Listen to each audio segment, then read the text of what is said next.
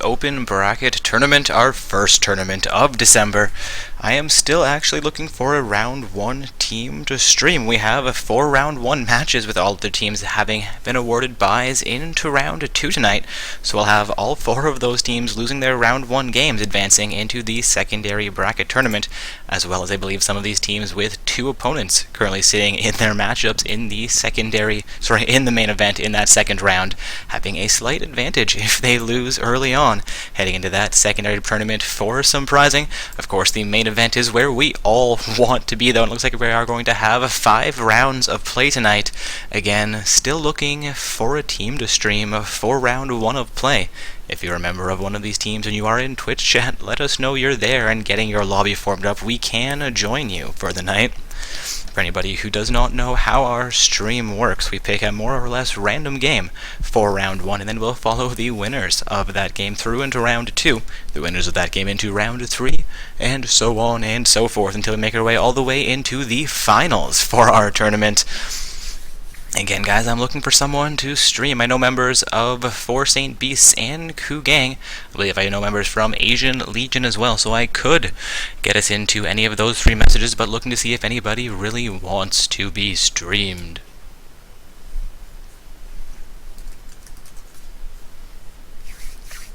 Again, guys, this is a not-so-stock gaming open bracket tournament. We are 1 minute past the hour, so all matches are allowed to begin if you do have 2 teams showing in those brackets. Of course, anybody with a bye into round 2 and no opponent currently showing will need to wait for a round 1 match to conclude before they can start their round 2 game.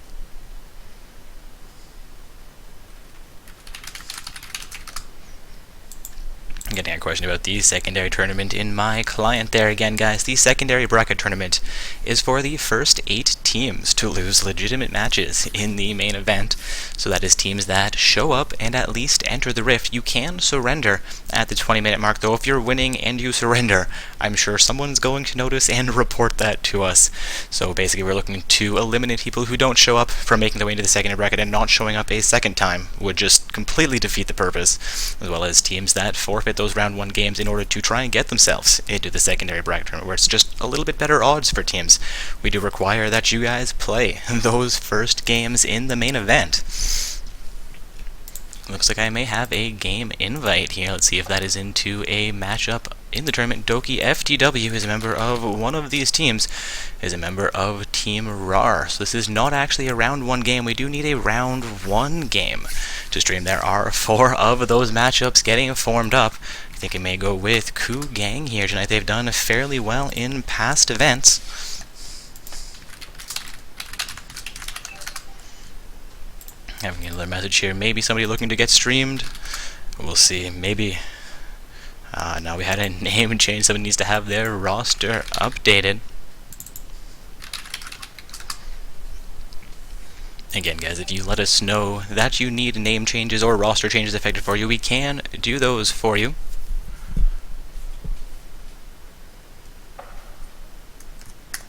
Getting questions about match formation in the Twitch chat there. For anybody not aware of how to form your matchups, that info is in the rules. We're going to head over to our rules page momentarily, but the basic of that is in that bracket where you're seeing these 2 teams. Let's use the A matchup as our example. We have 4 Saint Beasts on top of that matchup, meaning that 4 Saint Beasts are responsible for, actually that's a perfect example, that's a member of Team ZPie looking for that information. So your opponents are actually responsible for letting you know the matchup is ready for you and inviting you to that game, or letting you know the name of the game to join it yourselves. Both teams' rosters, of course, are available at the bottom of the website, so you can contact your opponents, the members of 4 Saint Beasts, Mr. Little Lion, in Twitch chat, and let them know that the bracket has been released in case they may not be aware. Again, they do have still 11 minutes remaining in order for them to get the match formed up and started, as teams that do not show up by 15 minutes past the hour do not have all 5 of their summoners and are able to get into the lobby. Teams causing delays past that point can be disqualified. Also, I have picked a round 1 game here since nobody was jumping up and down to be streamed. We're going to be streaming the D matchup in the bracket. It will be Team Ku Gang on the blue side. Again, the upper part of the bracket is responsible for forming the matchup and gets rewarded with the blue side of the map for those duties, playing against Irreversible Impact on the purple side.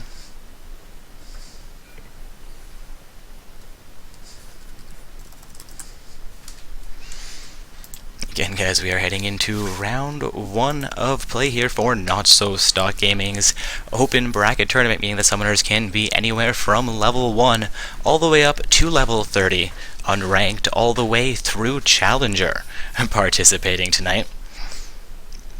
It looks like we are changing the team member serves for XXXSMG 420 MLG.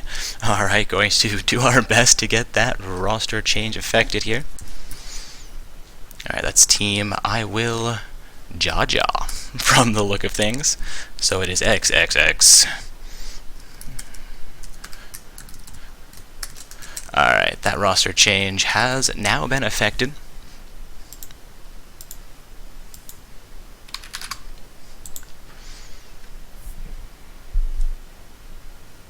Also looks like we're going to have a slight delay getting this matchup started. Teamy saying that he has an errand to run there. Hopefully that is not actually the case, and Montier has returned, wondering now if the blue side is ready where they were moments ago. Seems like Deemy may have gone AFK here. A few little hiccups getting our round 1 game started here this evening, though we are going to be heading into round 1 fairly shortly.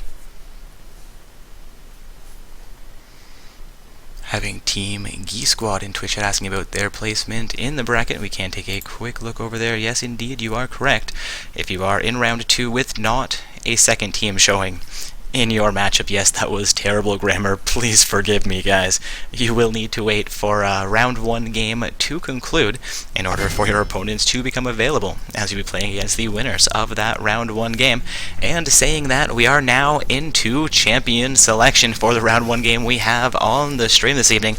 Again, guys, we stream 1 game per round, with all rounds games happening concurrently, all of them needing to be started within the next 9 minutes. So if your matchup has not yet started, please do your best to contact your opponents, as the team responsible for the delays can be disqualified.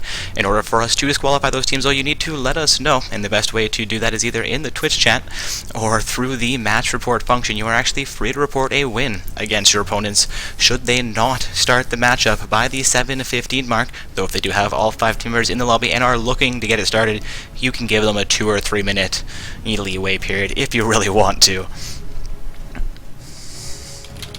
It looks like IODU from the team. Let's see which team he is on. Needs a roster change. That is Bronze 5. Needs a roster change. But to the matchup at hand here, the banning phase has already ended, and I've completely missed it here. Few admin issues that I've had to deal with as we get things started up.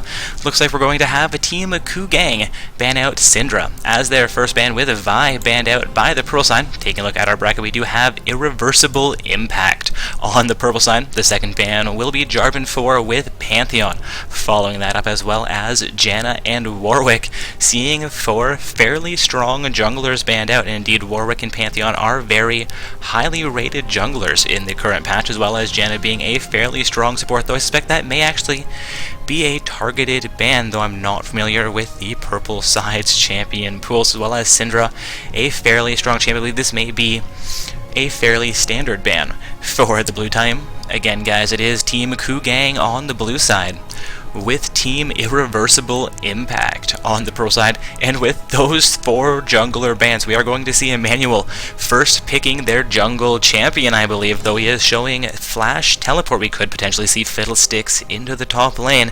I suspect, however, we will be seeing Emmanuel into the top lane on a different champion.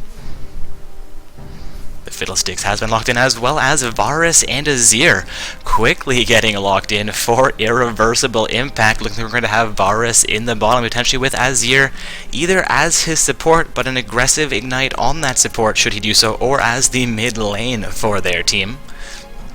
We've seen Azir played quite successfully in multiple lanes so far throughout different terms. Do not think we've seen him yet in the top lane, though I suspect it is quite viable. We've seen him dominate in the mid lane, though be defeated in the mid lane as well as go both ways in that support position.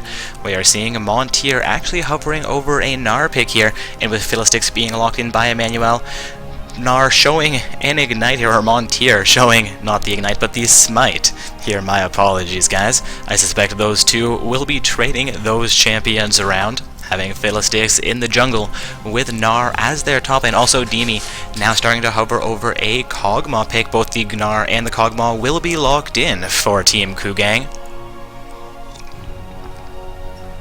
Impact Collusive quickly locks in a Kennen here as well. We could be seeing Kennen into the top lane with Blitzcrank as a support here, making me suspect that the Azir will end up being their mid lane for the matchup.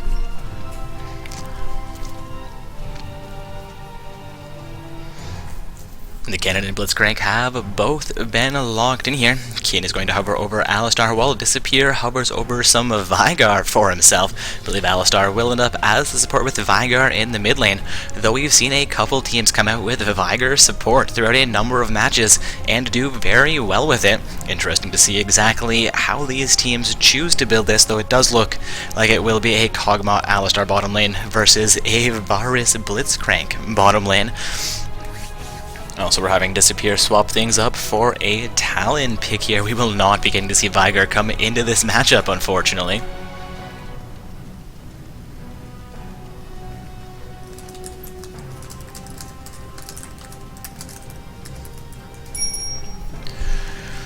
We may end up seeing some Galio played tonight. I have not seen Galio played in quite some time, but again, one of those strong all-time champions, but not a popular meta pick at the moment. Would love to see Disappear lock in that Galio, and Galio will be locked in for this evening's round 1 matchup for Team Kugang on the blue side, waiting on out on Impact Toma to select the last champion for Team Impact something.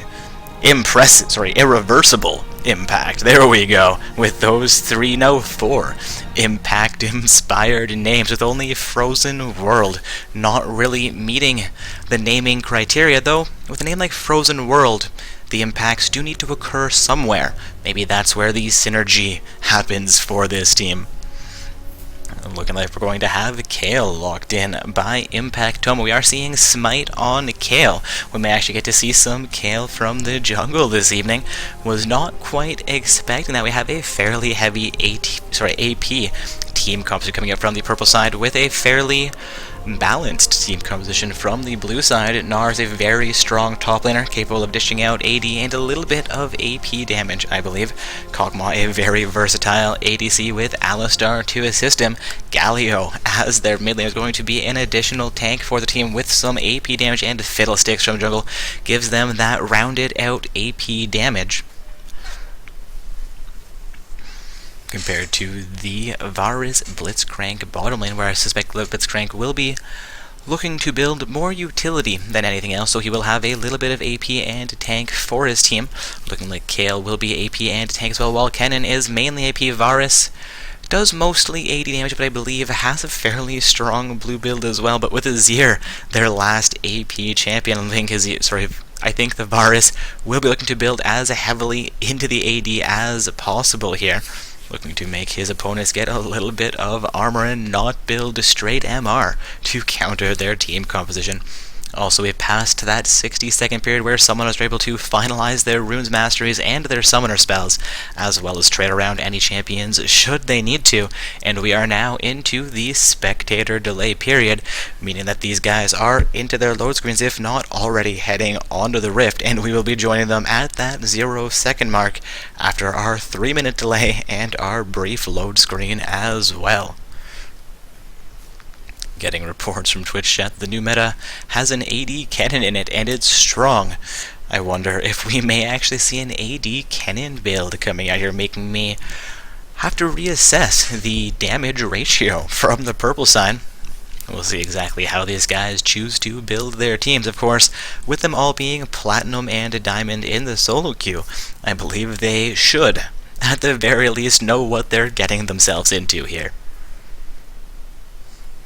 Again, guys, this is round 1 of play for Not So Stock Gaming's open bracket tournament. We have Team Ku Gang on the blue side, facing off against Team Irreversible Impact on the purple side. Looking down that purple side's team roster, it's Impact DJ Kiers, Frozen World. Of course, this will make sense momentarily, even though he's the only one with an Impact in their name. I believe they've gotten something there. Impact Collusive, Impact Malorian, and Impact Tomei composing Team Irreversible Impact. Some naming synergy there. We'll see if it translates into some strong teamwork from the purple side. Our blue team tonight is Team Ku Gang, with Emmanuel, Montier, Demi, Kin, and Disappear. Unfortunately, during our finals matchup, I believe, last week, Disappear had to disappear, so his prizing would have went to his substitute, as it is the final 5 participating summoners who receive prizing should you make your way into those top 4 slots. And we have just 30 seconds of this dreadful delay remaining, and then we'll be getting ourselves into load screen where we can see those lovely skins and trims before we enter the Rift for our round 1 game. Also, we are now 15 minutes past the hour, so if your matchup has not started yet and you do have an opponent showing in the bracket, you are free to contact us about having them disqualified from tonight's event as a no-show. Also, just 5 seconds till we hit this load screen. I'm looking forward to round 1 of play here this evening. Again, guys, a Not So Stock Gaming open bracket tournament. Looking like we have, I'm not quite sure how many teams there is. I can't count that fast. I'm going to pull it up in another window, see exactly how many teams we have playing tonight. Looking over at our bracket, looks like we have just 20 teams, so a fairly small but still large enough event. Events have been averaging between, I'd say, 16 to 26 teams the last few weeks, though with school being as busy as it is, the semi-pro event especially has been a smaller event. So if you have a higher level team that does qualify in, you've got a decent shot at prizing in our Saturday night tournaments. Also, into the load screen here, seeing all diamond trims. So I did see one platinum ranked summoner. Apparently he has decayed a little bit since the season's end. Looking across these skins, looks like Galio and Azir, both of those skins, as well as Blitzcrank, though the visual update on Blitzcrank, I don't think I've seen his normal skin in quite some time. Almost confused that for a skin as well. Again, guys, we are heading into round 1 of play here. We have Team Ku Gang on the blue side, and they are facing off against Team Irreversible Impact on the purple side. They're heading into, one of these teams will be heading into round 2, where we have Team Orphans with a round 1 bye waiting for their first opponents, while the losers of this matchup should be heading into the secondary bracket tournament. We do have 4 round 1 games as well. I'm seeing 4 round 2 games that should have gotten themselves started by that 15-minute mark. So unless some of those round 2 games take an extremely long time, and the round 1 games are extremely fast, looks like the teams with byes from round 1 without opponents are in an unfortunate situation where they may not have a chance to get into the secondary bracket tournament tonight. Again, guys, that secondary tournament is for the first 8 teams that are defeated from tonight's event. So if you don't play a round 1 game and you're stuck waiting there for an hour, that's a long time for matches to conclude. Also looks like we're going to be heading on to the Rift here. I've seen that cursor change. The music has begun, but the Rift just won't show. Again, guys, round 1 of play here for Not So Stock Gaming's open bracket tournament. This is going to be Team Ku Gang on the blue side with Irreversible Impact on the purple side. And I am looking to get onto the Rift. Here we go. Finally getting past that low screen. Everybody popping into their base, stuck here for 5 more short seconds, making their last purchase, waiting on Kog'Maw and Varus, both teams 80 carries. The last 2 finish their items, actually not moving quite yet, but yes, they will make them. We will not see the game starting out with a pause tonight, thankfully. Going to see the blue team and the purple side both make their way quickly into the jungle. 4 members of both teams onto the bottom half of the map. Gnar not quite looking like he's going to head up top, but he will head in the upper half of the jungle. It will be a 4 versus 4 fight should either team go for any kind of level 1 shenanigans, any kind of invade into the enemy team jungle here. Going to see some wards coming out from both sides, looking to keep their junglers safe on their first buff. Nara connects onto Kennen, re-engages back onto Nara in the top. They're going to have a little bit of a noodle fight here in the river. Both these champions are already down to half HP. A second boomerang comes out, Nara down to 300 HP, but Kennen just below them. Kennen down to 125 HP. Fiddlesticks and Galio looking to come and respond. The boomerang comes out again. Nara will burn his flash and picks up first blood in a 1-for-1 against Kennen in the top lane river. That is a first. I've honestly never seen a 1-for-1 pre-buffs end in a kill. That was well played by Emmanuel on Gnar. Also, speaking of these summoners and these champions, I should get the scoreboard reorganized before we get too far into play. Alright, looks like the scoreboard is now good again. We have Gnar versus Kennen in the top lane. Gnar will be starting out with a little bit of an advantage here, picking up first blood over Kennen. Kennen says no flash worth, but I don't know. Flash for first blood is, I'd say, a strong play for Gnar. Kennen looking to save some face with his comment there. Also, Galio versus Azir in the mid lane, with the junglers being Fiddlesticks and Kayle. Bottom lane pairs are going to be Kog'Maw and Alistar facing off against Varus and Blitzcrank. Alistar is a decent play into Blitzcrank, but Blitzcrank is a very strong champion as a support pick. We'll see exactly how how this lane plays out for these two teams.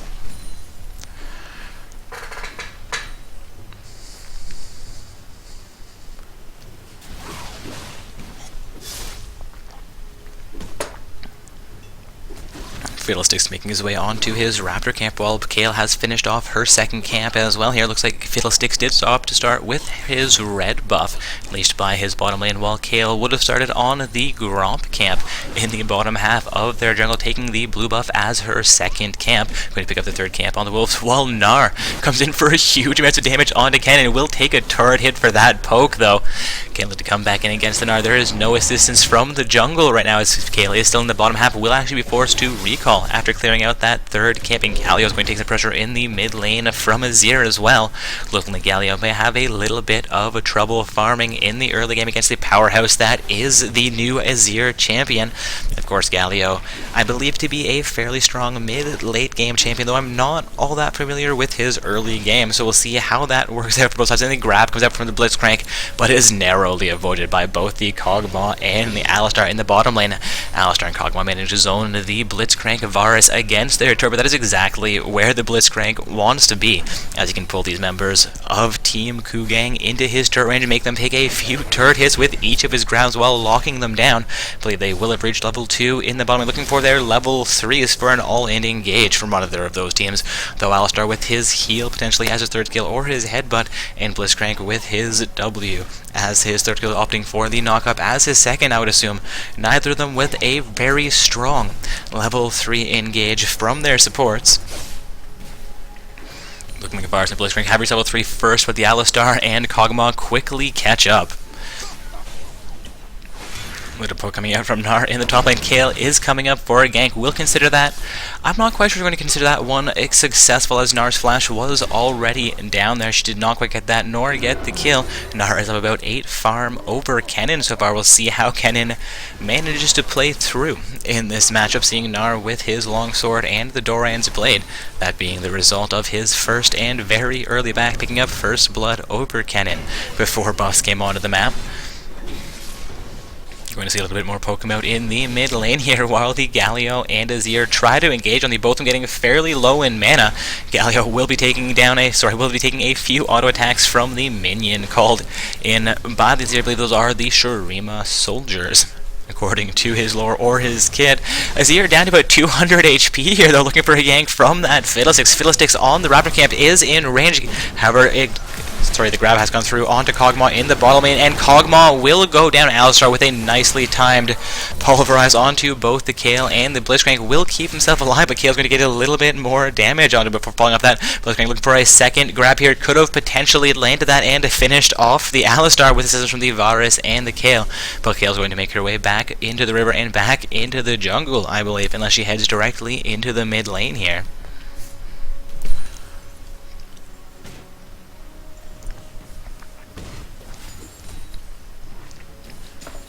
Varus and Blitzcrank looking to keep the Alistar against that turret, looking to get a little bit of pressure here. Finish off that last minion. Varus now going to go for a few turrets. No, a little bit of poke against the Alistar, apparently.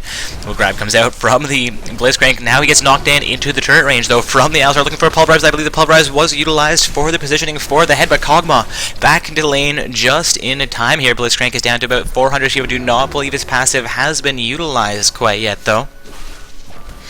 Word coming out from the Alistar has spotted out the Blitzcrank, and we're going to have Gnar engaging onto Ken as well. Grab comes out from the Blitzcrank as well as a headbutt coming through from the Alistar. Pulverize onto the Varus. Exhaust coming out onto Varus as well. Varus under 300 HP. Kog'Maw looking to finish things off. Blitzcrank, his passive has been activated. Both those champions from Team Irreversible Impact down to about 100 HP, but Kog'Maw and the Alistar will fall off of that engagement, while Azir is going to get some pressure against the Galio in the middle. Looks like the Kayle will be recalling once again, but Fiddlesticks is still in the top lane.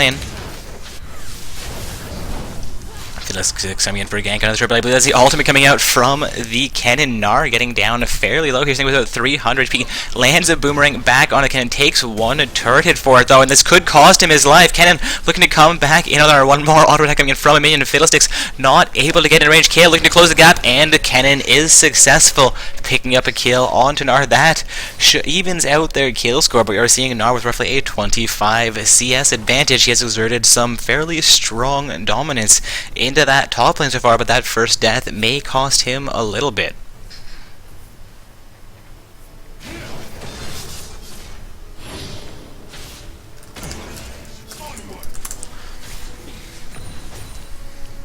Taking a look at this mid lane matchups, things seem much more even than the top lane, as you're having only a 5 farm lead over Galio. Taking a look at Galio's mana pool right now, that looks like he may have a little bit of trouble sustaining that lane.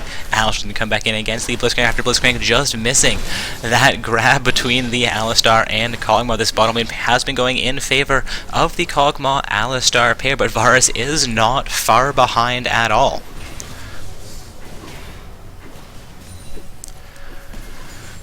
Kog'Maw taking a little poke from the Varus, but will get a little poke back onto Varus. So the grab comes out, will connect onto Kog'Maw. The knockup comes up as well, but Blitzcrank gets W comboed by the Alistar. Kog'Maw down about 400 HP in the bottom lane. Kayle coming in for a gank as well. We could see Kog'Maw go down a second time in a second fight here. Kayle can come in for a gank directly under that turret. No, behind the turret, while Fiddlesticks also makes his way in for a counter gank. I believe Kayle has never spotted out. She takes a couple of auto attacks from those minions, and Fiddlesticks is now into range. Kayle completely overextended here, goes down almost instantly in a 3 versus 1. Meanwhile, Gnar in the top lane, hammering away on this Kennen will go down. We are now seeing a 3-4-2 kill score in favor of Team Kugang. Their Gnar is going to need to be stopped, and their Fiddlesticks has picked up his first kill with a well-timed counter gank into the bottom lane.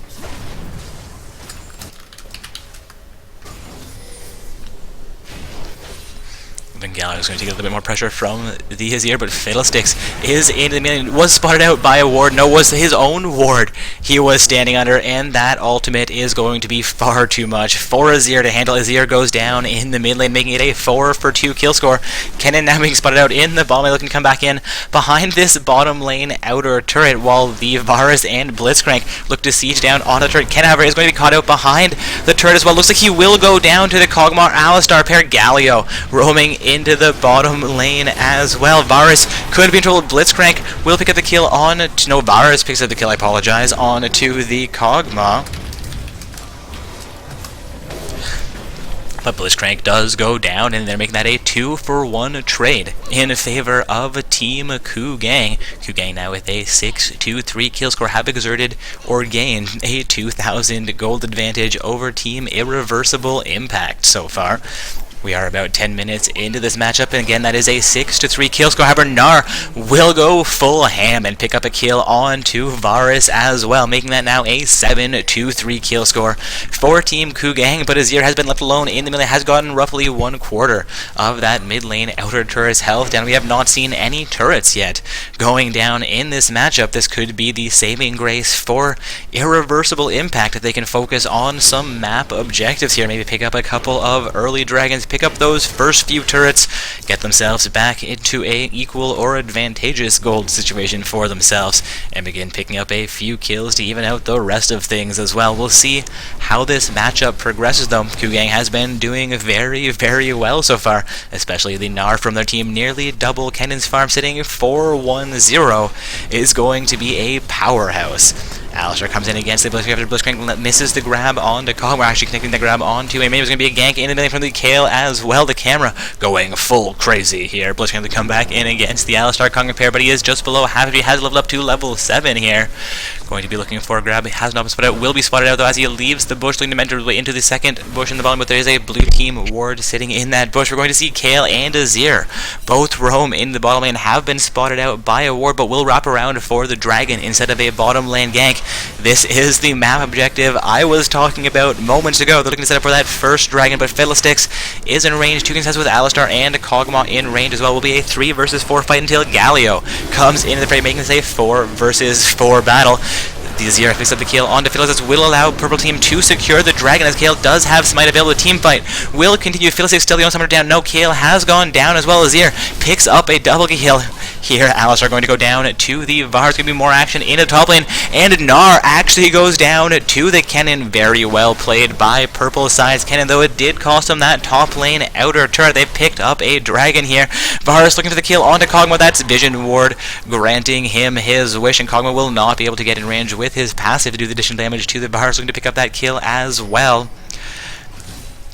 All in all, a very strong play there for Team Irreversible Impact. They're now down only 2 kills, where they were down, I think, 4 kills moments ago, sitting with a 7-3 kill score, now a 10-8 kill score. They picked up all 5 kills on the blue side. That is all 5 summoners from Team Kugang going down in that fray. They were also awarded with a dragon, though it did cost them the top lane outer turret, securing the the blue side. That is Team Kugang a little bit more of a gold advantage, though. Looking at that goal score, it seems like things are still where they were moments ago with Kugang with roughly a 2,000 gold. There's going to be action into the mid lane, though. Kale's ultimate has been activated, and Azir will continue to do pressure onto the Alistar Galio pair, but Kale has gone down as well. Alistar going to go down to Galio with about 400 HP remaining, and Azir still fully healthy.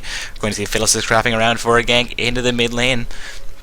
See if he can come in and save the Galio, but he has been spotted out by a purple side Vision Ward. Opts to clear that out. Azir will fall off of that mid lane advance here potentially, while Gnar is going to continue to hammer away into the top lane, looking to push well past where that outer turret was, looking to get a little bit of damage onto the inner turret if he possibly can, though I'm hoping that Kale will be able to respond into that top lane and start shutting down the Gnar, much like Azir looking to come into this mid lane and shut down that Galio. Did not expect that play to come through. Just saw Galio get deleted, and a maximum range grab coming in from the Blitzcrank. Kog'Maw goes down. Gnar engaging against Kennen. Gnar we're getting fairly low here. Kennen also under 400 HP. Gnar may have the advantage in this fight, but he's going to lose his Mega Gnar form. Looks to come back in with a boomerang, but indeed will stop the engagement. Will come back in onto the farm. Kennen looking to defend this top lane. Invert both these summoners just below 300 HP. The boomerang comes out, but is not quite enough. No. It will be enough with those auto attacks as Gnar picks up the kill onto Kennen with roughly 100 health remaining. That could have gone either way. Thought Kennen was going to pick up another kill there, but Gnar is now sitting 5-0 for himself. It's going to be 3 members of a Team Irreversible Impact on the first side into the bottom lane, but Alistar will heavily engage onto Kale. Actually managed to get her ultimate before getting grabbed in by the Blitzcrank, knocked up as well, but Fiddlesticks comes in with it for a counter. Here we're going to have 3 members of, no, just 2 members of Team Kugang in the bottom to continue this fight. Alistar getting the headbutt onto Blitzcrank as Kog'Maw finally comes into range. Blitzcrank will come down as going to be a teleport coming out into the bottom, but will get cancelled. Looks like Galio is tellying into that bottom lane to assist with that fight, but opted to cancel that teleport. Gnar also has teleport available to him. We're going to see Azir coming into the bottom lane as well here. Kog'Maw could potentially be in trouble. Looking like Varus will come back in for a little bit of poke, gets the assist as Azir picks up one more kill for his team. Kog'Maw's passive does a huge chunk of Azir's health, but is not quite enough to finish him off there. Kennen now into the mid lane, looking to defend against the advance, pushing in from Galio. Kennen down to about half HP, but Gnar is going to roam into the ball lane, picks up the kill on to the Azir, looking for kill on to Varus as well, but Varus will begin to recall from underneath that bottom lane outer turret, and Gnar will fall off of the advance.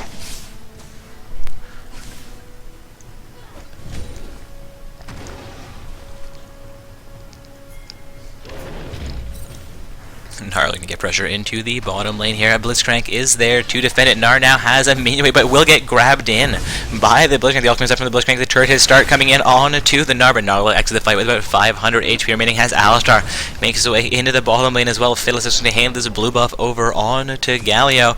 Grab looking to come in from the Blitzcrank would have been very well placed, but he waits a tiny bit too long, and Gnar will escape with his life.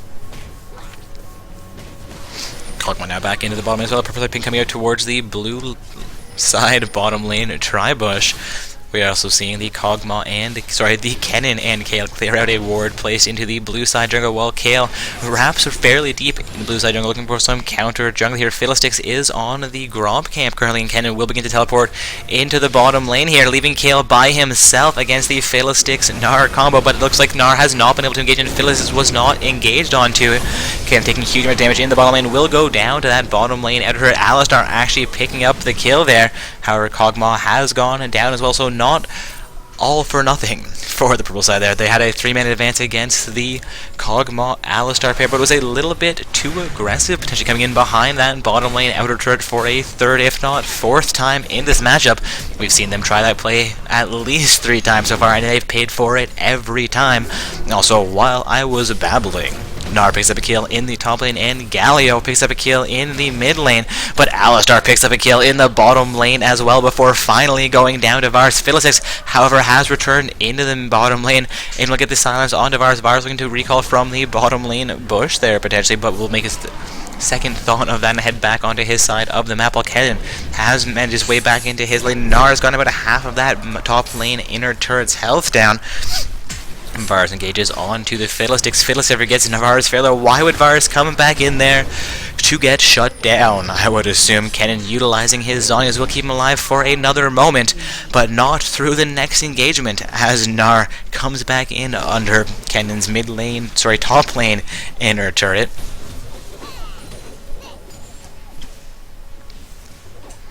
Gnar looking to continue hammering away on this top lane, looking for their second, third turret of the game. Was going to be successful had Kayle not arrived, but he's going to do huge amount of damage onto Kayle despite taking a little bit of pressure there. Looking to see if Kayle can actually force Gnar off of this turret at this point in the game. Gnar sitting 8-2-0 with 150 farm, has the most farm and most kills in the game. Comes in onto Kayle and picks up one more kill for himself. Blitzcrank will land to grab onto the Galio. Galio's ultimate will come out here as Azir managed to narrowly avoid the ultimate. Blitzcrank getting very low here, and Fiddlesticks comes in with his ultimate, picks up a kill onto Blitzcrank as well as on to the Azir. No, that's a double kill for the Galio. Thought Fiddlesticks damage would have been what they were looking for those kills, but Galio actually managed to last hit both of them. Alistar taking huge amounts of pressure from the Varus. Kennen Paper comes back in as they come into turret. It will cost him his life, but he picks up the kill onto the Varus, and Kennen will go down as well. Only Kayle now alive, having just respawned in the purple base. We're seeing a 25-15 kill score. Team Kugang has picked up almost a 10,000 gold lead over Team Irreversible Impact. Again, guys, this is round 1 of play for Not So Stock Gaming's open bracket tournament. We have Team Kugang on the blue side with Team Irreversible Impact on the purple side.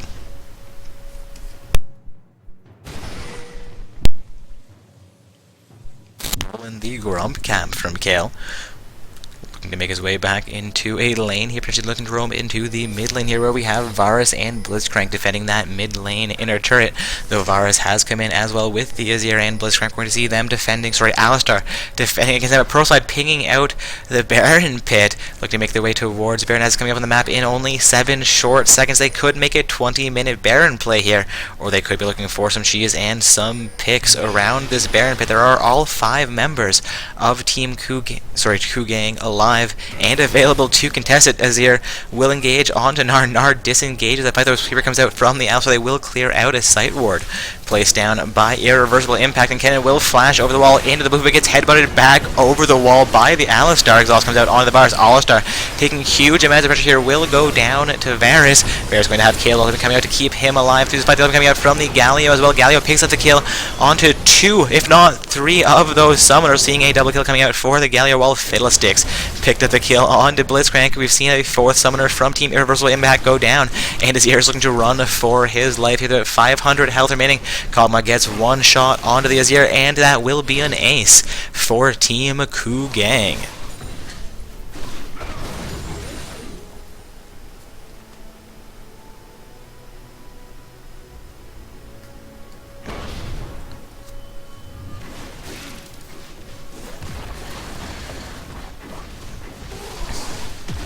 If anybody's paying attention to the all chat in this matchup, we had a mad cow joke come out, and apparently the purple side is mad about the Alistar jokes. I think it's all in good humor from both sides still, so we're not going to have any issues here unless there's actually a report coming in to try and disqualify blue side for calling their cow a mad cow.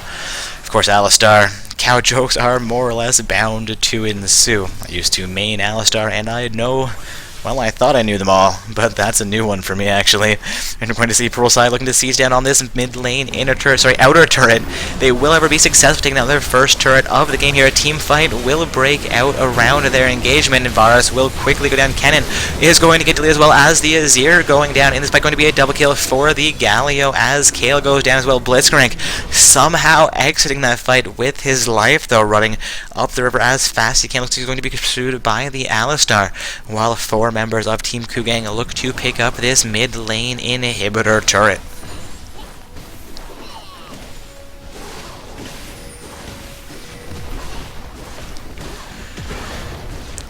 Galio, Kog'Maw, Fiddlesticks, as well as Nar will have more than enough damage to finish off that inhibitor turret, and Nar is going to split off into the top lane as well, looking for the kill onto Blitzcrank. The grab comes out, but Blitzcrank will go down without doing a whole lot of work for his team, but Nar forced to overextend, taking a number of turret hits. The remaining members of Team Irreversible Impact will make their way into the top lane, picking up the kill onto Nar. Azir looking to engage against the Kog'Maw Fiddlesticks here, but that will be a little bit too much for him to handle as Kayle Varus gets very low, but the Kayle comes out to keep him alive a few seconds longer. He does go down, cost Alistar his life. Galio maybe has to be overextended, but the Fiddlesticks come in with a well-timed ultimate once again. Kog'Maw and Fiddlesticks now looking to chase down onto the cannon while the Galio does the same. Blitzcrank has just respawned onto the map, and Kog'Maw will be stealing the red buff from the purple team. Galio going to continue chasing Kog'Maw all the way onto their side of the map. Kennen now on the blue half of the map, maybe looking to actually get executed here, or make his way onto the bottom side of the map and make his way back onto his side of the map. Indeed, he will avoid the execution here. Galio is still trying to chase him down, though. Kennen going to re-engage onto Galio. No, exiting the opposite way. Fiddlesticks coming in from behind, though. I think there's going to be a pincer maneuver here. Gnar just missing the boomerang, gets an auto attack onto Kennen. Will continue with the jump and the second boomerang, and a few more auto attacks. Kennen just below half HP. Another boomerang comes out. Kennen down to 200 HP, and Gnar will not quite pick up the kill as Kennen will utilize his Zhonya's, and Fiddlesticks manages the last hit in that fight.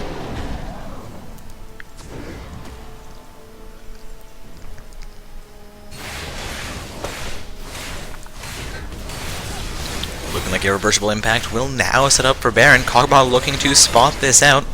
Welcome to range has now noticed the Baron, but the grab comes out from the Blitzcrank. Blitzcrank passive getting activated very quickly. Kayle actually manages to shut down Kog'Maw. May pick up the kill there. Would have been smart to follow the Blitzcrank. No, I am wrong about that one. He will pick up a double kill onto Varus and the Azir. That is a huge amount of damage coming through from the Kog'Maw passive. It's also enough to stop the Baron attempt being made by Team Irreversible Impact. Phyllis is going to look to take down the Scuttle Crab here.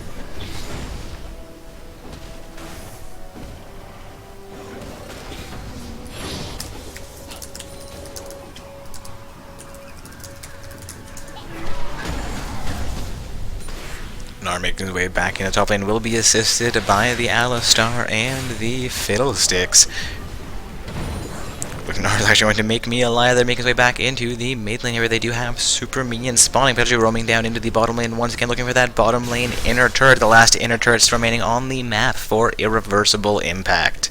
Again, guys, this is our round 1 game between teams Kugang on the blue side and Irreversible Impact on the purple side. Gnar going in 1 versus 3, but it's going to be bait. Fiddlesticks and Alice are coming in a little bit late to the fight. Will be enough for Fiddlesticks to pick up the double before utilizing his Zon's ultimate coming out from the Azir. Azir will manage the shutdown onto Fiddle, and the Kennen may actually survive that fight, but he's going to come back in, looking to pick up the kill onto Gnar. As Azir goes down, Gnar going to re-engage onto Kennen, coming back in. Was a bit of a mistake there, unfortunately. Kennen will go down as well, and Kale now being chased down. Gnar going to begin tanking the laser from this turret. Kale will go down as Gnar picks up a triple kill, but it will cost Gnar his life, as that turret is a little bit too much for him to handle. Of course, Galio is going to split push into the bottom lane here, picking up that last inner turret, while Kog'Maw and Alistar look for a Nexus turret here. Blitzcrank and Varus have come back over. That first Nexus turret has gone down. Looking for the second Nexus turret here. The Blitzcrank grab is going to be blocked by a minion, which is unfortunate for the Blitzcrank, or maybe not so unfortunate for the Blitzcrank, but he is going to come back in as Alistar picks up that kill. Second Nexus turret still fairly healthy here, but blue team does have a decent amount of damage. The ultimate comes from the Galio. Azir will go down. Kennen also getting very, very low here. Kennen will go down to the Galio. Alistar going to go down as well, though. We've now seen a 4-0-5, and there's going to be another ace for Team Kugang. Should be able to now finish off this last Nexus turret, and I believe they're going to be heading into round 2 of play.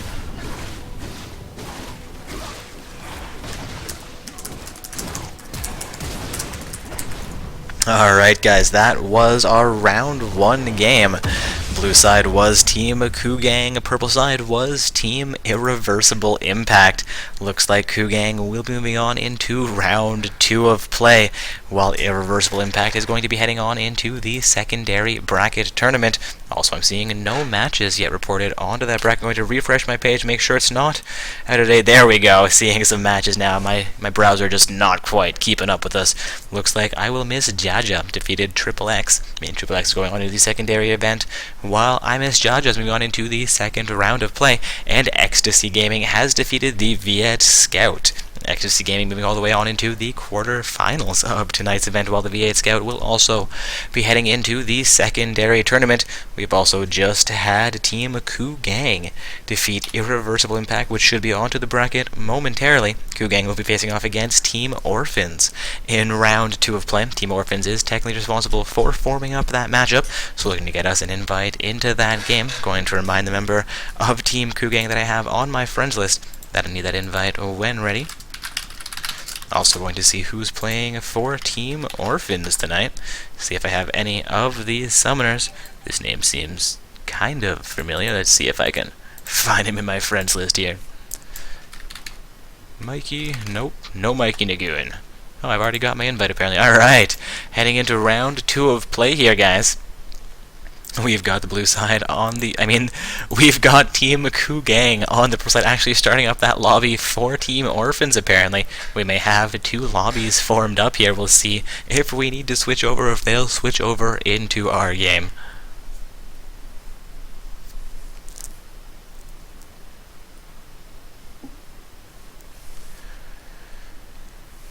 Getting reports that Team Orphans is in a game.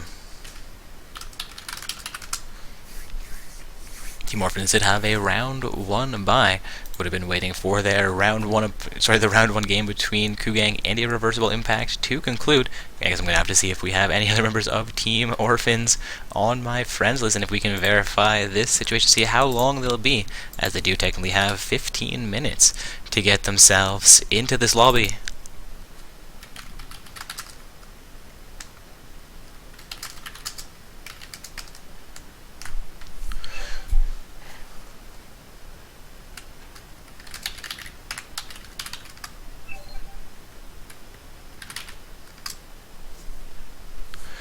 Hopefully this is a custom matchup. Maybe they're getting a little bit of team practice in there.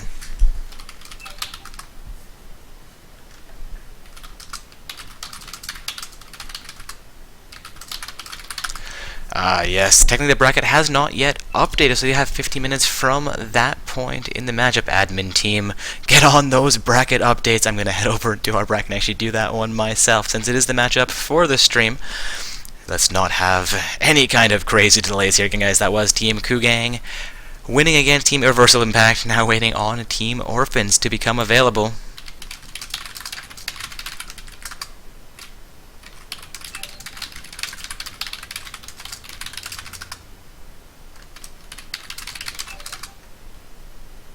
Alright, looks like Team Orphans will be joining us. Apparently they just needed to surrender their matchup. Always an unfortunate way to lose, though hopefully it was either a custom or a normal game. Alright, looking for Team Orphans to join us as the blue side in the matchup.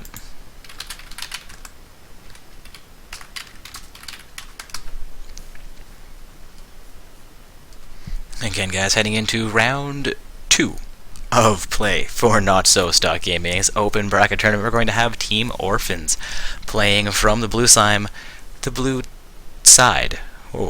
I've been slurring everything together tonight, so I'm going to actually be taking my first break momentarily as we get into the spectator delay after champion selection. That's traditionally when I do take a brief absence, so when we get into that period I will be leaving you guys momentarily, but knowing we are heading into round 2 of play, another exciting game. I hope you'll all stick around despite a little bit of silence, knowing that we're heading onto the Rift. Of course, guys, I do need to take occasional breaks, refill my water, run to the washroom, do all those things a caster needs to do. Alright, we do have both teams now into this lobby. I'm seeing all 10 bodies, should we call them that, into the lobby. Looking for Disappear to make his way up onto his team here. Hopefully he's not disappeared again.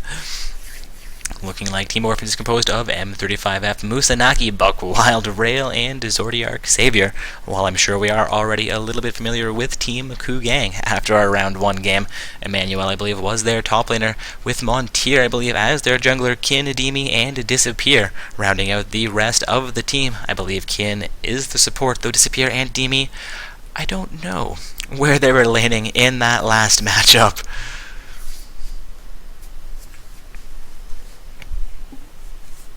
Again, guys, heading into round 2 of play here for Not So Stock Gaming's open bracket tournament. Going to take a quick look at our match reports, make sure these are getting affected onto the bracket.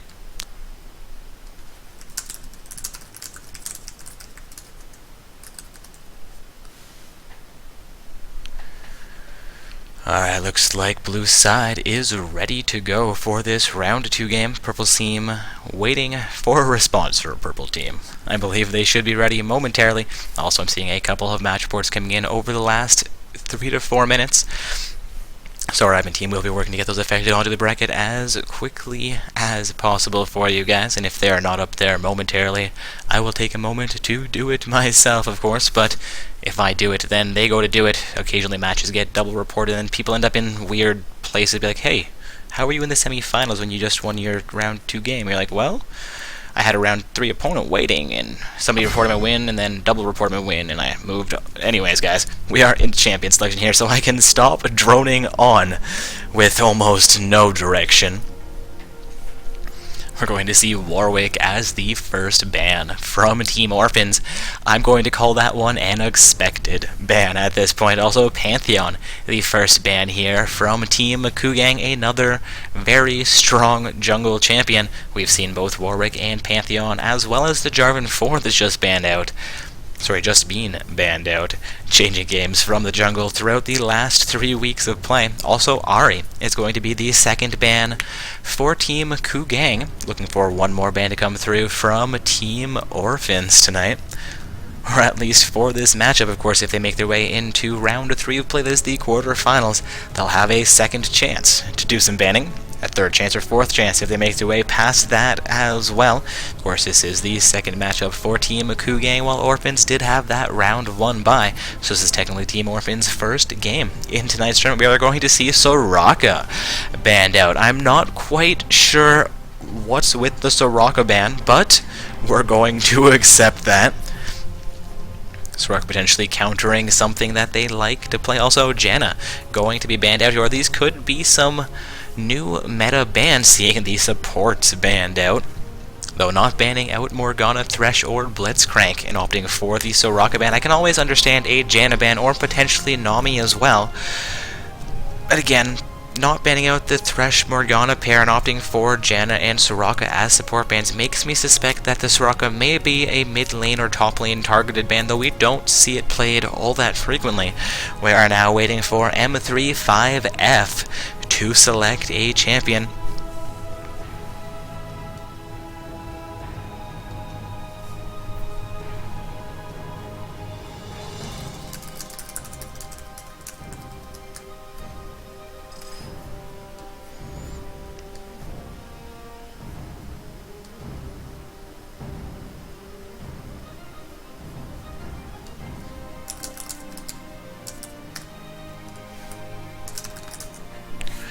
Alright, we are seeing Sona as the first pick here by M35F for Team Orphans. And I do apologize for my distraction there, guys. I've gotten a hold of our admin team. Looks like they were sleeping on the job a little bit, so we will have those match reports affected onto the bracket momentarily for you guys, just having to try and coordinate that a tiny bit while we do this as well. But with that Sona being locked in, it's up to Kugang now to select their champions, waiting on Emmanuel and Montier to lock things in here. We're going to see Fiddlesticks and Gnar coming out for a second match in a row. I am almost disappointed those guys weren't banned out into this matchup. We saw them do very, very well in round one. Opting not to go with more targeted bans makes me question whether you really, really want the victory. Of course, leaving that Gnar for Emmanuel, seeing how well he did against Kennen, is either saying, hey, I'm the best top laner there is, you can't beat me, or else they didn't watch that round one game. Going to see Sin Sao and Ezreal quickly locked in by Musanaki and Buck Wild. Looks like Sin Sao will be the jungler, while Ezreal and Sona will compose the bottom lane.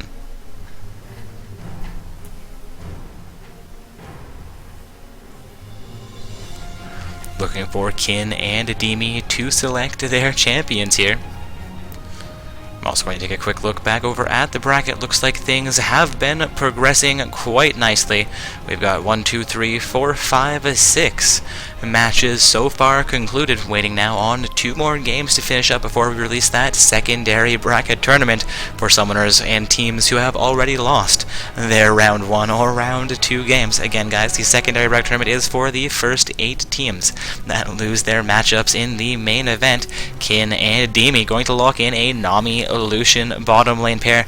And this is what I was talking about a few minutes ago during that banning phase. The blue team opts to ban out Soraka, Pearl side opted to ban out Janna, and now we are seeing a Nami picked up by the summoner Kin, as well as Sona on M35F, though Sona is not one of the support champions that I would have opted for. She has come into her own with the recent update to her kit. We've seen her perform very, very well throughout a number of games. We're going to see Rail and Zodiark Savior also locking in their champions here. We're going to see Akali as well as Lissandra coming into this game. Not sure who's going to be top, who's going to be mid. Both of them opting for Ignite here, making me believe that Akali may end up in the top lane, but playing it very, very aggressively, having no teleport for her team.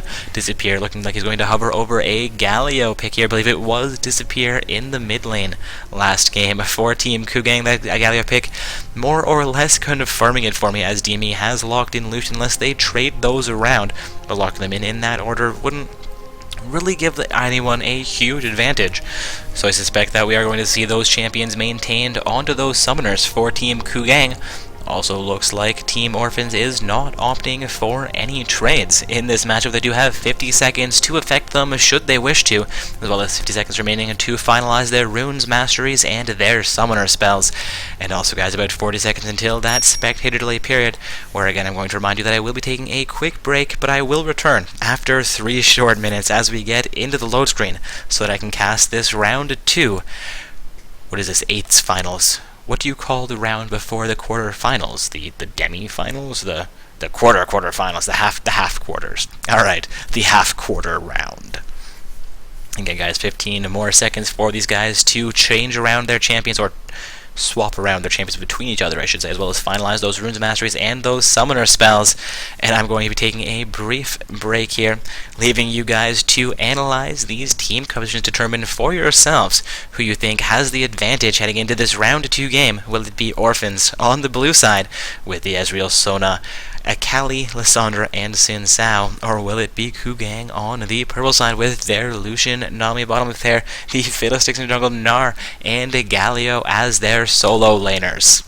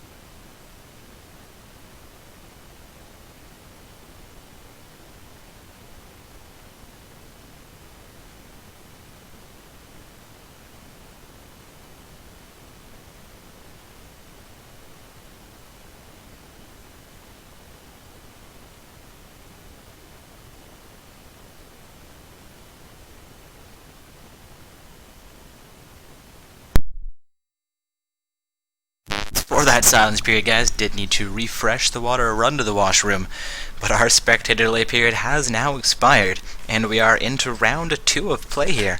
Again, we have Orphans on the blue side, with Kugang on the purple side.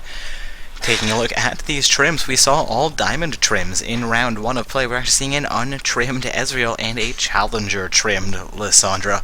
We'll see if that ends up affecting this matchup at all. Of course, I believe Buck Wild has participated through previous open events as well, doing fairly well for himself. Potentially somebody who just avoids ranked play. Again, guys, round 2 of play here for Not So Stock Gaming's Open Bracket Tournament. We have Team Orphans on the blue side with Team Ku Gang on the purple side. Looking to get us into the Summoner's Rift as quickly as we can. My icon is showing the right icon for it, but I'm not yet hearing the sounds of the Rift. Lysandra actually sitting at 90% still, despite that challenger trim, seeing her with the slowest load time in this match, though I'm not quite sure, with us being in the spectator mode, how those load times actually work, if it's a valid indicator of their actual load times or just completely randomized while we try to get ourselves loaded into the game. Though I am now hearing the sound of the Rift, meaning we'll be heading on to the Rift momentarily.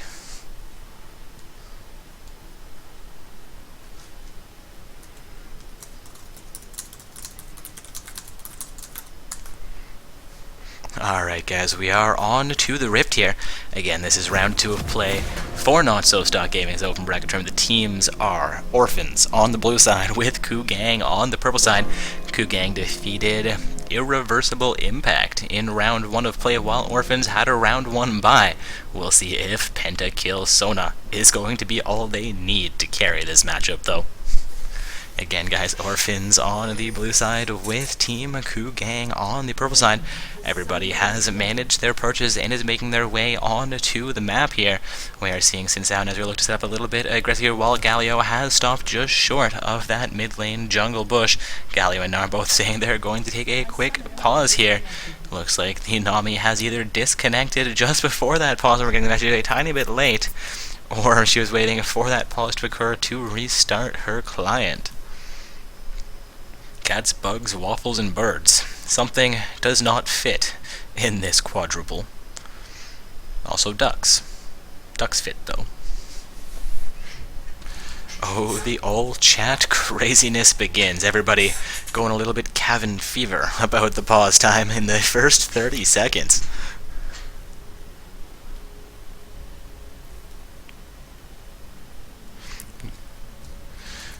Getting a report in Twitch chat that Buck Wild was unfortunately punished during Season 4, so he lost his trim reward.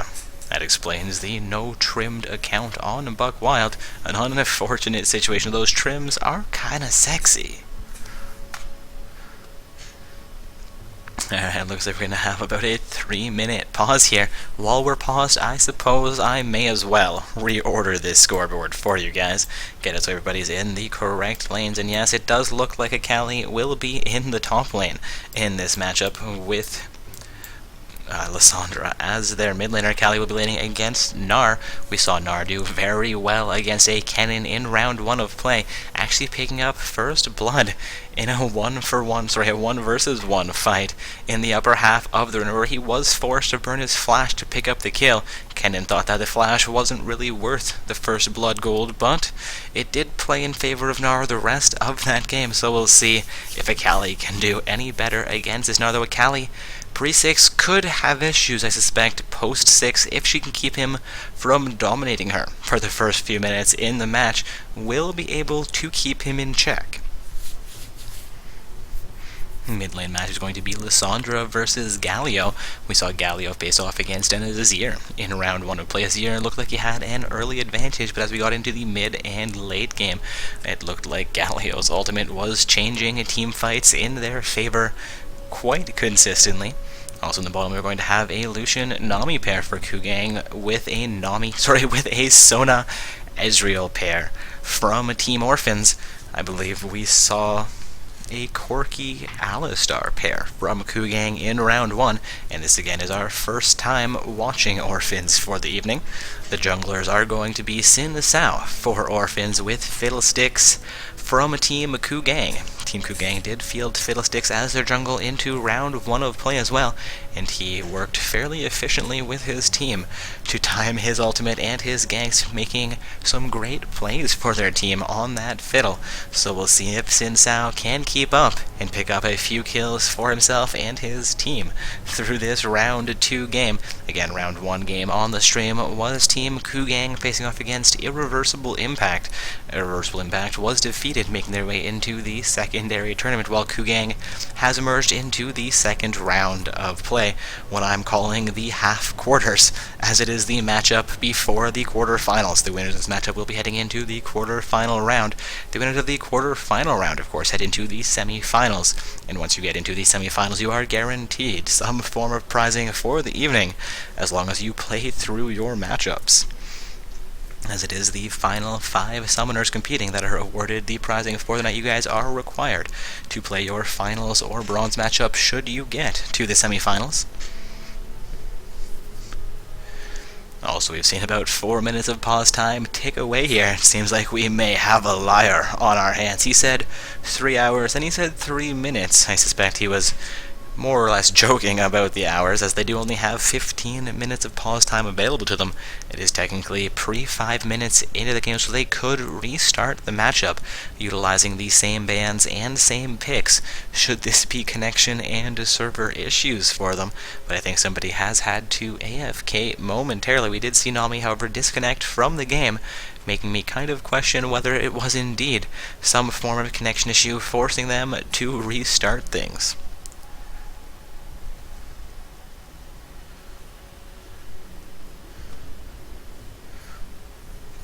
And henceforth, in this matchup, the mid laner from Team Orphans shall be known as Snowball. Nar says someone's computer went whoosh. Do believe that is Kin on the Nami, having some computer issues apparently. Hopefully he can get that resolved, get himself back into the game.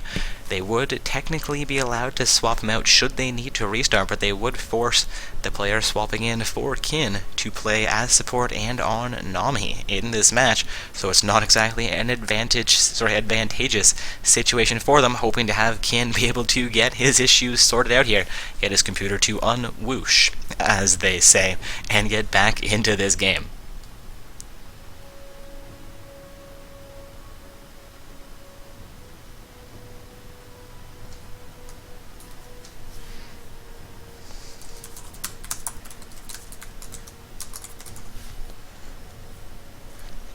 While we're pausing, we take a quick look over at the bracket here. Looks like that last round 1 game has concluded. I'm still seeing only 7 matches finished on the bracket. Going to take a quick look over at our match reports. We have had one more, I believe, filter in roughly 2 minutes ago. Going to see if that one is already on the bracket, if we may have enough teams security for our secondary tournament to begin. Indeed, it looks like Team Salty Mid defeated Team Rockies. Oh, Team Rookies, not Rockies. Not the Mountains and not the Boxer. But some rookies, like a nub, but better. Anyways, guys, Team Rookies will be the last team qualifying into the secondary tournament tonight.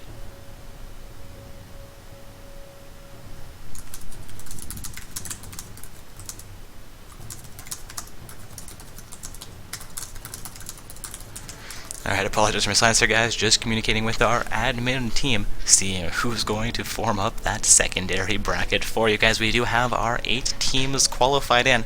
I believe all 8 of those matches did occur. We had no forfeits and no disqualifications reported throughout round 1 and round 2, and we have just had our 8th match conclude, meaning that we do have 8 teams who have lost in the main event, and we should be able to form up the secondary tournament, so look forward to that bracket coming out momentarily. Also, as I mentioned the bracket, I'm realizing I haven't posted the bracket at all in the Twitch chat in the last little while, so I'm going to send you guys the bracket as well.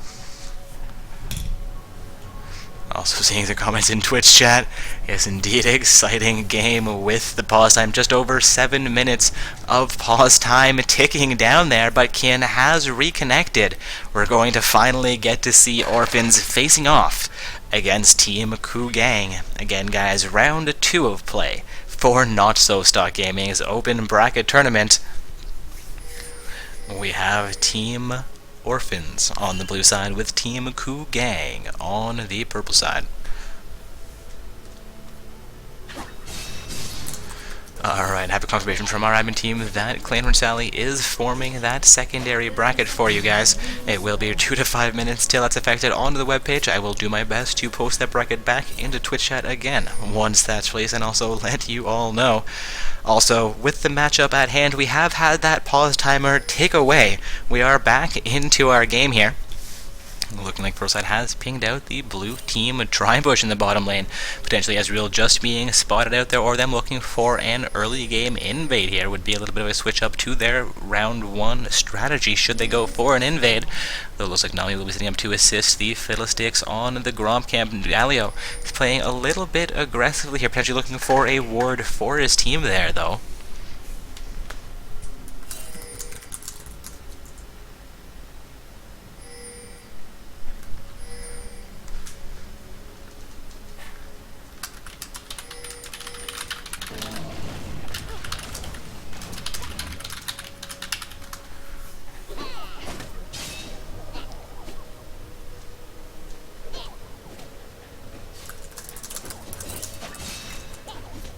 Alright guys, apologize. Getting a report that Team Salty Mid reported their round 1 and round 2 wins within 5 minutes of each other. So we may have a round 2 forfeit for Team Rookies, or that matchup may be getting itself started, and that was an accidental win report coming in. Though Team I Will Miss Jaja has just defeated Team Psionics, meaning that either way we will have an 8th matchup concluded. We're just looking to see if there was actually a forfeit in those first 8 rounds, or first 8 games that have concluded.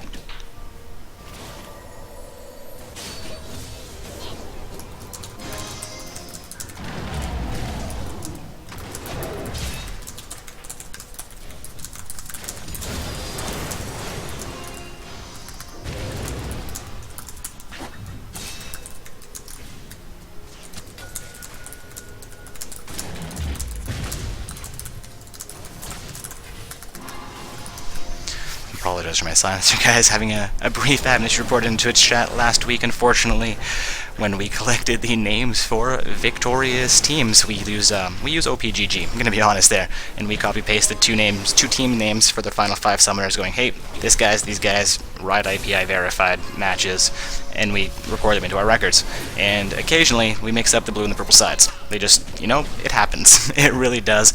We know who wins, we know which team wins, we know what roster is supposed to get which prizes, but sometimes they just get written down in the wrong orders, so that will get corrected for you. We do apologize. The first place team got the second place prize last Sunday's secondary tournament, and the second place team did get the first place prize, but both teams were very honest and reported that to us, and it should take only a week or so to get that corrected for you. Also, I'm going to get myself back into the matchup at hand here. I'm seeing an even goal score despite us being at the 4-minute mark, and a little bit of counter drone coming in from this, and now Galio will respond that as Fiddlesticks gets failed. The leash comes out from the Fiddlesticks, getting back up just above half HP here, and we're going to see Lissandra continuing to focus the exhaust will come, I believe, from Galio. Galio opting for exhaust as the mid laner is an interesting choice, though. Fiddlesticks actually picks up first blood as Sin Sao walks directly into the leash.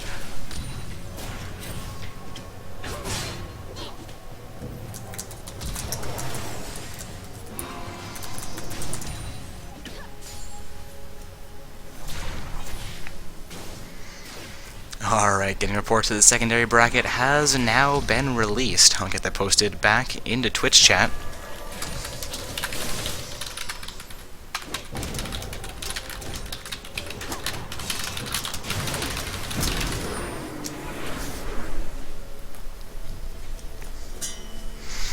Looking like Lucian took a large punishment in the bottom lane. Nami will opt to recall with him, while the Ezreal Sona pair will continue to farm in the bottom lane. Seeing Ezreal down only 1 CS under Lucian, this will give him a slight advantage here.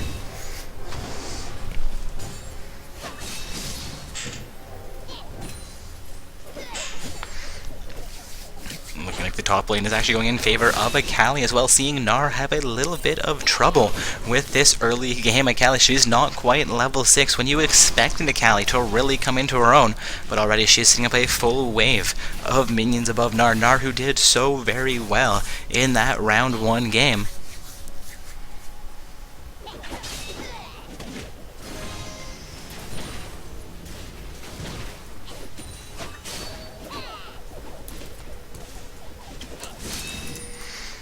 Oh, and Also, we have figured out what happened with that game between the rookies and Team Salty Mid. Team Salty Mid reported their round 1 win, and we had 2 admins affect that win onto the bracket, so they advanced through 2 rounds. They're actually setting up to play against Team Rookies as we speak, but back in the matchup hand, Lucian will go down actually to the Sona. Sona saying kill secured, while Ezreal takes huge pressure and actually goes down to the Nami. Both supports picking up the kills in the bottom lane. We're going to see a 1-for-2 kill score in favor of Team Kugang. Nami trying to chase down Sona, looking for a second kill, as the support will not quite have the damage or the crowd control available to lock down Sona long enough to get out quite enough damage. Sona will begin to recall from the bottom lane. Taking a look down the scoreboard here, looks like the top lane has evened out between the Akali and the Gnar, while the mid lane is fairly even, though the Lissandra has a slight advantage as far as CS is concerned. Galio does have that 1 assist, and looking at their goal scores, Galio has roughly a 100 gold advantage at first kill. For Team Kugang did go over onto Fiddlesticks, his leash picking up the kill on to the Xin Sao, while the second and third kills in the game both went over to the supports onto the respective ADCs.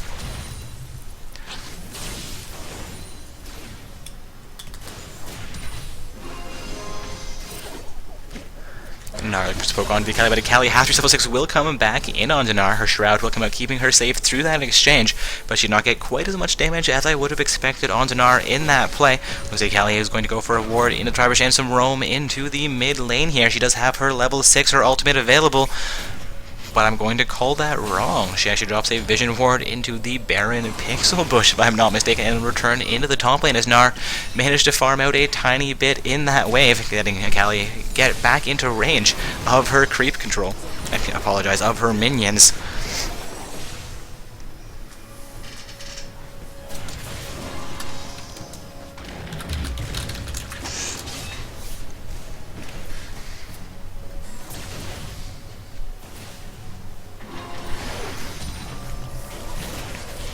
Ezreal will get a bit of poke onto the Lucian while he turns to focus onto the Nami. Going to go full ham onto Nami. The exhaust will come out. Sona going to come in and get Lucian down to about 300 HP here. I do apologize, guys. Going to take a quick drink here.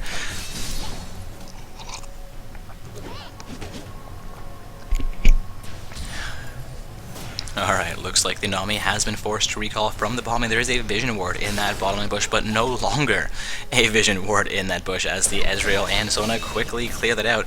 In the top lane, however, Gnar is exerting a bit of pressure against the Akali, ever taking a huge amount of damage from her for doing so, seeing Gnar sitting with about 400 HP, and both Lissandra and Xin Sao making their way in the top lane have been spotted out. Gnar going to go full ham, try to pick up the kill on the Akali, knowing that he's dead there, but it's not quite going to be enough.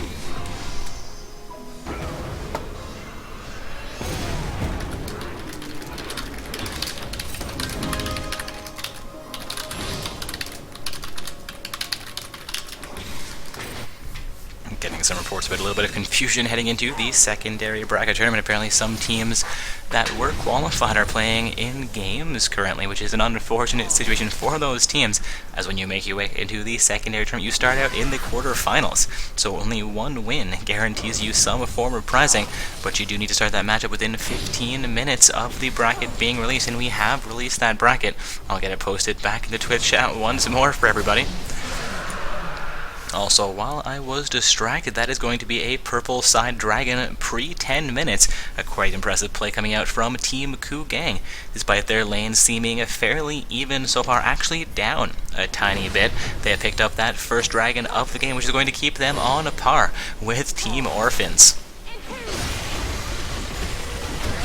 Seeing Xin Sao coming for a gank in the mid lane, and Fiddlesticks will come in for a counter. His ultimate not quite able to connect onto either champion there. It will be successful, forcing the Xin Sao off his engagement onto the Galio, and Lissandra will be recalling from the mid lane as well here.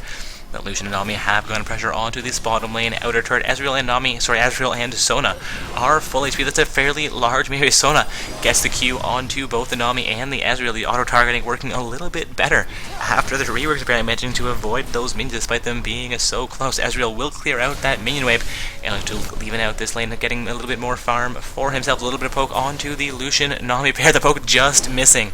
Then Nami actually makes her way just out of range from the Ezreal Q. Sona getting a little more damage back on onto the Lucian as well here. Seeing them try to exert pressure into the ball lane, but it seems like Lucian and Nami's clear speed is a little bit faster, so Ezreal and Sona will be stuck farming against that bottom lane outer turret. Of course, that does leave the Lucian and Nami in a rather awkward position should the Xin Zhao come in for a gank. We are seeing Xin Zhao make his way out towards the bottom lane. Could opt for his Krug camp here, or he may end up going directly for the lane. No, will stop for that Krug camp, previously known as the Golems. And of course the white camp is now the Gromp camp, with the blue buff being now a Sentinel, and the red buff is a something. And the Sandra has been left alone in the middle and has picked up just over a 10 farm advantage over the Galio. Is going to be action into the bomb without an ultimate coming from the Sona, locking down both Lucian and the Nami. Lucian down just below 300 HP. We're going to see Xin Zhao and Fiddlesticks both making their way towards the bottom lane, with Lissandra making her way down the river as well. Has been spotted out by a Vision Ward from the pro side. Believe she is going to try and clear out that Vision Ward placed down into the Pace Bush, and we are seeing Sona with just above 200 feet. Galio and Fiddlesticks now making their way towards the river. This Vision Ward is somehow still alive, will now be dropped though. Narn and Kali is still duking it out in the top lane as well. A bit of poke coming out from the Ezreal will connect onto the Nami. Lucian looking for more poke onto Ezreal here. And Kali comes into Nar, but is not quite strong enough to finish him off. He will make his way back under that turret with about 300 HP remaining. Will recall from the top lane, and Kali going to be able to get a little bit of pressure against this top lane turret. No, is going to go full ham looking for the kill onto Nar, but he's going to get his way onto that inner turret and will survive this fight while Kali begins to proxy farm. Again, looking for that top lane outer turret. We have not yet seen any turrets, but we are approaching the 13-minute mark in this matchup. And Lissandra coming in for some damage against Galio. Galio going to try and counter-engage onto Lissandra, but she's going to just juke the damage coming out from Galio. We're seeing 3 members of a Team Kugang in the bottom lane. We have Fiddlesticks waiting for the gank. The ultimate will come out, but Xin Zhao also into the bottom lane. However, the ultimate from the Fiddle is going to do a fair amount of damage to Xin Zhao, but Ezreal picks up the kill. On to the Fiddlesticks. More damage coming from the Ezreal. Nami down to 50 HP. Ezreal looking for one more poke here, but the culling is going to force Xin Zhao off with about 100 HP. Sona with about 200 health as well.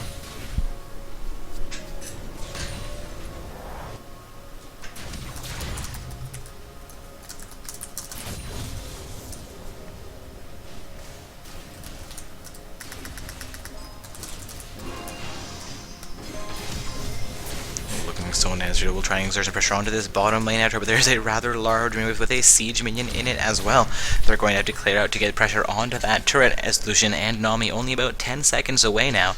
Going to see Galio and Fiddlesticks potentially making their way into the bottom lane as well, though we could be looking at a blue buff timer coming up. Galio looking for his first blue buff or second blue buff of the game, and while I'm in the bottom half of the jungle, we're going to see Nara engaging onto a Kali. Indeed, that is going to be a blue buff going over onto Galio, the mid laner from Team Kugang. Again, guys, this is Team Orphans on the blue side with Team Kugang on the purple side. Kali coming back against Nar. Nar, however, is fairly strong at this point in the game. Very, very healthy. Going to continue damage onto Kali, but Kali's going to get him down just below half HP. The ignite comes out from the Nar. Kali down to 300. She's going to pick up the kill onto Nar in the top lane. Now a 4-for-3 kill score in favor of Team Orphans. Nar thought he had what he needed there, but is now sitting 0-2-0 down a solid 20 farm under a Kali. We could see her begin to snowball and make huge waves in this matchup. Again, guys, this is round 2 of play for Not So Stock Gaming's open bracket tournament. Currently watching Team Orphans on the blue side with Kugang on the purple side. Lucian and Nami looking for their first turret of the game, responding to a Kali, succeeding in taking down that top lane outer turret for her team. And that will be a successful outer turret going down in the bottom lane. Galio going to poke onto Lissandra. In the middle, the flash comes out from Galio as Xin Zhao comes in from the side. Not quite sure if that was a necessary flash, but it's going to be considered a successful gank for the Xin Zhao. While this fever comes out from Lissandra, she's going to clear a ward, placing the upper half of the mid lane in that river bush. Seeing Sona make her way towards the mid lane, no, into the blue side bottom jungle, looking to roam back into the bottom lane here to get as much experience as she can, while Ezreal clears out another minion wave. We're going to see Lucian and Nami step around the dragon pit. The first dragon was taken by the purple side. fine. They will have Dragon Timer, and Dragon is up in 5 short seconds. We could see a play into mid lane or into the Dragon Pit. MIA ping coming out from that mid lane. Philistix not quite being spotted. A ward will come out from the Xin Sao, and all 4 members of Team Kugang will now be spotted out. Gnar, still in the upper half of the map, is making his way down the jungle towards the mid lane here, looking to join his fight. So he joined his team for this fight. Philistix, Nami, and Illusion have engaged on Dragon, while the Xin Sao, Sona, and Akali are looking to contest it. Galio and Gnar will come in just behind. Going to be a successful Dragon taken down by the Philistix. The ultimate comes out from the Illusion. That's going to be enough to kill off Xin Sao very quickly. Sona will go down as well. Galio has gone down, for though you're going to see Lysandra going down as Gnar picks up a double kill. Only Ezreal left alive for Team Orphans here. That's a 1-for-4 exchange so far. Ezreal looking to pick up the kill on Illusion, but is not quite going to have enough damage. That is a Dragon and an Ace for Team Kugang. Now an 8-5 kill score. They're sitting at 2 dragons to 0, and even turret score as well, though. Roughly a 1,000 gold advantage now for Kugang on the purple side. Looking like it's going to be the second turret for Kugang going down. Sona and Xin Sao not able to get into range to defend it in time. Gnar will begin to pursue farm as that turret does go down. Going to be the mid and the bottom lane outers removed from Orphan's side of the map. Lucian also looking for a little bit of split push here. Looking for as much farm as he can potentially get. Looking for as much of an advantage as he can potentially gain. Sitting 2-1-4 with 15 farm over the Ezreal. Has roughly a 1,000 gold lead over Ezreal alone. Taking a look at the other lanes, we're seeing Galio up over the Lysandra about 700, but Gnar is down under Akali around 800 in the junglers. It looks like Philistix has an advantage as well. Not quite sure how 3 champions can have over a 700 gold advantage and under a 1,000 gold lead. No, the gold lead has increased to roughly 1,600 for Team Kugang, so that does make a little bit more sense. That mid lane outer turret, giving them some global gold, doing huge wonders for the team after the Ace and the Dragon. They now have a 2,000 gold lead over Team Orphans. Team Orphans with roughly 25,000 gold. We are seeing Team Kugang sitting at the 27,000 gold mark. A 2 turret to 1 score, as well as an 8 kill to 5 kill score. We're going to see Gnar making his way into the main, but Lysandra will skillfully exit that fight.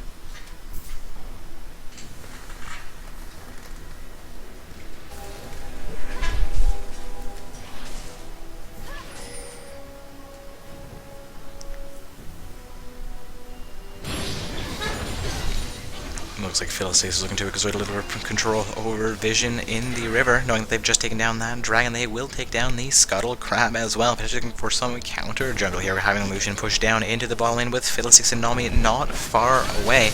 However, Galio is going to be zoned against that mid lane outer turret, while the Sona, Lysandra, and Xin Sao begin to siege into the mid lane. Philistix as well as Nami will respond. This Nami may actually get caught out here by the Lysandra. Lysandra looking to engage, will not quite get into range. Up side pings coming out into the blue side, jungle blue side, pinging out onto the red buff. Meanwhile, Gnar and Akali have begun to duke it out in the top lane. Another brick coming out from Gnar. Both the champions sitting just below half of their health. Akali looking to continue clearing out creep waves.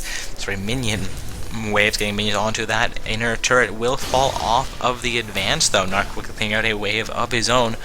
So Ezreal have engaged on to the red buff for him with Xin Sao. I believe this will be going over onto the Xin Sao. Yes, Xin Sao will pick up that kill while Galio picks up a blue. Philistix does have red available on him.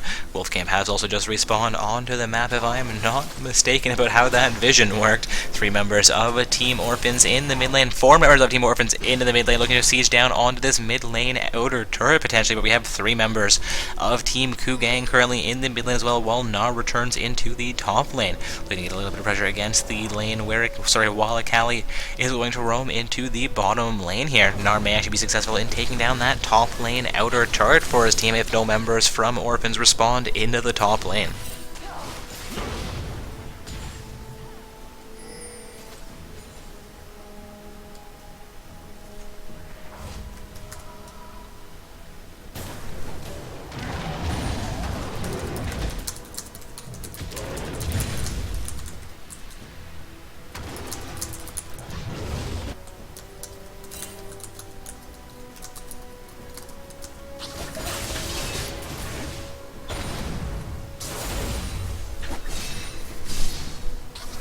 apologize for my silence here, guys. Looks like Callie is going to be responded to by Lucian into the bottom lane. Not quite able to get pressure onto that bottom lane outer turret with him available. She's going to come back in. Lucian will pick up the kill despite Lucian dashing. She's going to follow up with a second ultimate attempt, though. Fiddlestick's not quite able to defend. The Callie is getting very strong. She's with 160 farm, second best farm for her team. I was going to say in the game, but we are seeing Lucian and Galio with fairly impressive farm counts for their teams as well.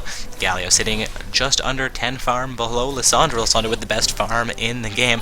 Galio just below that with the Lucian and Ezreal making quick 4th and 5ths there. The ultimate comes out from the Sona. It's all been just managing Captain R. The Ezreal will not quite dish out enough damage to capitalize on that ultimate from Sona, though.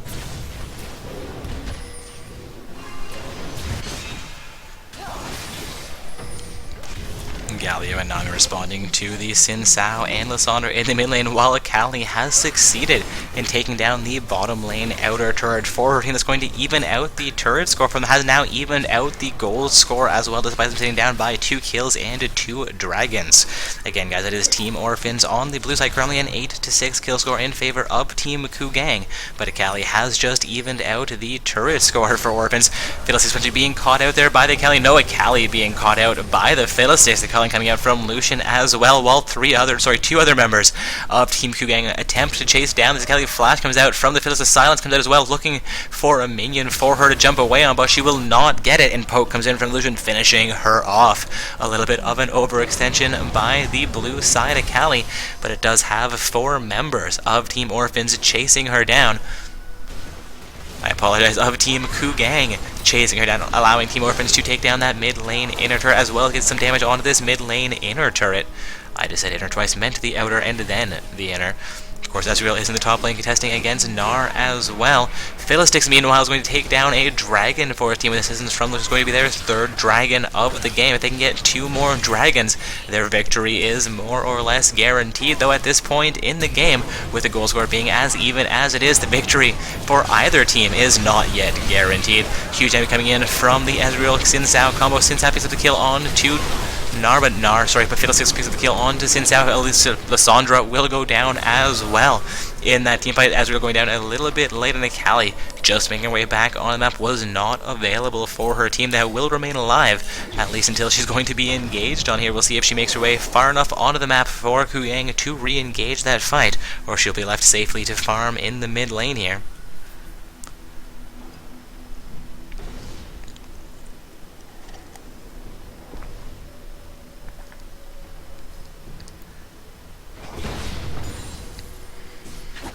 Galio looking to relieve pressure in the mid lane, looking to get pressure in the mid lane as well. There will send 2 waves of minions toward that mid lane inner turret, Sona as well as Xin Sao potentially in range to respond.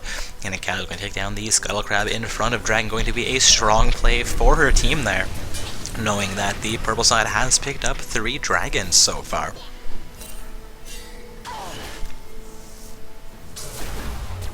Lucian getting a bit of damage onto the Callie, but Callie looked to engage her, opted not to go all the way in onto Lucian, not knowing where the remainder of Team Kugang is, potentially having been responded to by 4 members of Kugang during her last attempt into their jungle.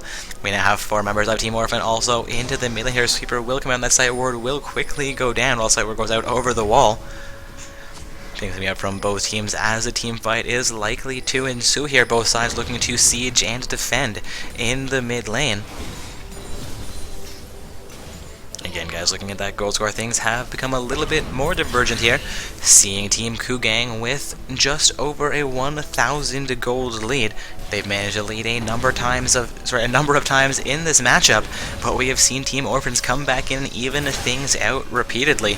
We'll see if they can do so again and potentially pick up a lead for themselves, or if Kugang has found what they need to emerge victorious from a second match tonight.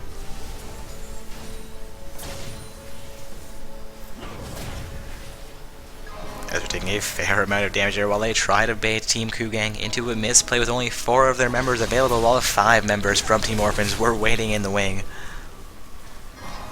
Team Orphans are roaming onto the upper half of the jungle. We could see either team setting up for a Baron play fairly soon, though without a pick or an ace to be a little bit more secure in your thoughts of Baron. I'm not quite sure when they're going to try and initiate that.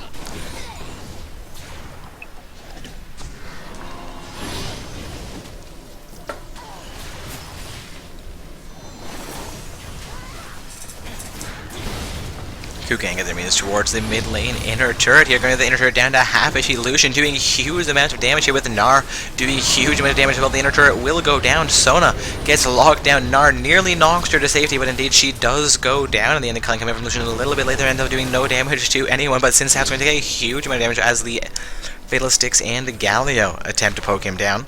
Coming in from the Ezreal, not quite able to connect onto Phil's Pokemon from the Galio again, not quite able to connect. Ezreal will get some damage onto Galio with his next poke. A little bit more coming out, getting thrown a little bit blindly over that wall. There are no members of Team Kugang in range, and with that pick, that kill onto the zone, they could set up for a Baron play. There's a Vision Ward in that Baron pick, so it's a sweeper coming out to spot out the Vision Ward. The Scuttle Crab has now gone down. Blue side is looking to make their way up the mid lane, make their way towards that Baron pit, knowing that their ward has just gone down around it. And Callie looking in the mid lane, she has support from 4 members of her team. It's going to be a 5 versus 4 fight unless Gnar makes his way into the mid lane as well, making it a 5 versus 5 fight.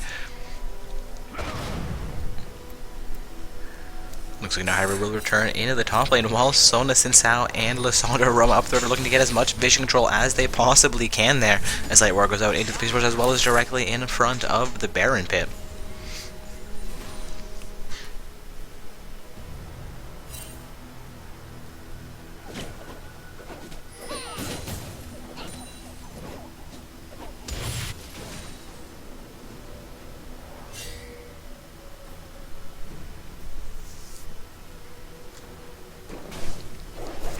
To clear out the wolf camp for himself here again, getting as much gold as he possibly can. Seeing him sitting down about 10 farm under Ezreal, but sitting with 4-2-7 as his kill score, while Ezreal is 1-3-3. Lucian has been doing fairly well as far as teamwork and KDA is concerned. Ezreal, however, has been making that lane a difficult experience, managing to maintain a slightly better farm score than the Lucian, though we did see a lane swap end up occurring after the 10-15 minute marks. So Ezreal and Lucian have not technically really been competing directly the last little while. The culling will come out from Lucian, but it's going to be a potential overextension as Lissandra comes in as well. The ultimate comes out from the Nami. Lissandra going to utilize her Zonies, and Sin Sao picks up a double kill. No, Ezreal picks up the double kill while Sin Sao pays with his life for getting his carry those kills. We're going to see a Kali come back in and just manage the kill onto Lucian, while Gnar and Galio are still available for them. It's going to be a 2 versus 3 fight. Ezreal looking to run for his life from the Galio, but Galio will pick up the double kill while Gnar continues doing damage onto the Lissandra Sona pair. Another house comes out from the Gnar, but not quite able to connect there. Looks like the Sona and Lissandra will escape that fight with their life. I mean, we've seen a 3 for 3 fight. The team fight ended with an even advantage to either team, though we are seeing Team Kugang at this point in the game with a 3-3 turret score. They have a 17-10 kill score. They are up about 2,000 gold over Team Orphans, and Galio has just set up to try and solo dragon for us team. This would be their 4th dragon of the game, should he manage it.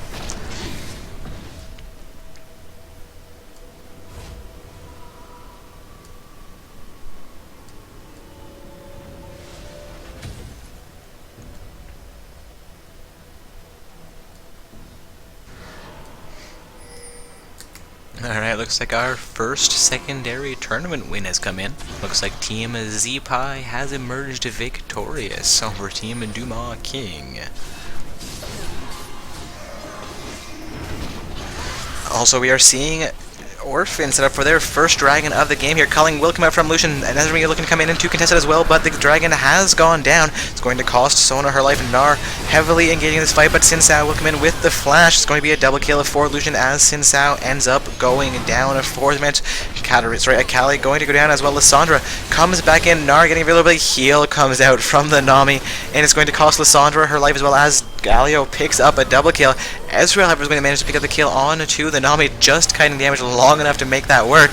Picks up the double kill onto Lucian, looking for a little bit more here. Galio getting fairly low here, but Ezreal very low as well. Fiddlesticks down to 100 HP. Ezreal can't quite pick up his 3rd kill in that fight, but still a very impressive play by Buck Wild on Ezreal. Galio looking to pick up a blue buff here for himself. I believe will be successful in it.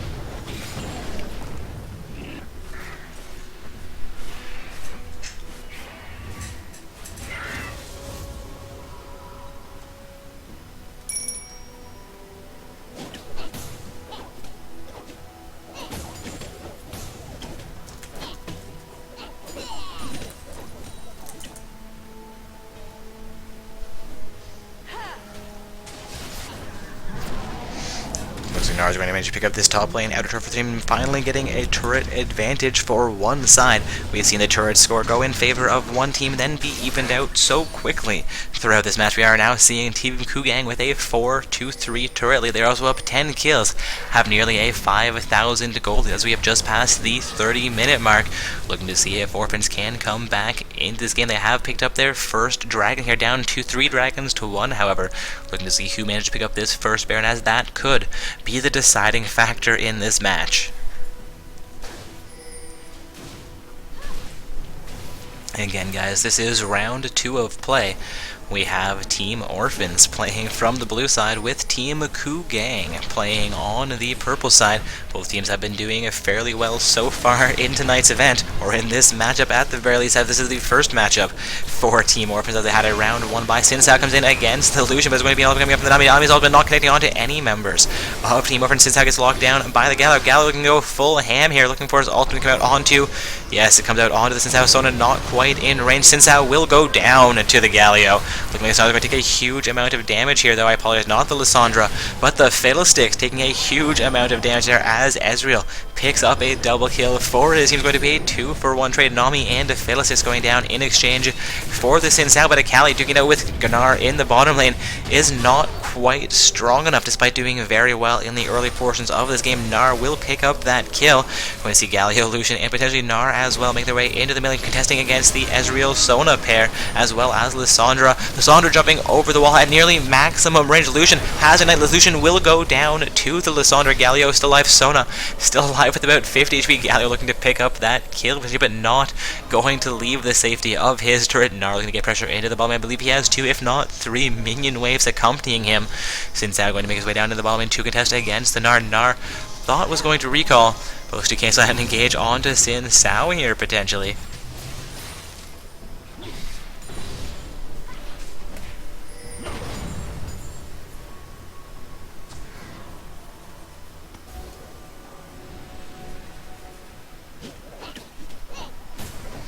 Nar looking to clear out the Scuttle Crab for his team, get as much vision control as they possibly can. Of course, looking at the wards on the map, looks like purple side does have the majority of the vision control, seeing at least 3 vision wards with at least 3 sight wards placed down by the purple team as well.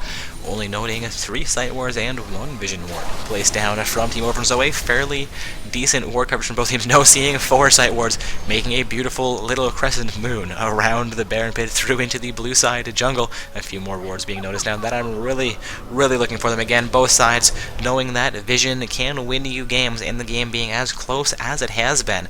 Again, just past the 33 mark here with only a 4,000 gold difference between these two teams. That is a fairly close game so far.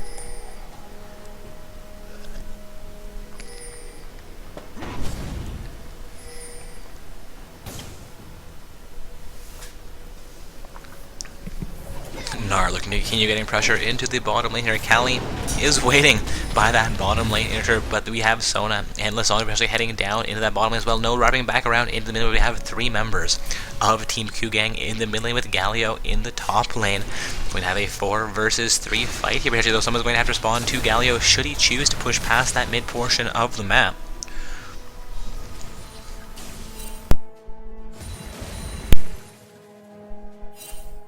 From Team Kugang, Lucian throwing a little bit of poke into that river bush will not catch anybody out there, as there is nobody anywhere near them. Lissandra to get a little poke from the Fiddlesticks, but Fiddlesticks being responded to by Ezreal as well.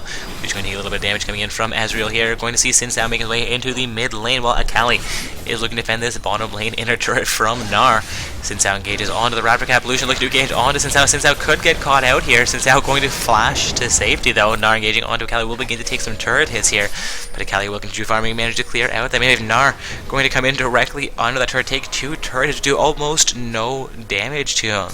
And the remainder of his team will spawn into the bottom lane as well. Here looking for this bottom lane inner turret. We're going to have all 5 members of both teams fighting around this turret. The other comes out from the Ezreal turret, down to 3/4 of its speed, down to a quarter, sorry, down to half, down to a quarter. And it's going to be an inner turret going down to Team Kugang. Again, guys, Kugang on the purple side with Team Orphans on the blue side.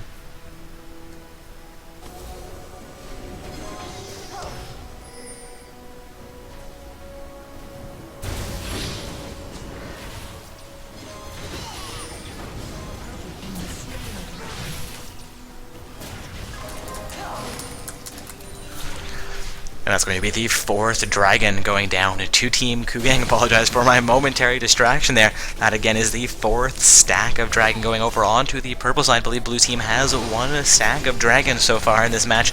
We have seen neither team quite yet manage to set up for a Baron play.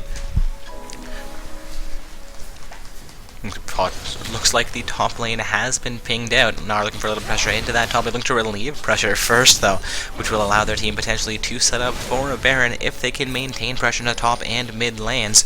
Though with that top lane inner turret still available and no inhibitors yet off the map, it's going to be a difficult Baron play without picking up at least 1 or 2 kills before they try it.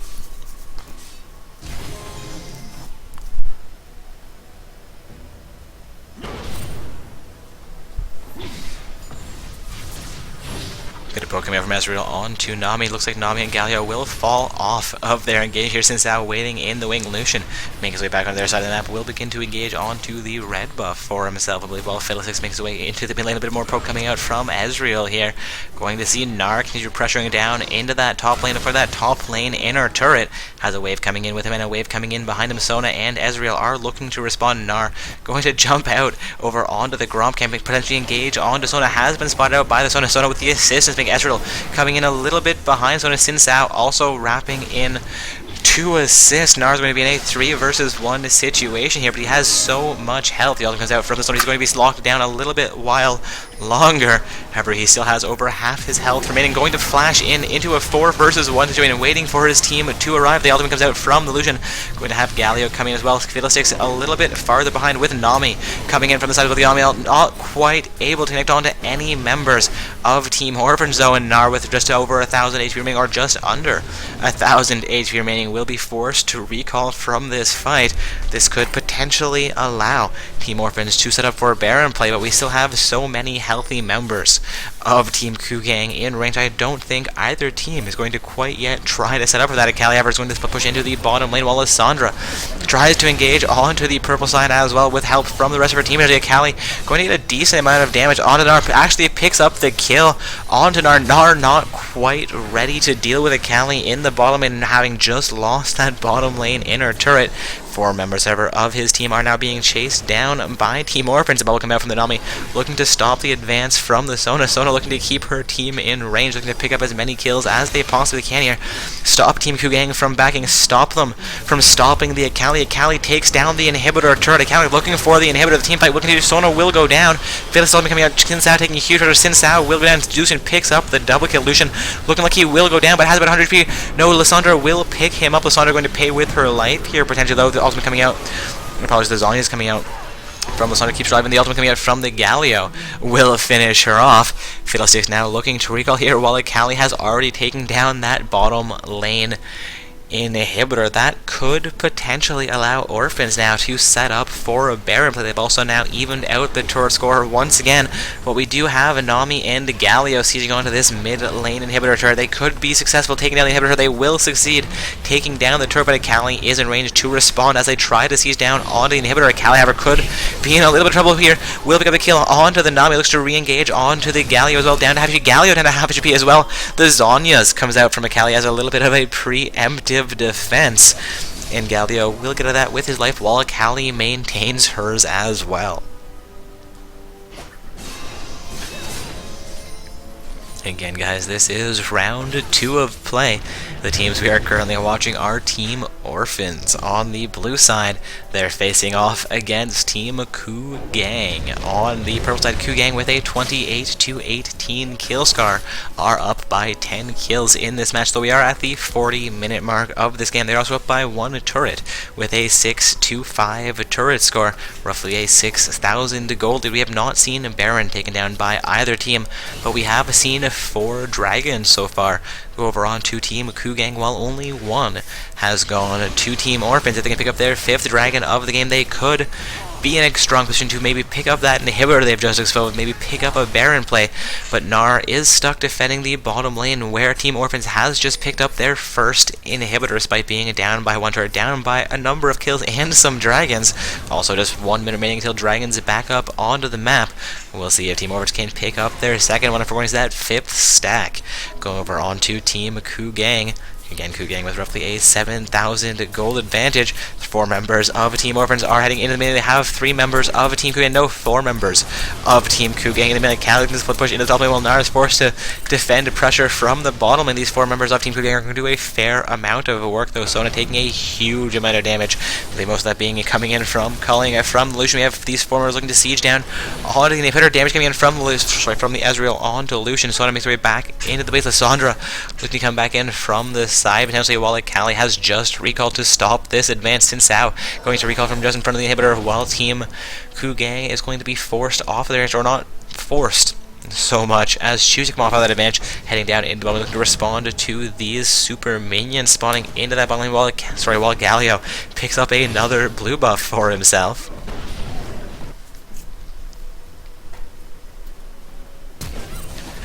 Akali engaging on Lucian. It's only Lucian and the Nami to defend against the empowered Akali, but Akali with a 5/5, 2 kills, despite having 330 farm, is not quite strong enough to 2 versus 1 with that turret in range. The remainder of Team Kugang are going to come in to keep this turret alive as well.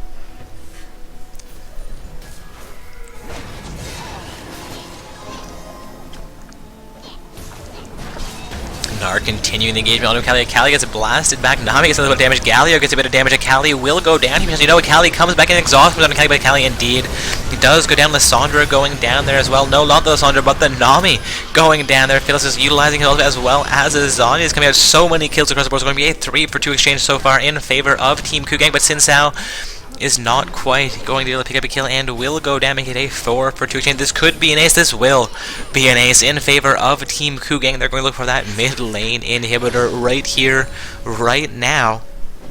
They already lost their bottom lane inhibitor. They're going to respond by taking down this mid lane inhibitor. That could potentially allow them to set up for Baron, where despite taking the bottom lane inhibitor, Team Orphans has not yet been able to set up for a Baron play.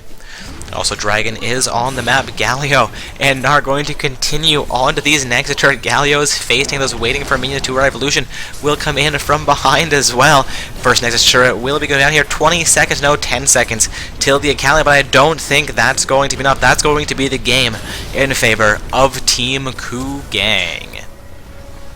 Again, guys, that was Kugang from the purple side. They emerge victorious over Team Orphans on the blue side. That was quite the game. Again, guys, that was round 2 of play for Not So Stock Gaming's open bracket tournament.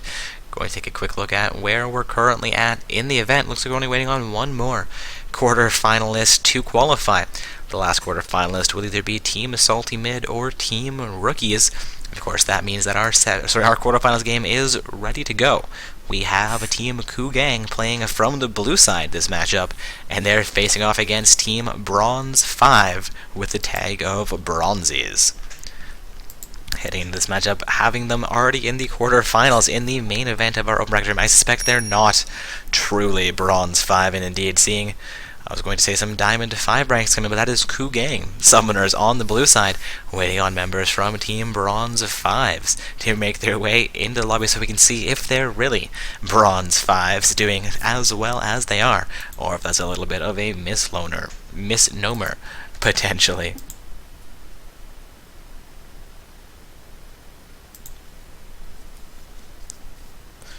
Oh, indeed. Looking at that lobby chat, I heard the beep. Someone said something about Dominion, and before the lobby was closed, I got the brief glimpse of Dominion game mode. Indeed, tournament games must be played on the Summoner's Rift in tournament draft game mode. Dominion will not do tonight.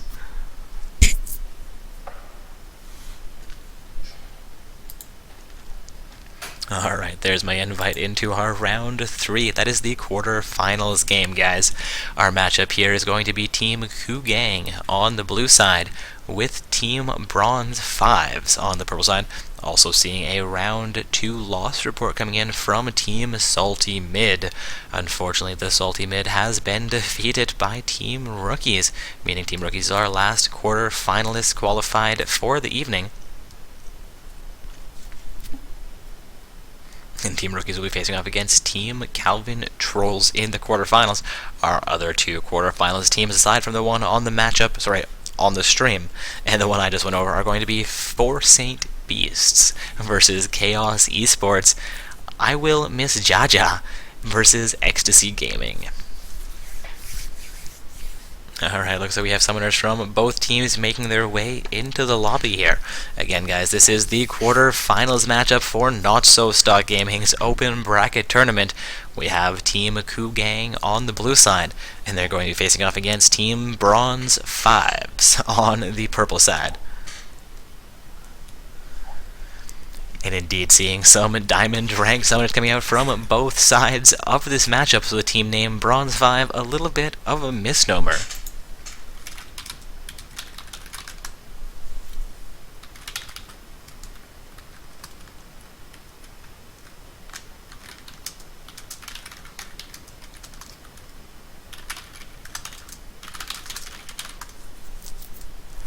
Alright, apologize for my silence, guys. Again, heading into our round 3 game, that is the quarterfinals of tonight's event. The teams we have for our round 3 quarterfinals matchup on the stream this evening is going to be Team Coup Gang playing from the purple side, with Team Bronze 5s playing from the purple side.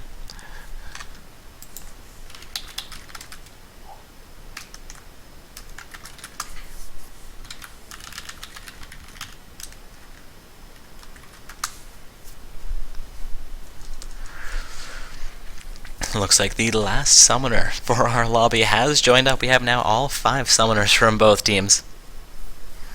Disappear saying, let us research you guys, give us a minute or two. It looks like we're going to have a little bit of sleuthing going on in the pregame, as we do have all 10 summoners currently into the lobby. Rorka says, please don't, and IOU says, you know what, just ban Azir, Teemo, and Ashe, you'll be fine.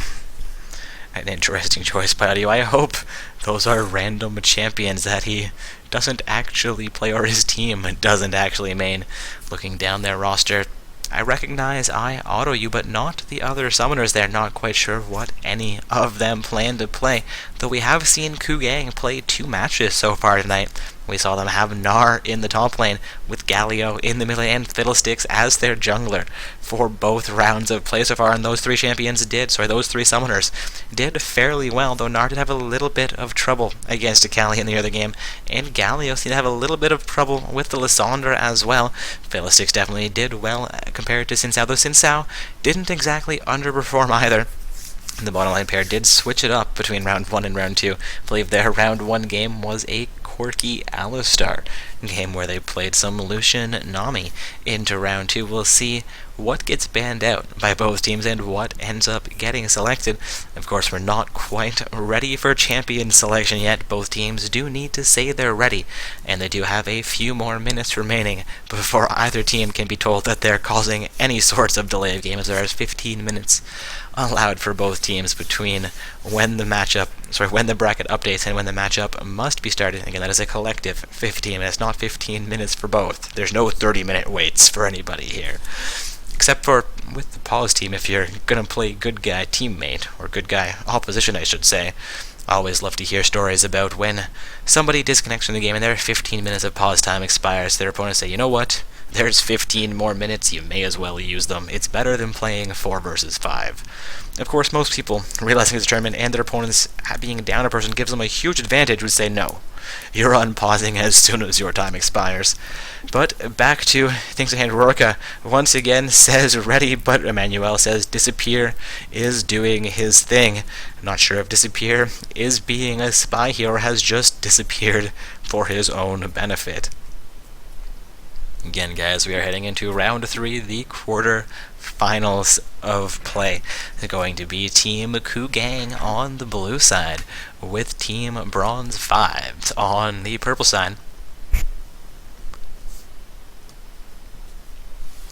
Looking to get us into champion selection momentarily. And a brief reminder for everybody that as we get through champion selection into the spectator delay period, I will be taking a momentary break, but there is only that 3-minute period, and I must return as we get into the low screen and onto the Rift, because I wouldn't want to miss any of the action. Again, waiting on Disappear to reappear here. I believe Emmanuel, Montier, Demi, and Kian from his team are ready. Disappear apparently is ready as well. I have you Slow Jazz, Dan Pang, Unknown Caller, and Rorka are ready as well for the purple team. Again, guys, it is Team Kugang on the blue side, composed of summoners I just mentioned, with Team Bronze 5s on the purple side, again composed of those teammates that I just mentioned. Seeing Janna as the first ban here. We've seen Janna banned out very consistently, followed up by the Warwick ban, which is more or less expected, though, with Fiddlesticks being played as strongly as he has been. The Gnar and the Galio played so strongly by Team Kugang as well. I'm interested to see what the last two ban picks are going to be for this purple team.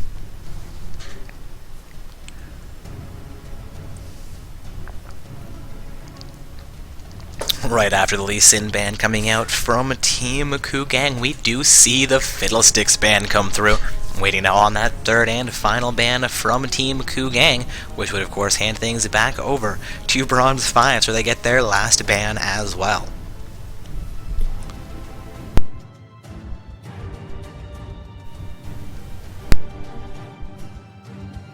And it will be a Fizz ban coming in from Team Kugang. The Lee Sin and Fizz have not been banned out through previous rounds, so I believe Janna is going to be a standardized ban for them. But Lee Sin and Fizz may end up being targeted bans, and also seeing Warwick, Fiddlesticks, and now Pantheon banned out by Team Bronze 5. It makes me question whether the Fiddlesticks was indeed a targeted ban, or if they're just going for the tri-jungler ban meta. With those bans, we do have 4, if not 5, potential junglers banned out, as well as Janna. Yes, I do consider Fizz a potential jungler. It's a little bit cheese, but if you can do it right, you can do it well, and it works. Seeing Emmanuel hover over a Gnar pick for Team Kugang will not surprise me one iota should he lock that one in. We've seen him play Gnar throughout the first 2 rounds of play. Why not play it in round 3 as well? Though if they win round 3, they'll be heading into the semifinals, and winning round 4, heading into the finals as well. Suspect somebody is eventually going to get smart and ban out Emmanuel's Gnar pick. Hopefully he has something else he can play in that pool. Gnar will be locked in here. Handing it over to IODU and Slow Jazz. Looks like IODU is going to hover over an Aurelia pick, while Slow Jazz looks to take Lucian away from Team Kugang. Lucian will be locked in while Aurelia is still being hovered over. 30 seconds remaining for Team Bronze 5 to finalize those champion selections, and IODU will lock in Aurelia, meaning we now have Montier and Demi from Team Kugang selecting their champions. Again, guys, a quick look back at those bans. We had Janna, Lee Sin, and Fizz banned out by Team Kugang, with Warwick, Fiddlesticks, and Pantheon banned out by Team Bronze 5. The Warwick and Pantheon are very strong bans, and I believe the Fiddlesticks is either a strong ban or a targeted ban, but that does open up Jarvan 4, and Montier is looking to lock in this Jarvan potentially. Looking to see what Demi picks up for himself into this matchup as well. I do believe that Demi is Team Kugang's AD carry, so we'll see what they choose against Lucian. We've seen him play Corki and Lucian so far tonight. He's looking to see if he picks up a Corki or has a third champion he's looking to play this evening. Going to see Demi hover over a Braum, and the Braum will be locked in. Kin going to be picking up the AD carry for their team. Demi potentially not wanting to allow a Braum Lucian bottom lane to be played by Team Bronze 5. Dianping is looking to lock in Anivia here, but is going to swap that out for Lissandra and continue to hover over these.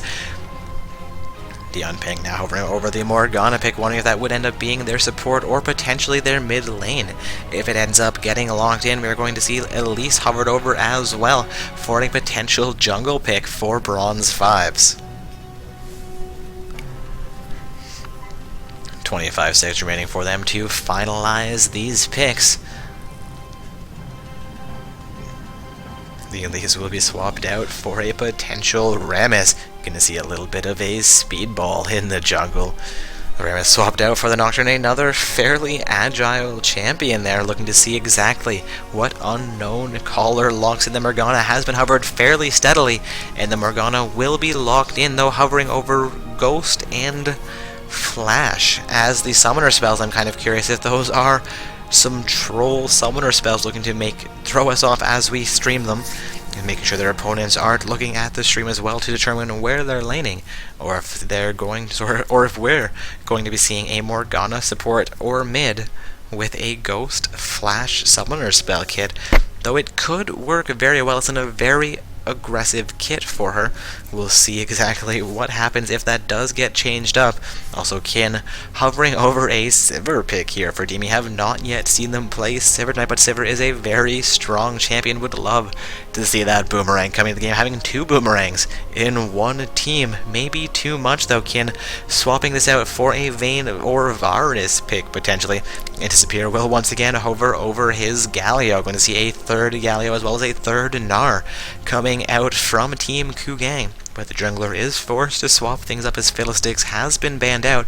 Seeing Jarvan 4 come out for Team Kugang's jungle to Vayne, and the Galio will be locked in. Handing things over to Rorka. Rorka earlier on said, "Don't ban out my Ori." But we'll see if Orianna is what she plays, or if mid is where she plays indeed. We do have Morgana locked in, who could go support or could go mid lane. And with these summoner spells currently showing, I'm a little bit curious how that's going to end.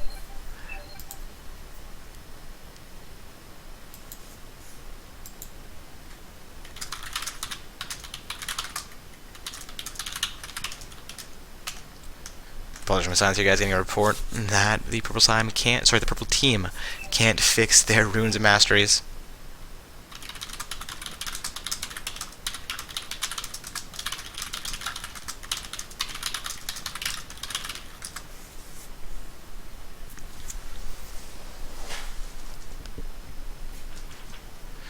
Alright, Rorka is going to lock in a Sorath here, looking to make sure that both teams can modify their runes masteries and their summoner spells here. Adi reporting that one of his teammates can't fix their wrong... What? It's not there.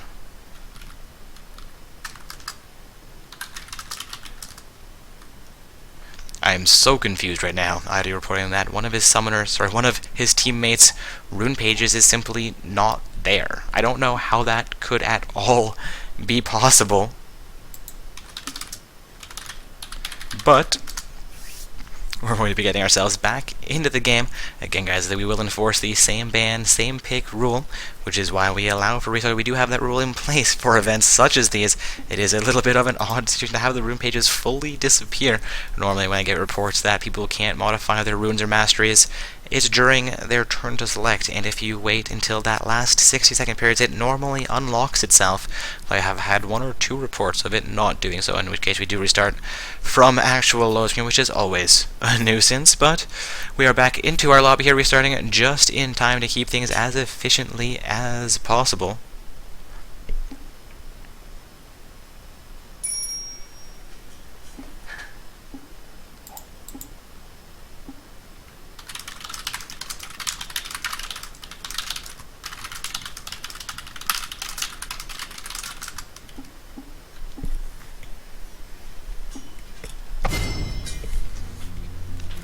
Alright, so we're back into our champion section here, guys. We should see these same picks coming out here. Bans can be modified as long as we don't ban out the same champions, but I expect we will be seeing the same bans coming through as well, just to keep things as compliant with the rules as possible. And we're seeing a Janna and Warwick ban. I believe we had a Lee Sin and a Fizz ban as well from the blue team, with the Fiddlesticks and Pantheon bans from the purple side. Indeed, those are what are going to come through, so they will maintain the rules there, going with the same bans. We're going to see the same champions as well here. Rorka did lock in Sorath, looking to get the right runes, masteries, and summoner spells onto everybody in this lobby, though.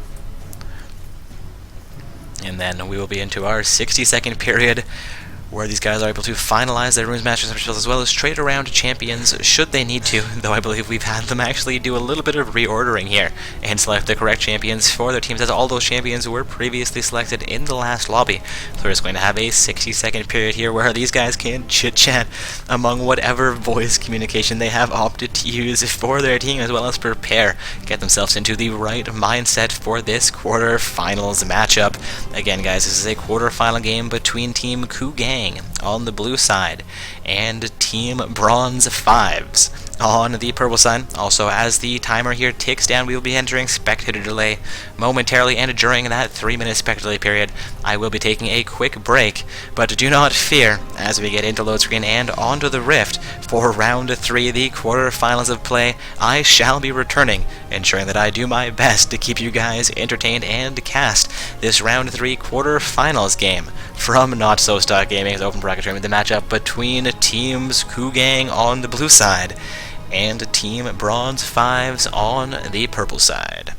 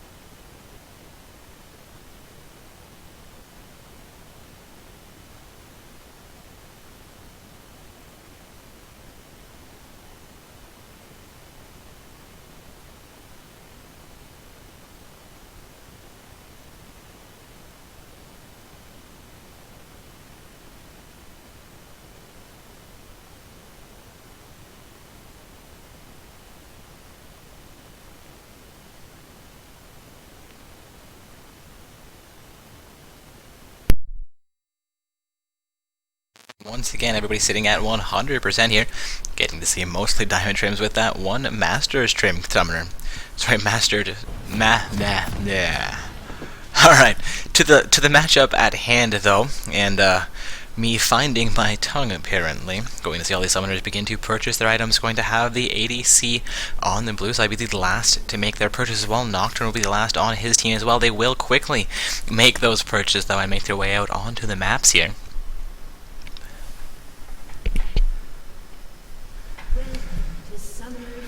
And we've officially been welcomed to the Summoner's Rift.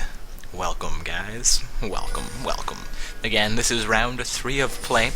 We have Team Kugang on the blue side with Team Bronze 5s on the purple side. Getting a question about match reporting in the secondary tournament as well. Yes, that is exactly what you do. Question of, do we still just report as a December 5th open first round? Yes. Yes, you do. As our main tournament is in the 3rd round of play currently. If a round 1 victory report comes in at this point in the night, we assume it's from the secondary tournament. Of course, if we can't find the team in that event, we would do a little bit of looking around to figure out what was going on. But yeah, go ahead and report that win either as round 1 or round 2. Doesn't really matter. We'll figure out what you mean, but round 1 is the correct way to that. But back to the match. I do apologize for my distraction there, guys. Again, we have Team Kugang on the blue side with Team Bronze 5s on the purple side. Bronze 5s composed of all diamond summoners with that 1 Master's trim. Team Kugang composed of all diamond 5 summoners, all of them fielding their diamond trims and seeing those shields come out from the inner turret. A little bit of an abuse of that mechanic. I've not seen teams do that before, but that is going to be how I believe a lot of teams will be starting on the Krug camp from the bottom lane. That's an interesting mechanic to utilize, giving all 3 of those summoners a shield, allowing the Jarvan 4 to take a little bit less damage when he does the initial camp there. Indeed, he will succeed in taking down the Krug camp, which will get him level 2, allowing him to make his way towards the red buff. Of course, we've seen lots of junglers starting on the Krug or the Gromp camp, but I've not ever noticed the play and the interaction between the bottom lane inner turret. For anybody not aware, the inner turrets now grant you a shield as you enter range, or depending on the time in range, etc. etc. Of course, those were all in the patch notes for 4.20. Getting ready for Season 5 gameplay. You can see the cesspool come out from Morgana. I believe Morgana actually opted to start with the cesspool at level 1. An interesting choice by Morgana, not having the Dark Binding available until level 2, but she does now have the Dark Binding and the cesspool as well as trying to connect onto Braum. Braum chunked down to half HP, while Galio takes a huge pressure, a huge punishment in the mid lane from the Sarath as well. Both those champs are now down to around half of their health. Galio doing fairly well so far, seeing the Aurelia do fairly well against the Gnar as well. Of course, as I say that, I realize I should likely reorder the scoreboard here and get everybody into their proper places. Looks like things are good. We're going to have a Dark Binding connecting from the Morgana onto Braum once again. Lucian going to continue focusing on the Braum. Vayne not quite being in range there. Going to see Vayne get an auto attack onto the Morgana, but Lucian going to dash into range on the Vayne. The Cesspool comes out as well. Another auto attack coming in from the from Lucian. And Morgana's Dark Binding comes through half a second too late. Ends up connecting onto a minion as opposed to securing the kill she was looking for. 3.5 minutes in this game, we have not yet seen a first blood, but Aurelia is looking for it in the top lane. Gnar forced to burn his flash. Aurelia will consider that a successful play, I believe. Makes her way back onto her farm in the top lane. Another Dark Bind coming out from the Morgana again and connecting onto the Braum. Not the ideal target for it. Lucian will focus onto Vayne. Vayne down to about 150 HP. No, down to 50 HP. Lucian with about 250 HP remaining. Vayne, however, is looking to stay in the lane. The poke coming up from Braum on Lucian. Vayne leveling up here, puts her back up to 100 HP, looking for those junglers. Nocturne in the upper half of the jungle is not in range. Jarvan 4 is currently on his Raptor camp as well, maybe heading towards the bottom lane here, though he could be going for his Krugs. Instead, looks like Vayne may have just initiated those, looking for a little bit of lifesteal off that camp, a little bit of experience, like potentially from the Jarvan 4, or some gold, not realizing the Jarvan 4 was coming into range, or just giving him a little bit of leash, potentially.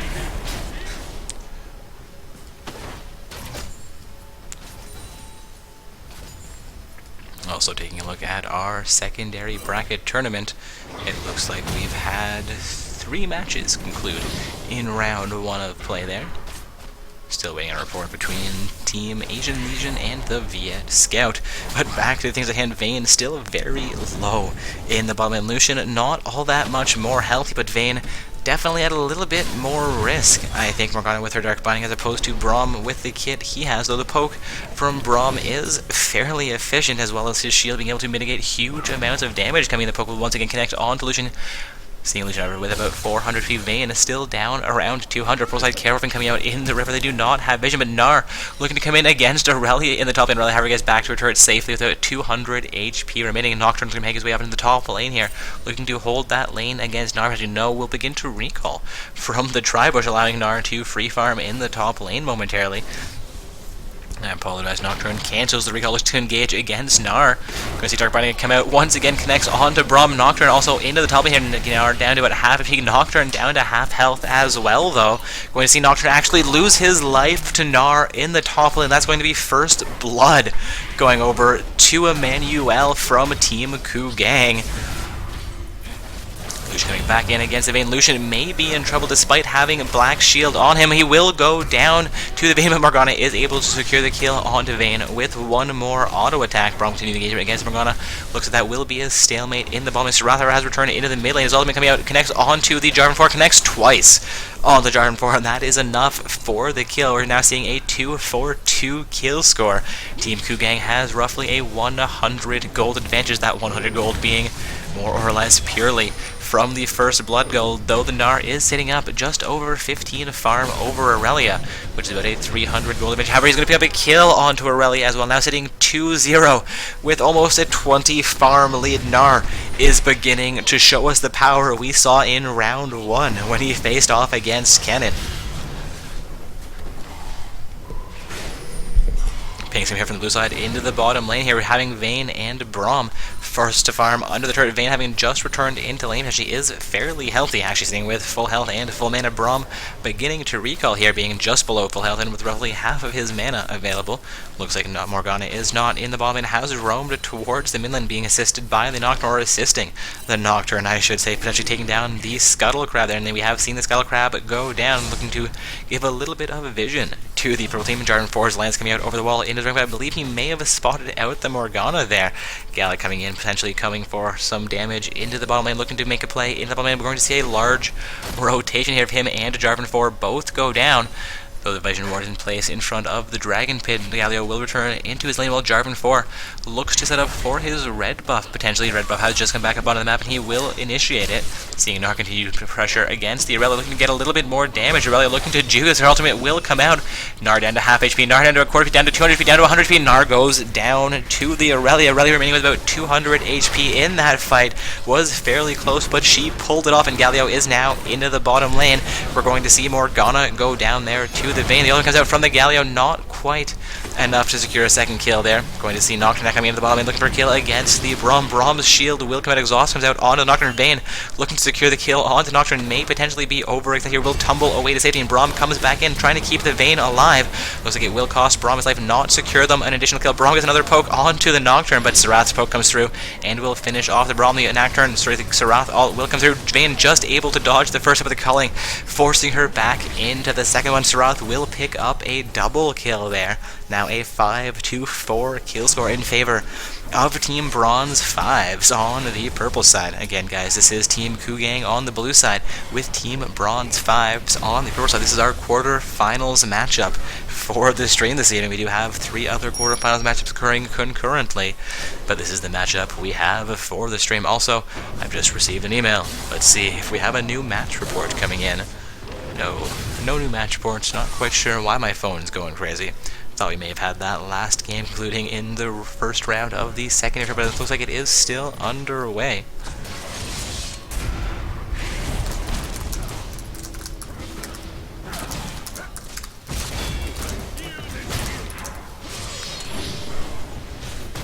Morgana may be in trouble here, but Sarath's poke may be enough to save her. Jarvan 4 going to continue the advancement. The lance comes out, but the Q does not, sorry, the EQ combo does not conclude.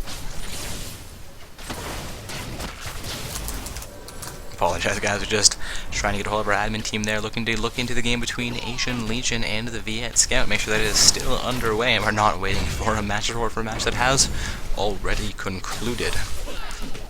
But back to things ahead. Aurelia is going to re-engage against Gnar. Gnar down to about 200 HP, but she chooses not to turret dive him here, despite the fact that I think she could have been successful.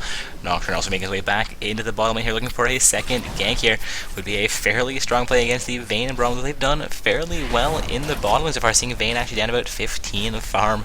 Under Lucian is a significant disadvantage at this point in the game, also sitting down 1-2-1. Well, Lucian has only died once, though has no kills. I believe their goal score should be fairly even. Nocturne comes into the ball in Vayne. Quickly down to the 300 feet, a little bit more poke coming through. Braum now locked down by 3 summers. The Braum ult will come out. Slow Jazz on the Lucian, gets very low and will go down to the Braum. Braum is about 200 feet. Vayne comes back in. A sensible comes up from the Morgana. Nocturne will go down to the Vayne. Vayne and Braum re-engaging onto the Morgana will pick up that kill as well. Vayne picks up a double kill after Braum secures the kill onto the Lucian. The ultimate comes out from the Sroth, but Galio is going to chase him down. Both those summoners empowered by blue buff. Braum going to come in to assist the Galio. I believe this will be kill secured for the Braum. Yes, Braum gets himself one more assist, as I believe Vayne gets the last hit on that one. Galio will engage onto the Dragon with assistance from the Jarvan. We're going to now see an 8-4-5 kill score in favor of a team Ku Gang on the blue side. They're going to pick up their first dragon of the game as well. Looks like we've had a little bit of change of tides here. Team Bronze 5 was ahead in kills moments ago. I believe they were ahead in gold as well. But that was a very strong play in the bottom lane for Team Ku Gang, netting them, I believe, 4 kills and getting them a solid gold lead here.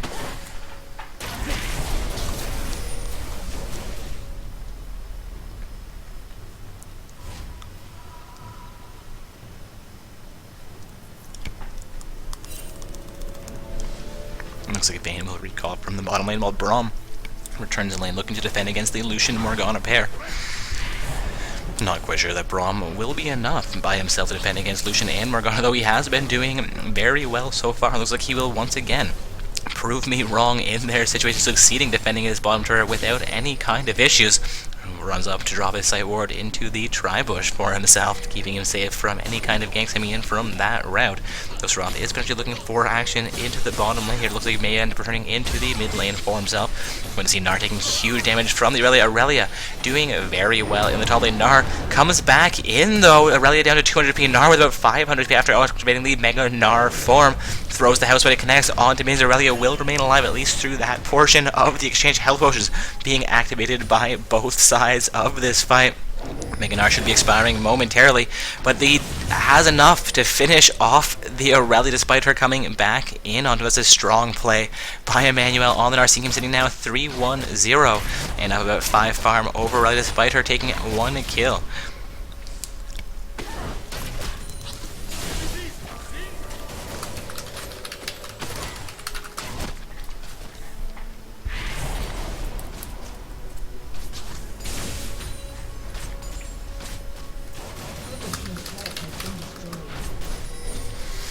And that's going to be the first turret of the game, going down to Gnar in the top lane.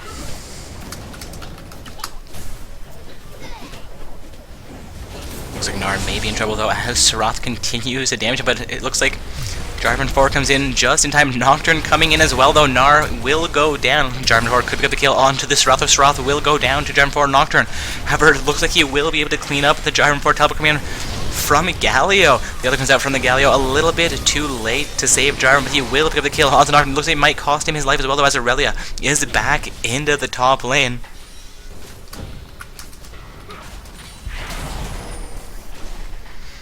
Galio actually manages to survive the engagement from the Aurelia. Not quite sure how he got that with his life, but he will manage it. Vayne looking to engage onto the Crud camp here. Well, Braum does a little bit of tanking for his AD carry. They will level up from that camp as well, which is a great play for their team. We're going to clear out a Vision Ward placed down by Team Ku Gang in front of the Dragon Pit again, guys. This is Ku Gang on the blue side, with Team Bronze 5s on the purple side. We've seen Team Ku Gang do very well throughout their last 2 games, and they are once again ahead a little bit in gold, ahead a couple kills, ahead a turret as well as that first dragon. We'll see if Bronze 5 can mount a comeback into this matchup though.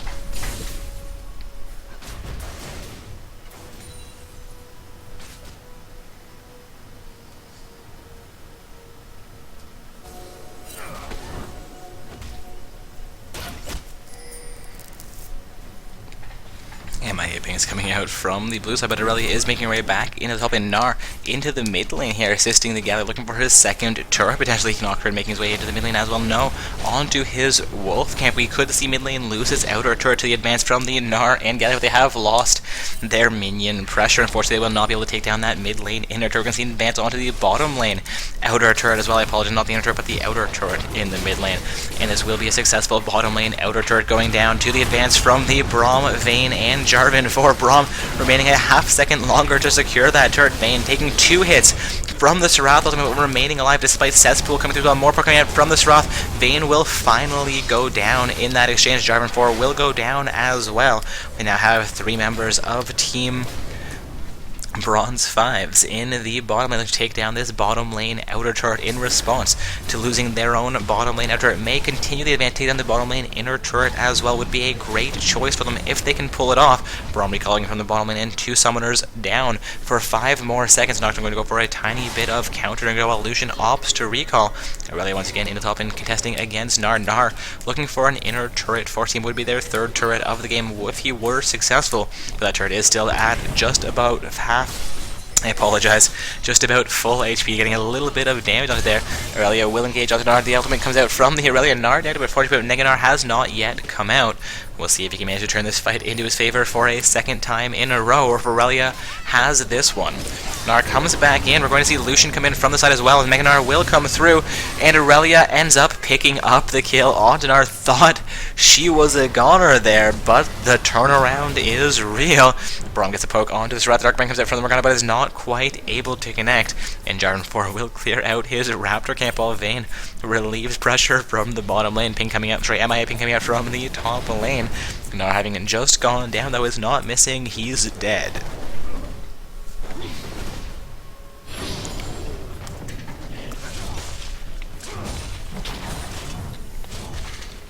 Looking like Kugang's mid lane has taken a fair amount of pressure. That mid lane outer turret having only about 300 health remaining.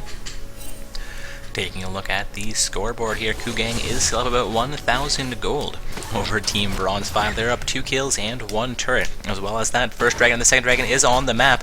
Kugang will set up for it. It's going to be Jarvan 4, Braum, and Vayne. Dragon down to half of his HP, down to a quarter HP. This will be the second dragon of the game, and this one will be uncontested. Morgana and Serath trying to make the raid in range, as well as the Aurelia heading towards the river. Poking me out from the Braum will connect onto Aurelia. Poking me out from the Serath connects onto Braum. Going to see Jarvan 4 come in full ham with his ultimate as well. Nocturne's ultimate coming in. Going to see Jarvan 4 get deleted very, very quickly. Braum will go down as Nocturne picks up a double kill here. Nocturne starting to get a little bit low with the ultimate comes out from the Serath. Going to see Aurelia end up going down, making that a 2-for-1 trade. No, Nocturne picks up the triple kill here. Picking the kill onto Gnar. No quadra kill though, as Galio gets the kill onto the Morgana Serath. Now we're going to chase down Galio.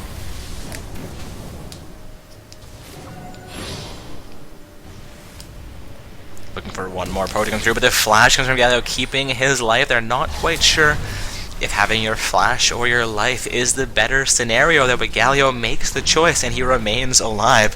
Purple side has also just taken down their second turret of the game, evening out the turret score here. Again, that is a 2-4-2 turret score, and now a 14-for-14 kill score as well. Blue side, that is, Kugang has picked up the first 2 dragons of the game, but they are now actually down a tiny bit of global gold. Team Bronze 5 with roughly a 1,000 gold advantage after that last play.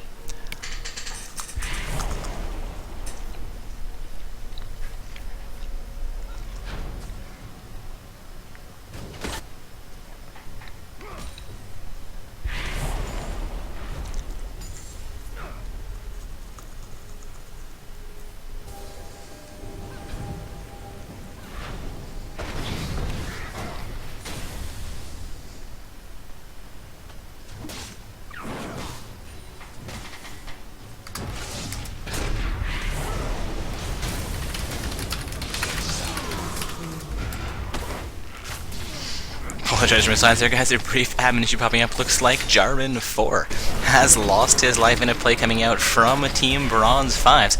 Morgana may be in trouble as the Braum and Vayne continue their advanced. Lucian also settles pushing into the mid lane here. Was team responding onto the Vayne. Vayne quickly goes down to the Nocturne Lucian assault. Braum comes back in against Pai Ding on the Aurelia. Aurelia will remain alive through that exchange, though, seeing 4 kills, 4-0. Exurge against Team Kugang, now a 5-kill lead for Teams Bronze 5. That fight going hugely into their favor, may actually allow them for a 20-minute Baron play here. Going to give them a huge advantage in this game, despite being down by a number of kills and a turret, as well as 2 dragons only moments ago. Jump 4 coming in to try and steal away the Baron, but it's already gone down. Purple side will pick up one more free kill there. Galio teleports in a little bit late as well, hands over a 2nd kill to Team Bronze 5. I think Kugang either just made a huge misplay there or has given up this matchup. Again, guys, that is a bit of a turnaround. We had Kugang up 2,000 gold, up a couple kills, up a turret. They are still up 2 dragons to none, though. They are now up 1 turret still, but down by 7 kills. And Team Bronze 5 has just taken the first Baron of the game. It's going to be a fairly powerful Bronze 5's team. We'll see if Kugang has what it takes to maintain their relevance here and can stay in this game long enough to try and turn it back around in their favor.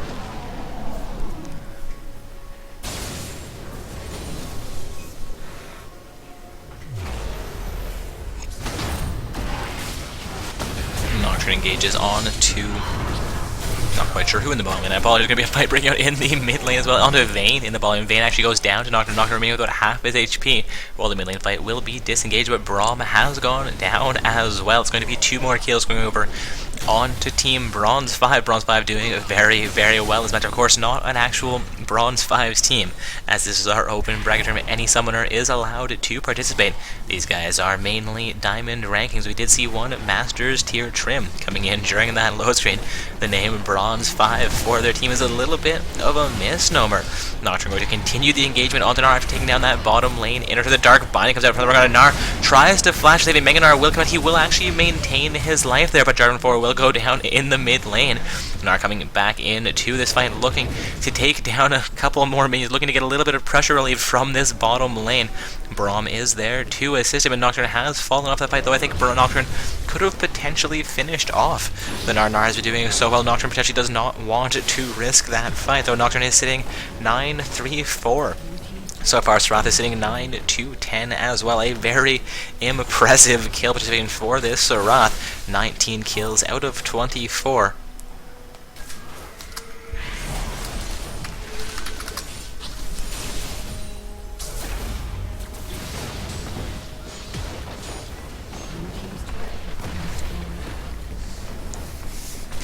Looks like Team Bronze 5 has just succeeded in taking down the top lane inner turret from Team Kugang. That's going to be the last inner turret getting removed from Kugang's side of the map.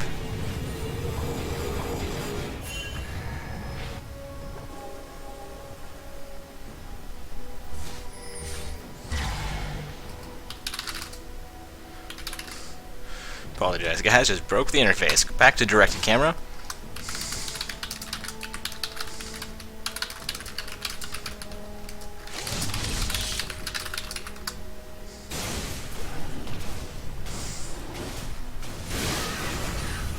Looking like we have a number of teams in a pause situation, as we are almost 3 hours into the tournament. Having summoners need to take a brief pause is not completely unexpected, so please bear with delays. That's why teams are both allowed 15 minutes of pause, and there are 15 minutes allotted between each game where you can do whatever you may need to do.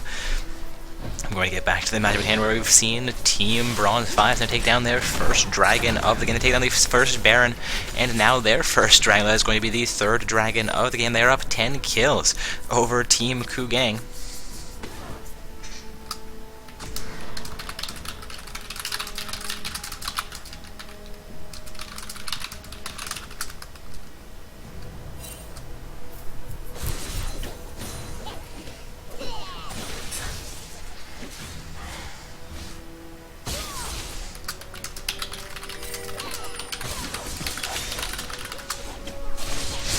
apologize for my silence there, guys. Again, the brief admin just coming out.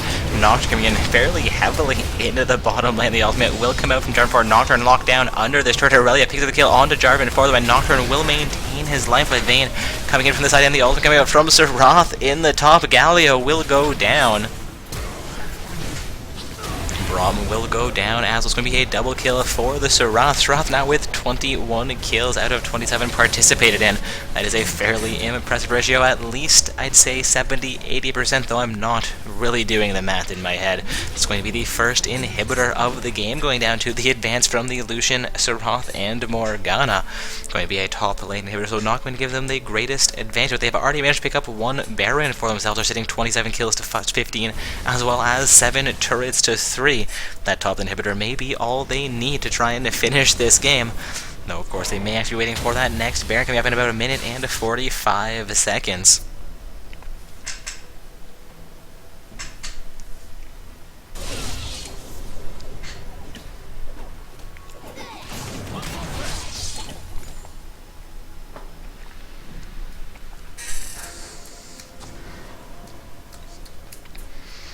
A little bit of a lull in the action here. Team Kugang looking to get vision control over their side of the map, doing a fairly decent job of doing so.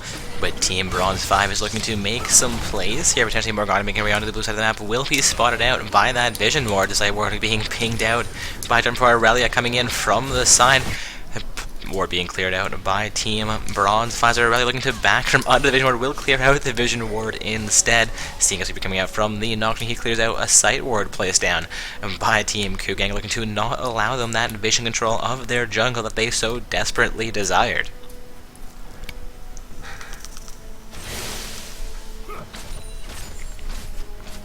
Braum and Vayne looking to relieve pressure from the mid lane here, while Gnar has been forced into the top. I believe Jarvan 4 may be forced to assist him, as well as 2 minions are spawning into that lane currently. Again, that top lane inhibitor has gone down to Team Bronze 5s.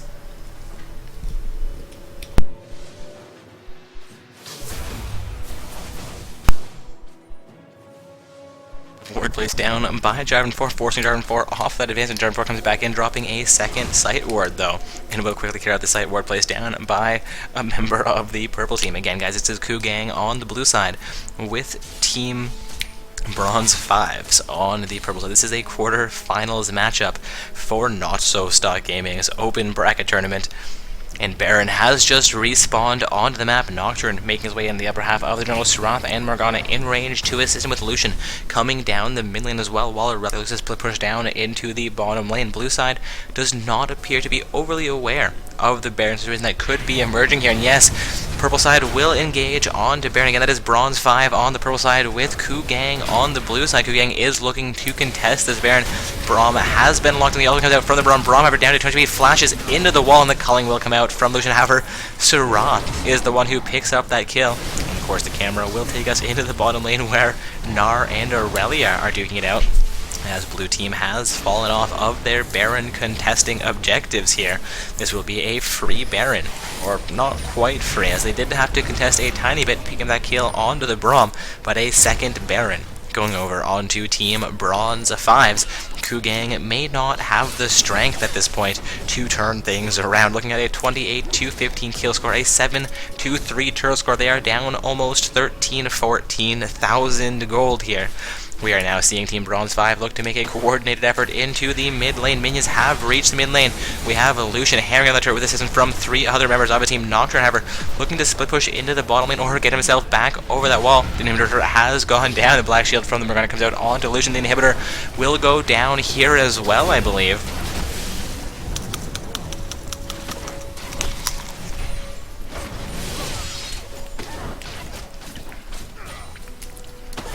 Purple side looking to get pressure into the bottom lane here, as opposed to continuing to advance into the mid lane, looking for that last inhibitor and last inhibitor, while these minions do work in the top and mid lane for their team.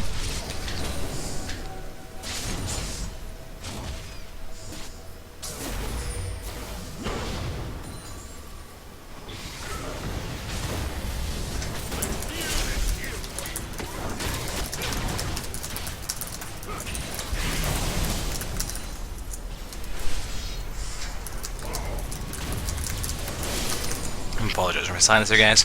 I think another rebab issue popping up for us. Alright, we have Lucian sieging with 3 members of his team onto this bottom lane inhibitor turret. Vayne looking to defend that as vehemently as she can, but Gnar is going to assist with assistance from the Galio and Brahms. The ultimate coming in from the Sroth, going to connect once onto the Vayne, twice onto the Vayne. Rather going to come in full hand with Nocturne coming in as well. The Culling coming through from Lucian will be the kill onto Gnar. Gnar has going to get the first kill in that fight. Nocturne taking a huge amount of damage, though extending fairly deeply. He's going to make his way back onto the bottom side of that, looking for that bottom lane inhibitor turret potentially, while the Mariners team is focusing on some kills here. Galio, the only summoner now remaining alive, may end up going down. Yes, will end up going down. That's going to be an ace, and these are going to be Nexus turrets.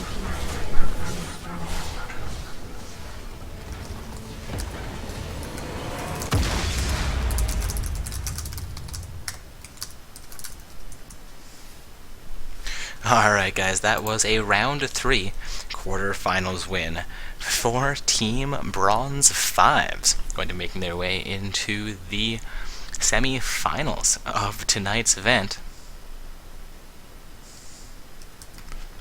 I'm going to be looking momentarily for an invite into that round 4 game, assuming that both round 3 games leading into it have concluded. If not, I will be making our way into that other quarterfinals matchup. Looking to see exactly where we are at tonight. Looks like our other semifinals matchup is going to be between 4 Saint Beasts and I Will Miss Jaja, while Bronze 5s is the first team to qualify into the lower half of the semifinals. So we're going to be taking our way over into the matchup between Team Rookies and Calvin Trolls. I believe I actually had a report of an issue from the matchup with Calvin Trolls, so getting to watch that may not be a bad thing, but hopefully the whole thing won't be pause time, which is what it seemed like they may have been reporting there. And why can't I spectate? No spectatorino. Alright. And that's not cool. Head over to LOL Nexus here if my browser will decide to work for us.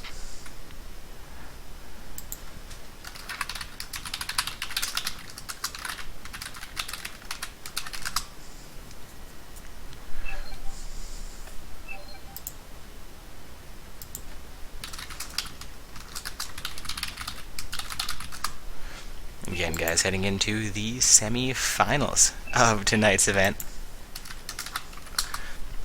Well, looking to head into the semi-finals of tonight's event, looking to get ourselves into that game between Team Rookies and Calvin Trolls. The last quarter-finals game is still underway. Of course, the spectator mode is not exactly available from that game for one reason or another, so we may just have to wait for it to conclude. So I'm going to see if I can get us in through LOL Nexus as well, potentially. Grab a teammate name from Calvin Trolls. Grab a LOL Nexus. Alrighty, come on, computer. Yes, that is my computer lagging like a boss. It is, well, it's holding the stream up. Let's put it that way. What? That's not what I typed at all. Alright, LOL Nexus. You've trolled me for the last time.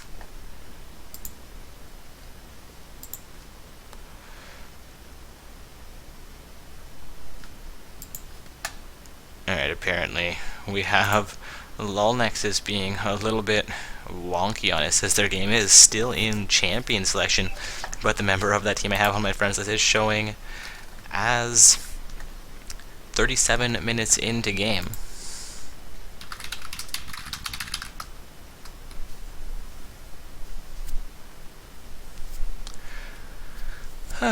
Alright, so we could potentially see about heading over to that matchup between 4 Saint Beasts and I Will Miss Jaja. Looks like Elvish is in a game. He's a member of 4 Saint Beasts. See how far into game they are. Looks like they're 20 minutes into that semifinals matchup. Whew, quite impressive.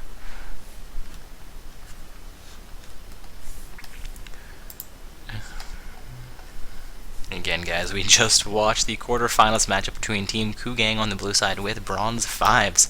On the pro side, Bronze 5s managed to emerge victorious. Seemed like a really close game at first, but after the 25-30 minute mark, things went in a landslide towards the purple side, where we're looking to get into the matchup between Team Rookies and Team Calvin Trolls. But it seems like a member of Team Rookies may have put the game into no spectator mode, which is unfortunate for the stream this evening. And they're also apparently stuck in pause time currently, looking to get that matchup concluded if we at all can. Alright, so for the time being, we will head over, take a quick look and see where that other semi-finals matchup is at.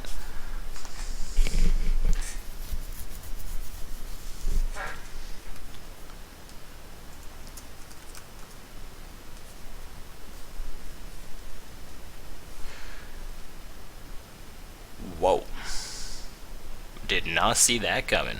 Alright, heading into this semi-finals matchup between teams four Saint Beasts and I Will Miss Jaja.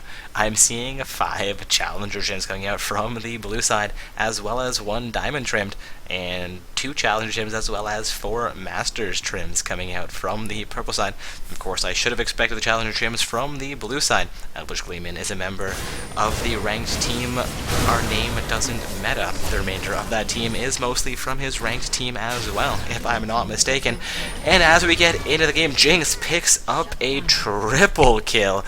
Not quite sure how that fight broke out, but Jinx not going to be unhappy with that performance, aside from the fact that the Janna and Malphite are chasing her down. The Q from the Janna, not quite able to hit the poke coming up from the Jinx. However, it does connect on the Janna. Malphite coming in from the side is fully healthy. Jinx is only about 400 HP, gets knocked back onto both Malphite and the Janna. However, Jinx will go down here. No, Jinx just deciding to kite the Malphite, gets him down to 300 HP before she loses her life in that fight, but she does indeed go down. Again, guys, we will head over to our traditional matchup on the stream as soon as we have a report coming in from that other quarterfinals game. But while Bronze 5s waits for their opponent, we're going to catch a little bit of the action in this semi-finals matchup between 4 Saint Beasts and I Will Miss Jaja.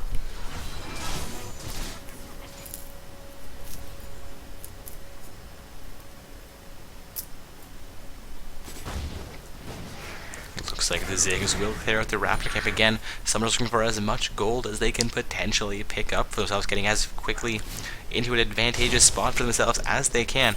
The more minions you can kill, the more kills you can get, the more monsters you can drop.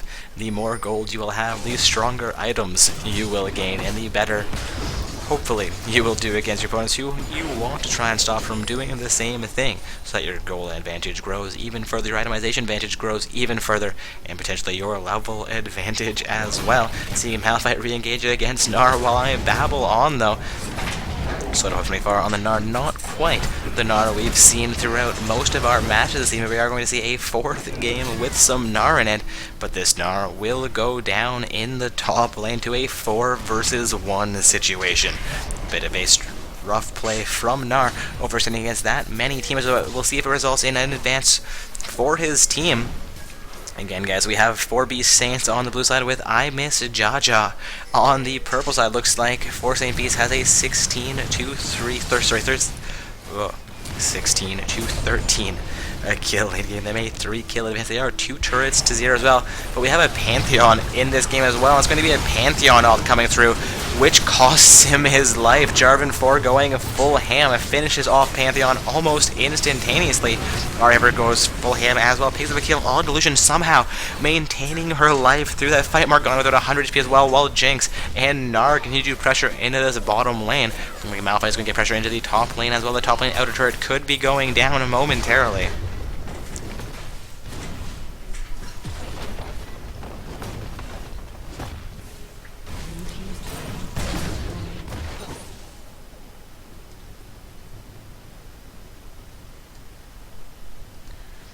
Alright, and looks like our last secondary event matchup has finally concluded. I apologize. Round 1 matchup is finally concluded, so Psyonix will have their opponents available to them in the semifinals of our secondary tournament. Our secondaries are ready to go.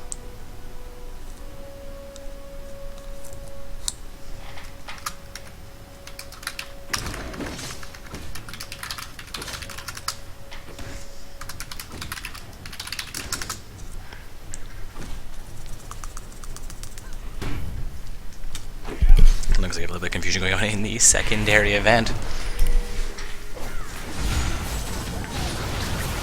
Looking like No Devotion has reported a win for their round 2 game against Team Z-Pi.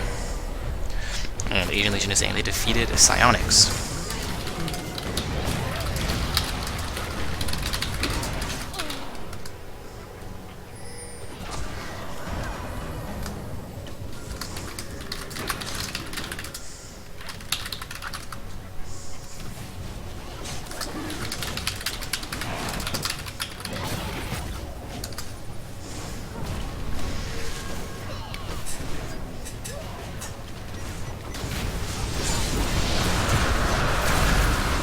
That's going to be a purple side dragon going down there.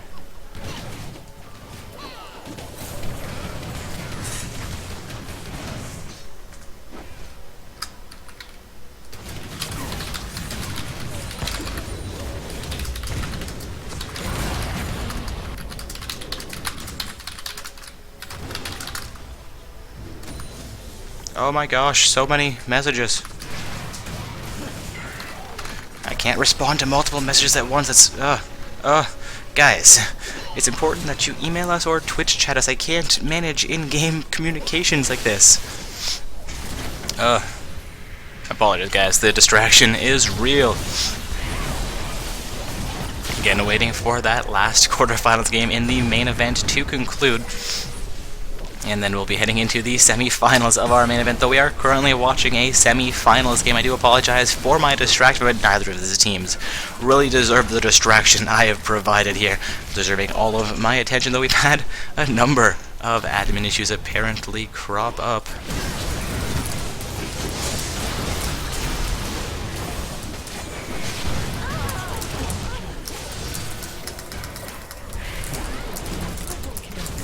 And that is a triple kill for the Lucian, looking for a quadra potentially.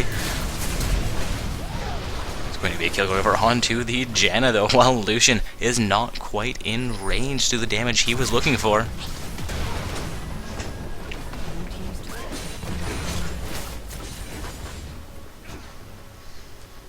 Alright, looks like we've gotten all the issues sorted out with the secondary bracket, though No Devotion's win has not yet been recorded onto the bracket for one reason or other. The finals and the semi-finals of our our secondary event are now ready to go, despite a little bit of confusion there. Again, that is why it's very important for you to firstly report your wins when you win, or report your losses if you lose, as well as not start your matches before your opponents show in the bracket, because it just confuses us, and matches can be considered unofficial. It's just, nightmarish things. You guys are now good to go in that secondary bracket, though. Thank you for being diligent, though. Please be more diligent with your reports and letting us know you're playing your matches or finishing your matches, not just starting them without the bracket saying anything, because that's just a little bit weird. Anyways, I'm going to get back to the matchup at hand.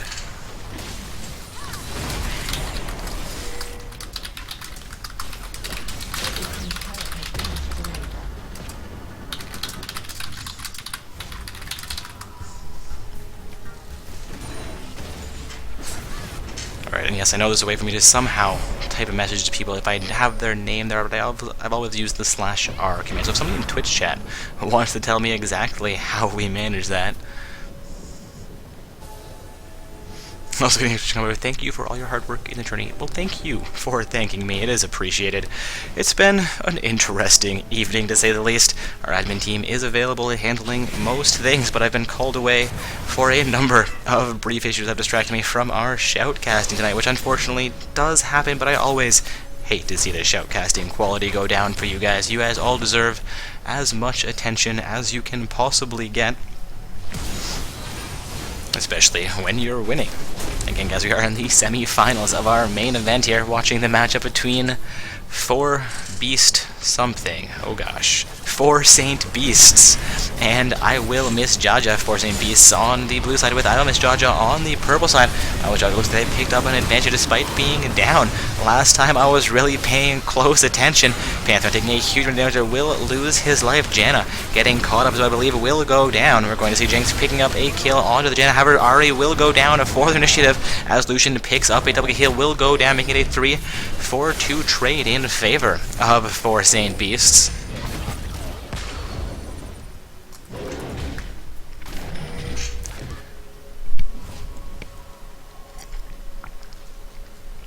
Malphite looking to re-engage here again. So the Jinx tried to recall.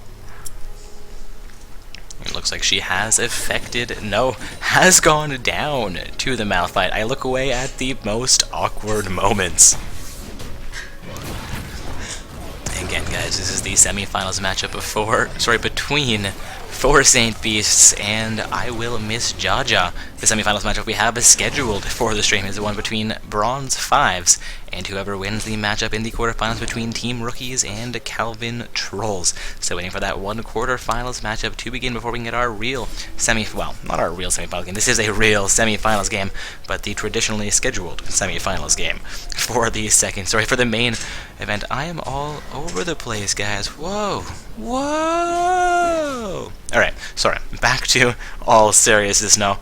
All seriousness, though. Again, waiting on that matchup between Team Rookies and Calvin Trolls to conclude for the semifinals game that we are going to be streaming for our normal semi-finals matchup, as we started with Kugang in round 1, followed them through their victories until they were defeated by Bronze 5s. It would not be right of us to not follow Bronze 5 into their semi-finals matchup. Of course, we'll see the winners of this game that we currently have on the stream in the finals matchup, where they'll be facing off against the winners of the matchup in Bronze 5s versus whomever wins that last quarter-finals game. Still no match report. Last I heard, they were unfortunately paused and over 30 minutes into that game. So it should be ending fairly soon. Hopefully all their summoners have managed to get their issues sorted out. I think somebody actually went for dinner, which is a rather awkward situation to put your team in. I should hope that most people are available for the duration of the tournament, aside from, the usual washroom breaks, grabbing an extra drink, maybe a quick snack, because it is a rather long event if you manage to make your way through all 5 rounds of play. Dark Binding comes out from the Morgana, but is not quite long enough to connect onto any summoners from Team I Will Miss Jaja. The Culling, however, comes out from Lucian, doing huge amounts of damage onto Jinx, already being engaged onto by the Lucian as well. Jarvan 4 going to come in. The ultimate comes out from the Jarvan 4, Lucian being locked down here, but Jarvan 4 getting chunked away. The ultimate comes out from the Jarvan 4, has already gone down here. Ari taking additional pressure. No, that is Gnar in the middle of the fight. Gnar will go down now. Ari taking additional pressure. She will go down as well. A little bit of a poor engagement there, potentially, for 4 Saint Beasts. We now have I Will Miss Jaja sieging down into the mid lane with Jinx and Morgana, looking to get to that mid lane inner turret as quickly as they possibly can.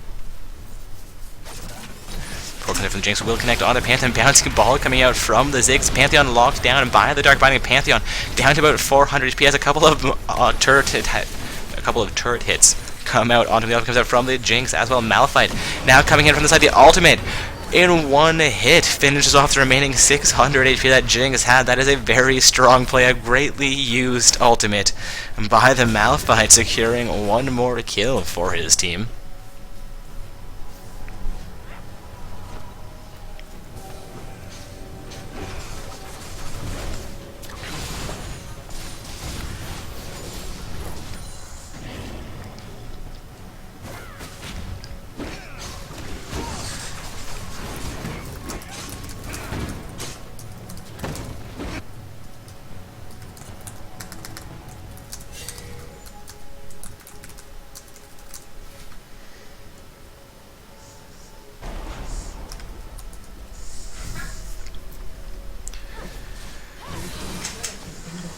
Looks like Jarvan 4 has not quite succeeded defending that bottom lane outer turret against the minion pressure that Lucian has been exerted. Lucian, however, will re-engage against Jarvan 4 here. Looks like Jarvan 4 may have a slight advantage, but the culling will come out from Lucian. Jarvan 4's ultimate comes through, so he's forced to cancel it as Lucian dashes back out.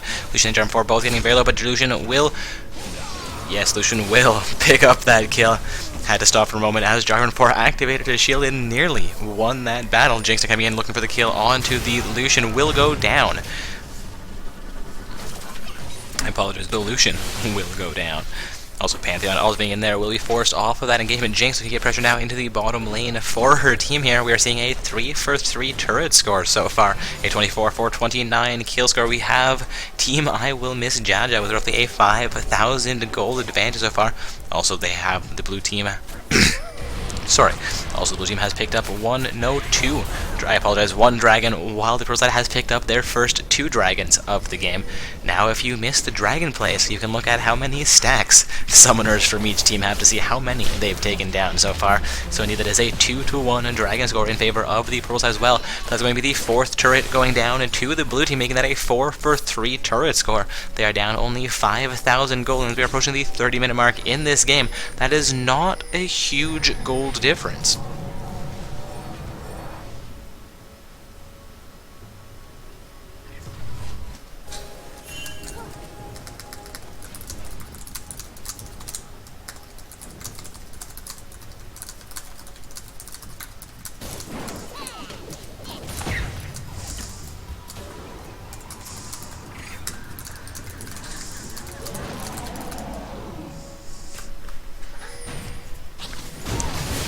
We have Team I Will Miss Jaja looking for some siege into the mid lane, potentially.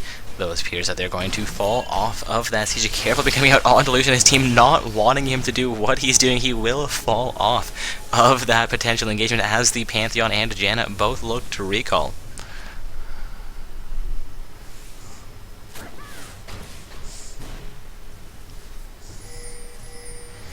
Pains will reside down the mid lane again, looking at that mid lane siege. Potentially Janna will return with Lucian and Ziggs there as well. Panzer makes his way out into the mid lane with Malphite not too far behind. We'll see if we're going to have a 5-man siege being mounted from Team I Will Miss Jaja. Again, guys, this is I Will Miss Jaja on the purple side with Team 4 Saint Beasts on the blue side. Pantheon clearing a little bit of vision control from the blue side. Dropped his Visite ward over the wall. Lucian looking to continue exerting pressure into the mid lane here. Jinx looking to stop them. Morgana will throw the Dark Binding. The Dark Binding not quite connecting onto Lucian. Lucian with the Jinx with the taunt comes in from the R. Lucian into half HP, but they're not going to get a solid engagement down here. Both teams looking to keep their mid lane inner turrets alive. Dragon being pinged out by the blue side, while purple team has pinged out into the upper half of the purple side jungle as well as towards that mid lane inner turret. Again, they're going to continue trying to siege down onto this turret, though Bear Dragon is up in about 30 more seconds. Pantheon has engaged onto Baron, Malphite, and Lucian coming in from the side. Ziggs and Janna still in the mid lane. Gnar looking like he might respond, but they may know that this is happening. Janna and Ziggs making their way towards that Baron as well. Baron down to half HP. Gnar making his way towards the river. Morgana in range to us, and the Baron has been cancelled by the purple side. They're going to make their way back into the river here. Call that one a failed attempt. Morgana throws a Dark Binding, but again does not connect. The cesspool will come against a little bit of damage onto Team I Will Miss Jaja. Jarvan 4 going to lance himself over that wall, looking to re-engage. Will throw the ultimate onto Lucian. Lucian will quickly go down. It's not going to be a 5-versus-4 situation for Team 4 Saint Beast. Are going to ping out that dragon that has just come back up onto the map. Securing that one kill should allow them to fairly safely take dragon, but Team I Will Miss Jaja has been doing fairly well as well so far in this matchup. They may still be able to contest it. No, it appears this will be an uncontested dragon. That evens out the dragon score between these two teams. Team 4 Saint Beast has a 1 turret advantage despite being down by 4 kills. They are down still 3,000 gold, but they were down 5,000 a few short minutes ago. Looking to make themselves a comeback into this game.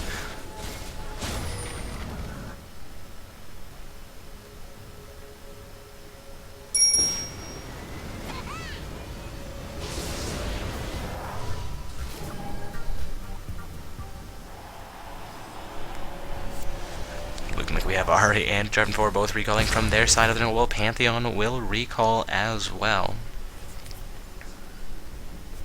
Also, guys, I do apologize for my silence periods. I somehow managed to skip lunch today, and I'm feeling, not quite as hot as I normally do throughout the remainder of the stream. We've been going for about 3 hours now. I've got another 2 hours or so to go.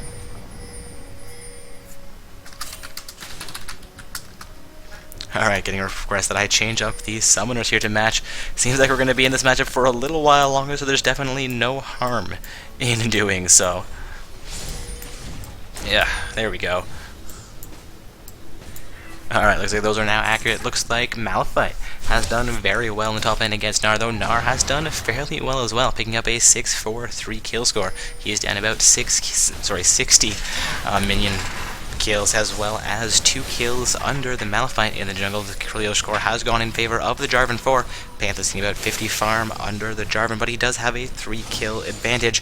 Mid lane Ziggs has definitely won out over the Ahri. Though he has no kills, he does have 15 assists, and he is nearly double the Ahri's farm score right now. In the bottom lane, things have been fairly even between those two champions, Lucian and Jinx, farming at more or less an even rate, only a 5 CS difference between those two summoners. But the kill difference is going to be 2 kills apiece. Lucian has died 2 more times than the Jinx, but he has picked up 2 more kills. Then she has their assists are also fairly even in the bottom lane. Deaths are even, for the supports, deaths are even, with assists being definitely in favor of the Jana. I'm going to stop going over my poor analysis. A team fight has broken out here. The ultimate came through from the Ziggs. Jinx will go down as Malphite goes full ham. Picks up the double kill onto Morgana, but Ziggs ends up going down in the end. He will pay for his team's advances. Malphite picks up the triple kill onto Ahri. Someone else will go down there, but it is going to be Lucian picking up the kill onto Gnar. Now Jarvan 4 all by himself, being pursued by 3 members of Team I Will Miss Jaja. And we'll see if they have the card control and the damage to finish off this Jarvan 4. Yes, that will be an ace for I Will Miss Jaja. Now looking for this mid lane inner turret.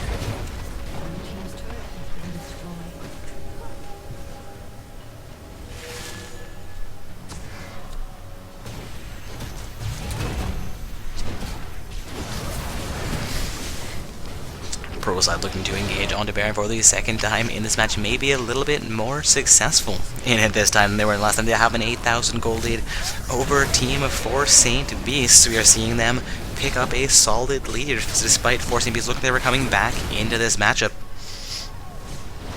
Morgana coming into range to contest, but the Death Rocket coming out as well. Morgana could be in trouble. Yes, will go down to the Pantheon. No, to the Lucian.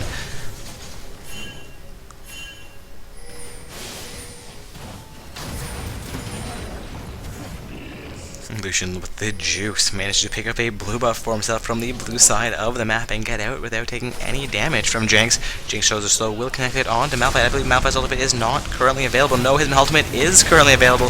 Will jump directly back on Jinx. The flash comes out from the Jinx. The Zhong comes out from the Malphite. Jarvan 4 has already gone down. Jinx will go down as well as Lucian picks up a double kill. 4 members of a Team of 4 Saint Beasts have just gone down. Only Gnar remaining alive. Going to continue engagement against 4 members of a Team I Will Miss Jaja, and Pantheon will go to clear out the minions in that top lane. Looking for the top lane inner turret here for their team. Alright, and it looks like Team Rookies has defeated Team Calvin Trolls in round 3 of play. So our semifinals matchup is now ready to go. Unfortunately, we'll be leaving this matchup to get our proper matchup started off, but these guys got a little bit of attention here. We'll see who wins, makes their way into the finals matchup. Actually, looks like that matchup has just been reported to us. So with the 3 minutes of spec delay, the matchup only has 3 minutes left in it at the very most. Not a terrible time to be leaving. Again, that was, I guess I didn't say it yet, but I will say it. That was I Will Miss Jaja emerging victorious over 4 Saint Beasts in their semi-finals match. Going to double check who the team members from Bronze 5s are. Make sure I go to message the right people here. Yes.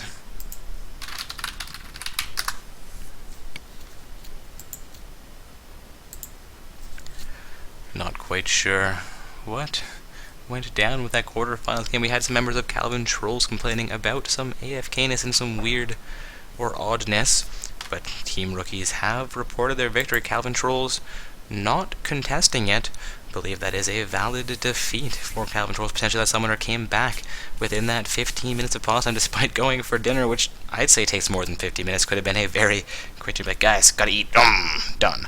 Alright, anyways, that matchup did conclude.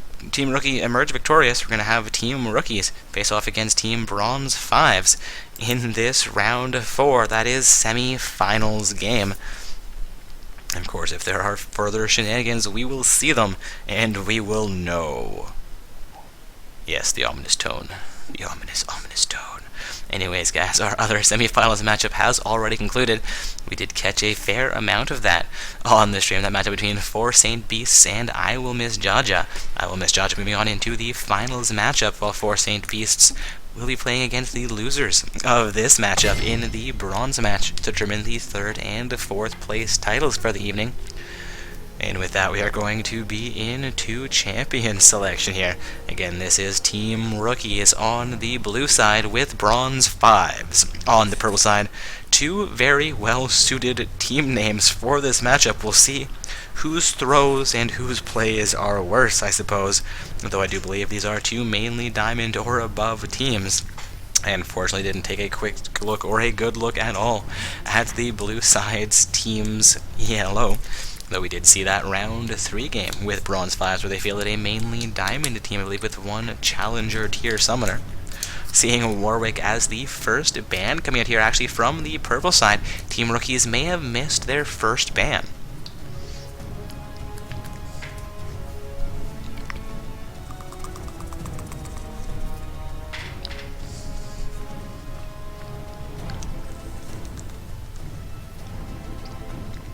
Four seconds remaining for a ban from Magic Stone to come out. Zed will get banned out at the very last moment there. Again, guys, this is Team Rookies on the blue side with Team Bronze 5s on the purple side. Katarina, now banned out by Bronze 5. Aurelia will be banned out by Team Rookies, and indeed they did miss one of their bans. No, purple side managing their last ban here. It may go back over to the blue team. I'm a little bit confused here. We'll see if it goes directly to X Magic Stein looking to lock in a champion, or if he gets one more ban at the end of this, and I'm just crazy.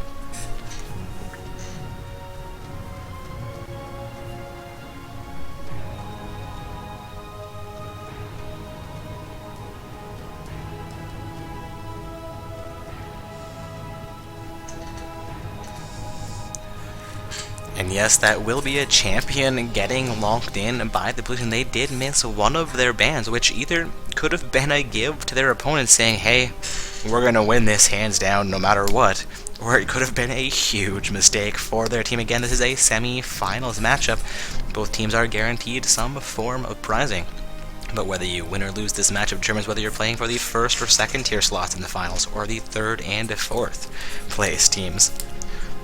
Again, that is Nami, locked in by Magic Stein on Team the Rookies, with Iotiu and Diane Peng hovering over a Lucian and Lee Sin, but the Lee Sin will be locked in here. Also, guys, as we get into the spectator delay, I'm going to be taking a quick 3-minute break once again.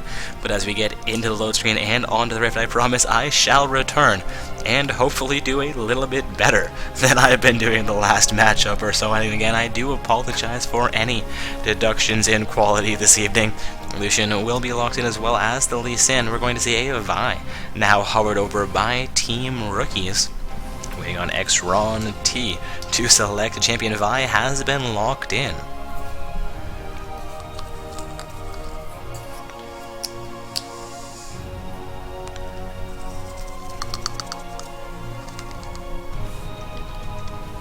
Still waiting on X-Ron T to show us a champion selection here.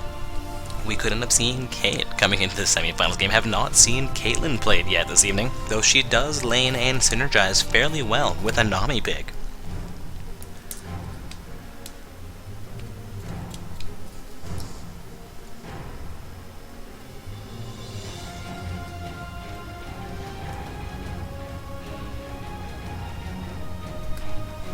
Getting a question to chat about what happened to Tip Top Fiora.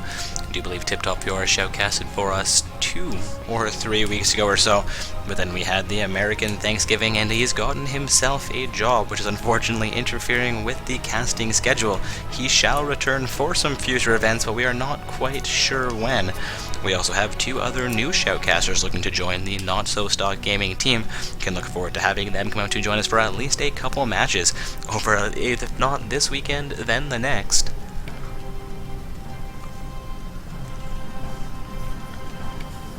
Seeing a Janna locked in here by Unknown Caller. This will be the second game we can see with a Janna played into it. We've seen her banned out fairly consistently through most matches.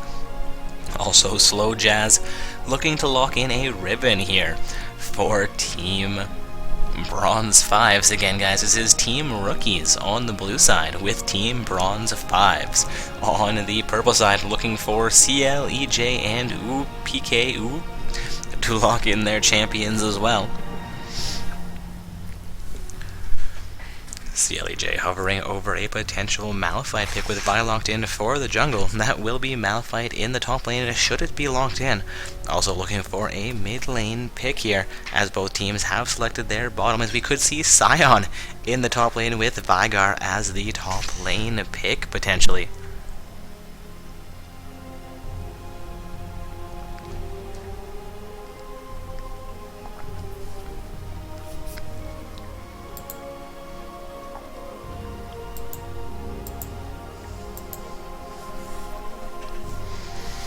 Waiting on the Sion on Veigar either to get swapped out or locked in here. Veigar will be swapped out for a Fizz pick.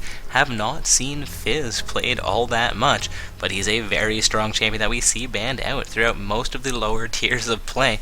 It's going to be Fizz and Sion locked in for the mid and top lanes respectively, waiting now on Rorka to show us a mid lane champion for Team Bronze 5s.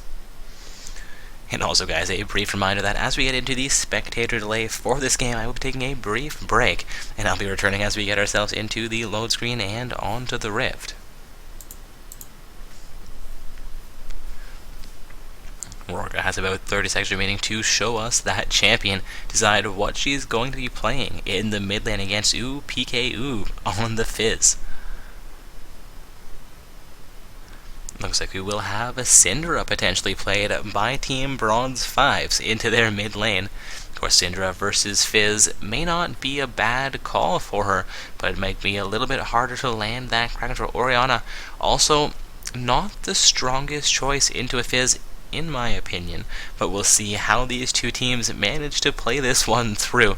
Also, we've got into that 60-second period where summoners can finalize their runes masteries and their summoner spells, and after that we'll be into spectator delay and then on to the Rift. So while I'm here, guys, I'm going to take a quick look down these team rosters, and then as this time period does expire, I will be taking a quick 3-minute break and returning as we get on to the Rift. Looking like blue side has gone for the Jinx Nami bottom lane pair with a Fizz in the middle, Sion as their top laner, and Vi playing from the jungle. Two fairly decent tanks, a great assassin from Fizz, and a fairly standard balanced bottom lane pair from the Jinx and Nami. Also, the Lucian and Janna bottom lane pair is fairly strong, and Lucian highly mobile, while Janna has the crowd control he will need. Orianna, not the assassin that Fizz is, but with a huge amount of utility for her team, while Lee Sin is going to be a tiny bit of an assassin with a huge amount of utility as well. Riven has large snowball potential. Lee Sin and Riven looking to be the tanks for their team. Again, guys, this is Team Rookies on the blue side and Team Bronze 5s on the purple side. This is the semi-finals matchup for Not So Stock Gaming's Open Bracket Tournament, and I shall return momentarily.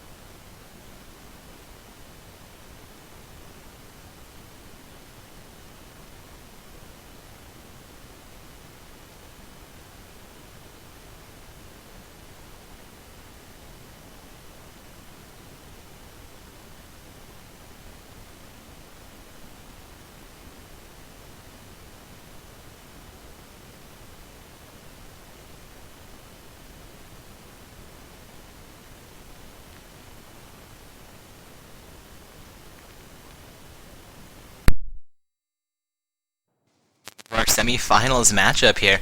Looks like I'm going to enter a little bit late in this game, but only about 30 seconds late here, so not the worst case scenario. Everybody has personal items making their way onto the map currently. Looking like ProSide is going to set up for an early invade here. Might get spotted out. They are waiting in the correct position. Riven will engage onto the Nami. Misses that first kill, but Nami will go down. First blood goes over to Lee Sin. Not a bad place for first blood to go, though it could have potentially been put a little bit better onto their mid or top laner. Still a great play for Team Bronze 5, seeing themselves first blood against Nami. Again, guys, this is Team Bronze 5s on the purple side with Team Rookies on the blue side. Fizz says, GG, we lose. But we'll see exactly how they play this one through. First blood does not mean everything.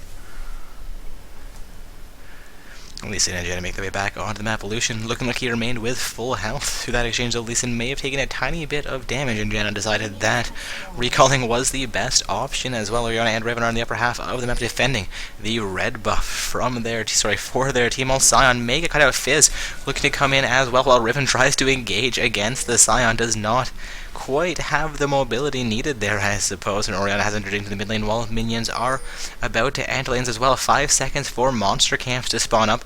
We're going to be seeing the blue team setting up for their Grug camp and opting not to start out with the shield from the bottom lane inner turret. They may not be aware of that trick, which is a tiny bit unfortunate for them. They could have given Vi a tiny bit more of an advantage at this early point in the game. Lee Sin has started with his Grump camp, is going to be onto his blue buff now as well. Jan and Lucian as well as the Nami Jinx pairs are into the bottom lane. And speaking of lanes, it's about time I get the scoreboard reorganized here.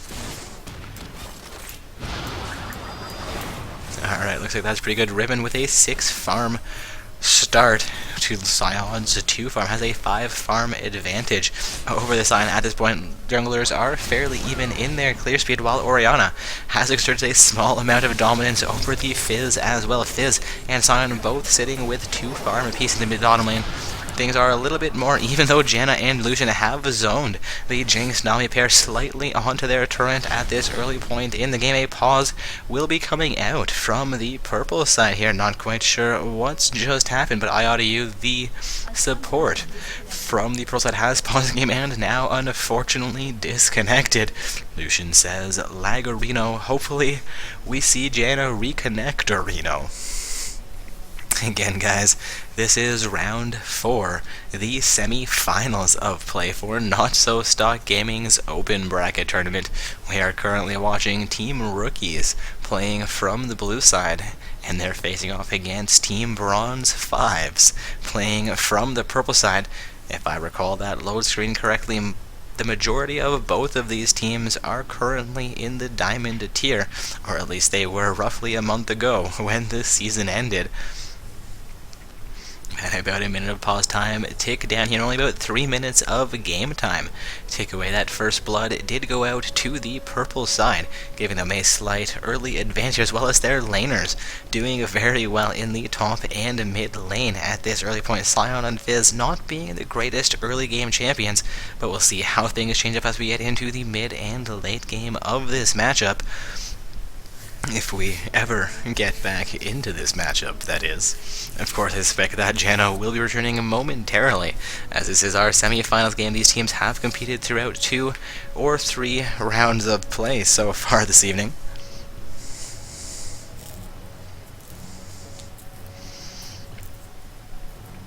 Taking a look down the team compositions again, it is going to be Sion versus Riven.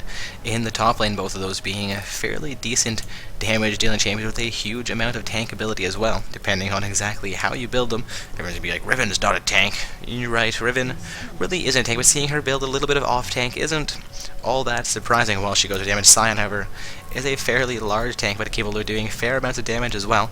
In the mid lane, we have the Fizz versus Orianna matchup, where Orianna is able to dish out large amount of damage, but her main focus is utility for her team in the large wombo combos she can set up. Fizz, of course, is a huge assassin champion, going to be highly mobile, difficult to target. in the mid junglers are going to be Vi versus Lee Sin. A little bit of a difference between those jungle styles, but not a huge difference. Both of them being utility tank junglers, leaving us to the bottom lane where Janna has actually reconnected into the match. We're going to have that pause timer ticking down. It's going to be Lucian versus Jinx. Lucian with a little bit more mobility, Jinx with a little bit of more CC in her kit. Nami versus the Janna, both of them with a fair amount of CC, though I believe Janna may have a slightly stronger heal than the Nami summoned into a chat. Feel free to correct me if I'm wrong about that one, though. Lucian dashes in onto the Jinx, gets the double shot, however he will be poked, gets taken down by the bubbles, gets locked down by the bubbles, I apologize. The poke from the Jinx will connect as well, however he gets a bit more poke back onto the Jinx here. Sion being pressured back into the turret, Riven with roughly a 7 farm advantage over the Sion, and again coming in from Vi into the top lane. Looks like Fizz has managed to catch up with Orianna, doing a fairly good job of farming under his turret despite being zoned on the turret again, doing a fairly decent job there. Top lane going to have a gank in a counter gank situation. Emerging Lee Sin looking for that kill onto the Vi, but Vi, despite Ignite being on her, will remain alive. The Vi doesn't get in range of the outer turret.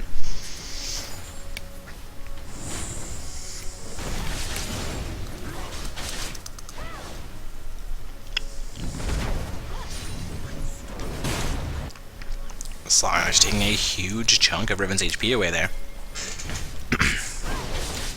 Renner will come back in against Sion, gets the stun. Riven down below half HP. Sion down to about half HP in the mid lane. Fizz is down just below half HP, while Orianna is fairly healthy. We see Vi making her way towards the bottom half of the map. No will recall from behind that mid lane outer turret. Jinx a bit of poke onto Lucian, while Janna, I believe, may have been looking to recall there, but may have just been looking to push some buttons while she waits in the bush. Janna shows herself against Nami. Nami looks to engage it, but does not manage to get the auto attack before Janna disappears back in the bush, and Riven will re-engage in the top lane. Sion, also being out of mana, is fairly low in health. Now Riven will have a slightly better sustain, at least throughout the early portions of the game. Orianna getting a bit more poke back onto Fizz. Fizz having trouble getting into range. Orianna has once again picked up a 10 farm advantage over Fizz, while Sion has nearly caught up in farm with Riven. Will be forced to recall from the top lane, while Riven may look for some top lane turret pressure, or may look to recall as soon as she clears out this wave. Lucian locked down by the bubbles, stopped on to the chompers. Going to see him not take quite as much damage as I would have expected, but Janna steps onto a chomper as well, taking a little bit of additional damage. Will activate a health potion. Nami has just reached level 4. We're going to see level 4s across the board, I believe, except for Riven, who is just, I was going to say level 3, but it'll be, let's say, 5 on my screen. Yes, Riven reaching level 5. Orianna also reaching level 5. Is going to be both mid laners and top laners reaching their 5th level, while junglers and bottom lane are slightly behind. A gank coming in from the Vi. Lucian locked down by the bubbles, will flash to safety. Janna now being engaged onto by all 3 members in the bottom lane from Team Rookies. Lee Sin looking to come in for a counter gank, actually falls off of that initiative as Vi makes her way towards the Travis, potentially he being spotted out. Looking at the wards placed down on the bottom half of the map, it is only a blue side ward placed into that bush, so indeed Lee Sin would have been seen in that trap. Sion going for a little bit more damage here, misses the Riven, however getting a little bit more damage onto the creep farm. We get a bit more damage back on Riven as Riven continues hammering away onto Sion. Sion may be in trouble here, waiting for some cooldowns from the Riven. Sion reaching level 6 here will not quite be enough. He chooses to use his ultimate to get himself to safety after flashing away, after Riven falls off of that engagement, but his ultimate gets him to the inhibitor turret in under 3 seconds. That is a very fast run for the Sion. His ultimate potentially being even faster than a recall there. We're going to see Vi coming in for a gank in the middle, while Fizz getting a fair low. Orianna has Ignite onto her ultimate, will come out, but she will go down. We are now seeing a 1-4-1 kill score between these two teams. Team Bronze 5s has nearly a 1,000 gold lead at this point. And again, we are about 7 minutes into the match. We've seen 1 kill go over onto both teams. No turrets and no dragons yet taken from the map.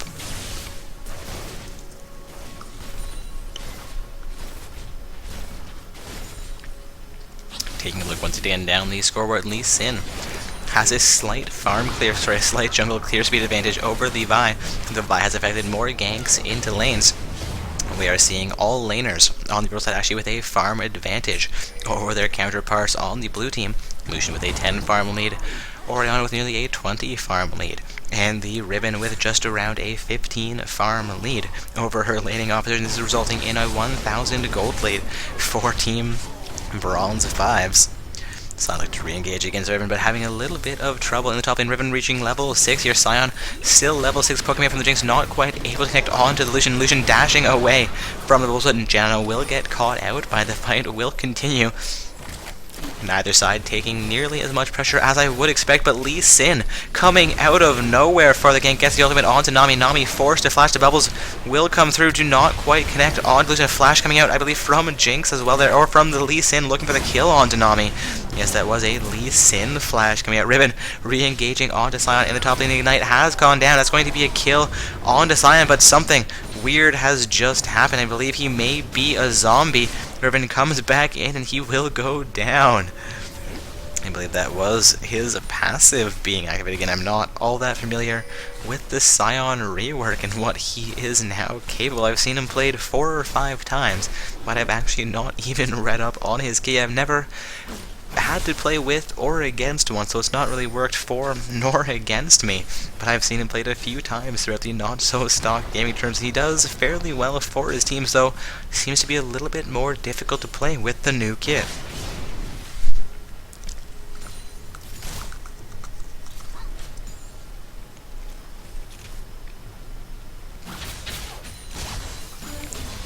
Oriana managed to get a little bit of damage onto Fizz in the mid lane. Fizz trying to get in range to get as much farm as he can here.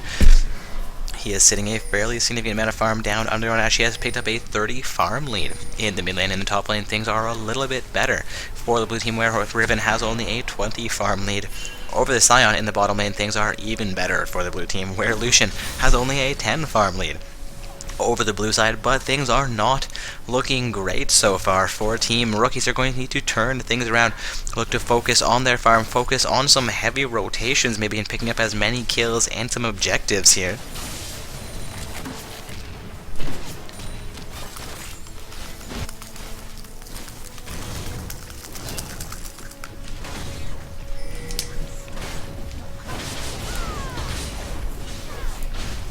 Of course, as I say, objective, Sion attempts to siege onto Ribbon's top lane. Out of her will utilize his ultimate to escape that fight as Ribbon comes in from the side. Violet can make her way onto the top half of the map.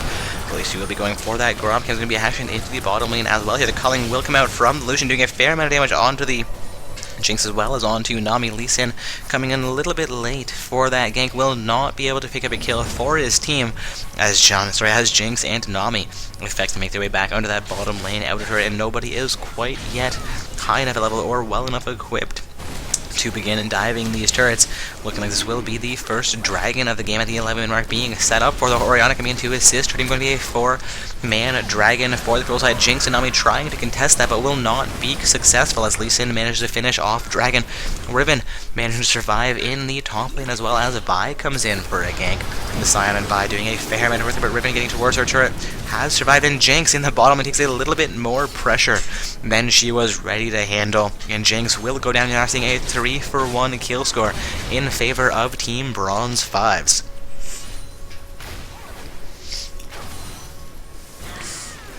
Oriana was looking to engage her. I'm a little bit surprised that the Vi and Fizz didn't counter-engage onto Oriana, but Lee Sin was in the wing, waiting to finish off. Vi with about 50 HP, a shield comes out from that inner turret, and she will remain alive, despite Lee Sin nearly picking up a kill there. Oriana's ball will come out, gets Fizz down to about 400. Lee Sin potentially looking for an early dive here. Fizzing behind the turret will be forced down a little bit farther, but Lee Sin has fallen away from the mid lane, making her way towards the bottom lane, looking to steal the Krug camp from the blue side. Jinx and Nami walking right past him. If they had opted for their Krug camp as opposed to heading directly back in lane, could have potentially picked up a kill on Lee Sin. Sleeper will come out, he'll clear out the site ward here. Jinx and Nami opting not to respond onto Lee Sin. Janna coming into the map from the mid lane will make her way back towards the bottom half of the map, while Lucian also makes her way back into the bottom lane here. We are seeing Ribbon and pressure against the Sion in the top lane, about 30 farm up on the Sion, while Oriana is nearly double the Fizz's farm, sitting with 100 farm while he is just below 60. She has just over a 40 farm advantage over the Fizz at this point in the game. We are seeing Lucian still only 10 farm above the Jinx. Jinx seems to be doing the best from Team Rookies. We'll see if Jinx can be their saving grace. When she gets excited, she can snowball a little bit, and that super mega death rocket can become a mega death rocket. Of course, going from super mega to mega is not the greatest choice, but you get the emphasis. Sai looking to contest against Raven in the top lane, will clear out that mid-wave. No, gets stunned out while trying to get that skill off, I believe. Will be stunned a second time while trying to cast that skill. Looks to throw the minion back towards Raven, will throw them in. Raven comes back in onto the side and chunks him down a little bit further, and re-engaging against him and clears out all 3 AD minions in one hit, with Fizz and Vi making them in the top lane. I believe they have been spotted out. Fizz has been spotted out at the very least by the Riven sight ward. Fizz and Sion in the top lane, and Vi now going to be spotted out by the Riven. Should at this point realize she's in a huge amount of trouble. The ultimate comes out from the Fizz. She will quickly juke back into that upper mid portion bush in the top lane, but 3 versus 1 is a little bit too much for Riven to handle. I believe that is Fizz picking up the kill. Yes, Fizz are the only kills for his team so far, while Sion, Jinx, and Nami have all died, and Vi has picked up 2 assists without dying nor picking up a kill for herself. Handing the gold over onto Fizz is a great choice for the team, as if they can get him snowballing, get him a little bit more powerful, him and Jinx may be what their team need to win this matchup. The Culling will come out from Lucian in the bottom lane. The John takes a number of turrets there, and the Super Mega Doc comes out, not quite able to connect onto Lee Sin. Lee Sin throws the Q, connects it, however, onto a minion as opposed to the Jinx he was aiming at. While we have Vi being tested onto by Orianna in Vi's jungle. Orianna going for some heavy countering here. The ultimate comes out from the Orianna. That's going to be enough to secure a kill for Team Bronze 5s. Looking like Lee Sin will pick up a red buff from the blue side of jungle as well here, unless he hands this over onto Lucian. Yes, Lucian will pick up that blue side red buff Jinx, and Nami looking to recall from the bottom lane here. While we have 3 members of the pro side looking to make their way into the mid lane. They are taking down that mid lane outer turret, looking for the mid lane inner turret as well here, potentially.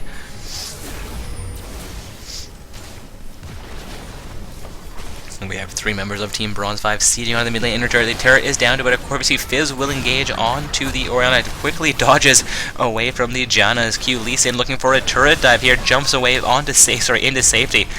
Utilizing the Lee Sin. The ultimate comes out from the Fizz. The ultimate coming out from the Nami. Lucian will go down. Janna being re-engaged onto by Fizz. Fizz may pick up another kill. There's going to be a double kill for the Fizz. Now with all 4 of his team's kills, he has evened out the kill score solo or single-handedly. And Orianna will pick up a kill onto Jinx, giving them an advantage once again into this matchup. They are up about 3,000 gold as well, with those 2 turrets to 0 so far. Riven engages onto the Vi. Vi will quickly go down to Riven, and Sion is not quite able to get in range time. Fizz potentially looking to engage onto the Orianna, will make his way back onto his side of the map, though, while Orianna looks to recall. Orianna actually cancels the recall, and Riven will re-engage onto Sion in the top lane. Riven looking to clear out the vision ward here. Fizz is looking to respond. That his sight ward comes down from the Sion as well. When Zeeping coming out onto Fizz, Nami is in range to assist him. Fizz begins to recall from his side of the jungle. Riven will do the same, but from the river.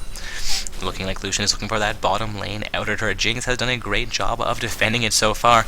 We'll take a quick break here to clear out a vision ward before returning into the bottom lane, looking to defend against the Lucian. Nami is coming down to assist her as well, while Sion has been left in the top lane to get as much of a farm lead as he can, or catch up in farm as much as he can over them, but it looks like he will clear out that wave and actually make his way towards the mid lane, where we have Orianna and potentially Riven as well, looking to siege into this mid lane, while we have Lucian and Janna in the bottom lane. Lee Sin looking for that crowd camp, potentially looking for the Jinx and Nami as well. He has been spotted out. Jinx will engage, Nami will engage well. Lee Sin ward hops away from the bubbles coming up, but Lucian is going to succeed taking down the bottom lane outer turret. Lee Sin being exactly the distraction he was looking to be there.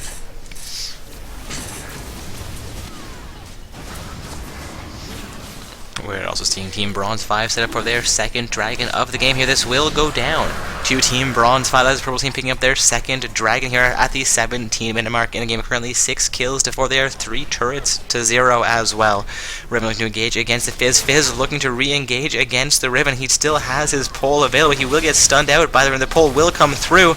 Riven's getting a huge chunk of her HP taken down by the Fizz ultimate, as well as Ignite coming through, but 4 into 1. Fizz is not strong enough despite being a 4-0. You can't go 4 versus 1, even as a Fizz in that position. It's going to be a killing spree for the Orianna. Also coming out from the Nami, but Nami will go down despite doing her best to save her team. Going as the other teammates going down as Orianna picks up a double kill. Sion has been delayed, but his passive is doing a little bit more damage as Lee Sin succeeds, however, in picking up the mid lane inner turret. Jinx, with most of her HP remaining, is looking to contest and defend this mid lane inhibitor turret, but is going to take a huge amount of damage from the ball coming in from Orianna, as well as a Q coming in from the Lee Sin, but the Q does not connect.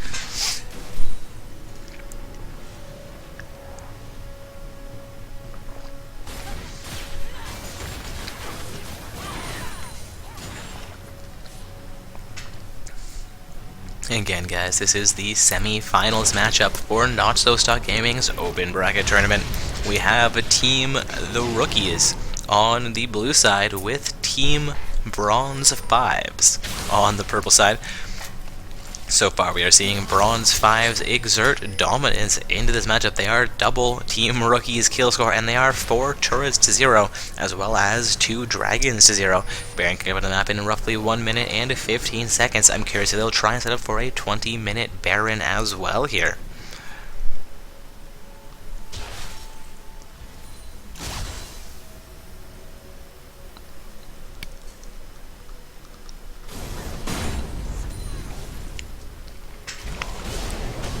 Sion attempting to relieve some pressure from the top lane will be engaged onto by Riven, and Janna will be there to assist him. If we can have a Q coming up from the Janna, there may be a kill onto Sion. Riven going to try and go full ham there. I do not believe Ignite will be quite enough, and Fizz has come into the ultimate from Fizz will connect onto Riven, but not quite be enough for him to pick up any kind of damage there.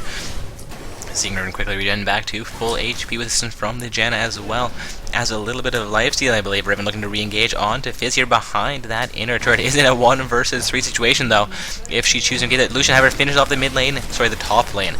Inner turret, he comes up from the Janna, not able to connect onto any members of Team Rookies.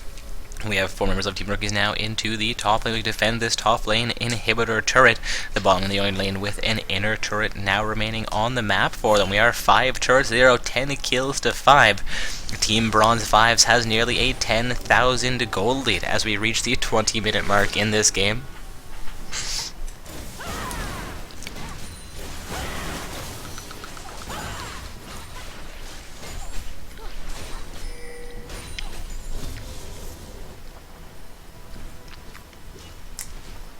Riven declared a vision ward placed down by the blue side will be spotted out that we may see blue team looking to respond. I believe Lee Sin was spotted out as well. We have Orianna as well as Janna. Now Lee Sin as well hammering away on this bottom lane inner turret. Lee Sin caught out by those 4 members of Team Rookies, going to engage and make that 5 members of Team Rookies, taking down the Lee Sin. Q comes out from the Janna as well. The ultimate coming out from the Orianna. Ultimate comes through from Nami, and Fizz will come in for a little bit more damage, but Orianna is unstoppable. Picks up the double kill. Jinx and Fizz both coming down. Riven coming in a little bit late will pick up the kill onto Nami. Sion will go down as well as Orianna picks up a triple kill.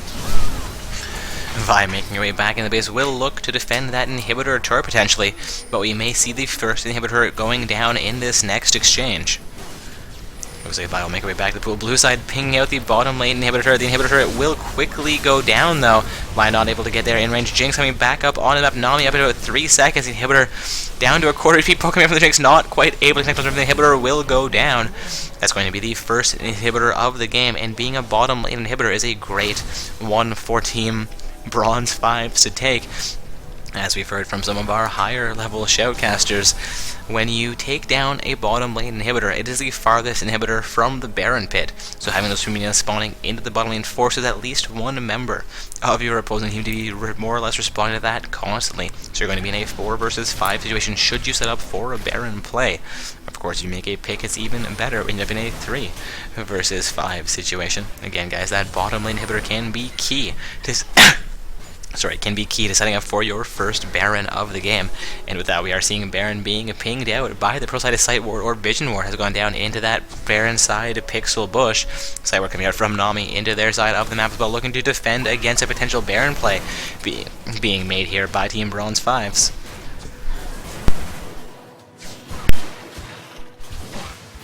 May be able to contest against Fizz. The ultimate not quite able to connect onto lead there. Fizz now down to half HP. Ignite coming out onto Fizz. The Q from Janna able to connect via Nami clearing out the blue buff wall. Sai makes way towards the top half of the map. We're going to see 5 members of the Team Bronze 5s making their way down in the mid lane here, as opposed to setting up for a Baron and securing their last 2 turrets of the game. They're going to look to siege down in the middle, securing the turrets the hard way.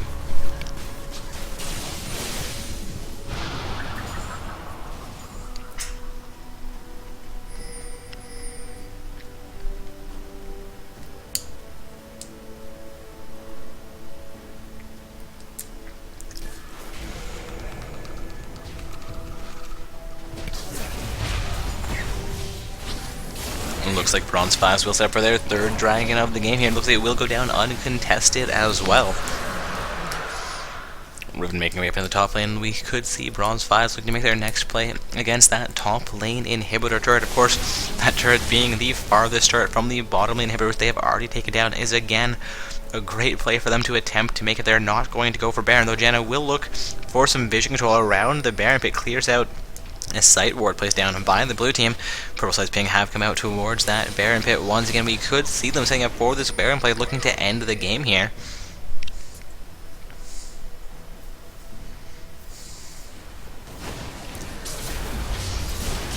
Baron has been engaged by the Riven. She's going to be assisted by all 4 other members of her team. The blue team is going to look to contest. The Scrying Orb has come through. They have been spotted out here. Sion will come in to range, a little bit of damage coming in from the Orianna potentially.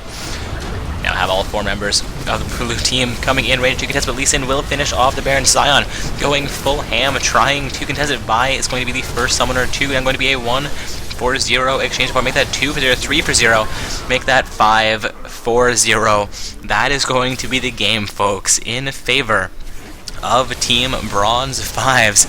Lucian picking up a quadra kill there. No penta, no penta.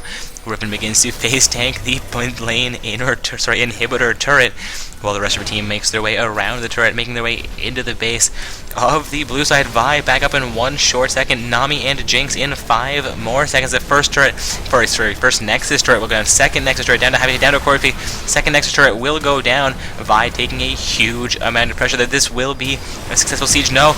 Nexus down to half HP. All 5 members of the blue team are back alive. The exhaust comes out onto the Lucian. Double kill coming out for the Jinx. Lee Sin down to 200 HP with the Nexus. Yes, the Nexus does go down there. That is going to be a victory for Team Bronze 5s in the semi-finals of play. Looks like they're going to be facing off against Team I Will Miss Jaja in the finals.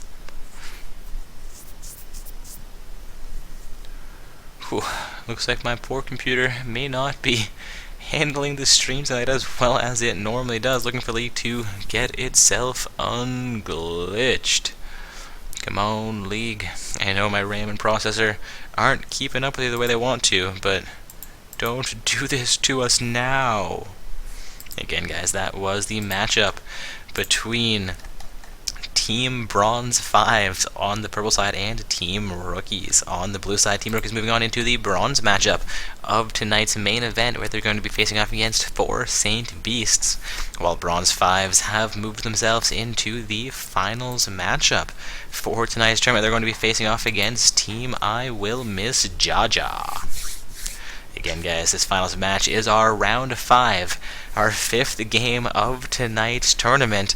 Looking down the bracket, I Will Miss Jaja started out in round 1, so they're on a 4-game win streak to get here, while Bronze 5s actually start out with a round 1 bye on a 3-game win streak to get here, though both teams have made their way into the finals matchup. Both teams are undefeated throughout tonight's tournament. One team does have to lose this game.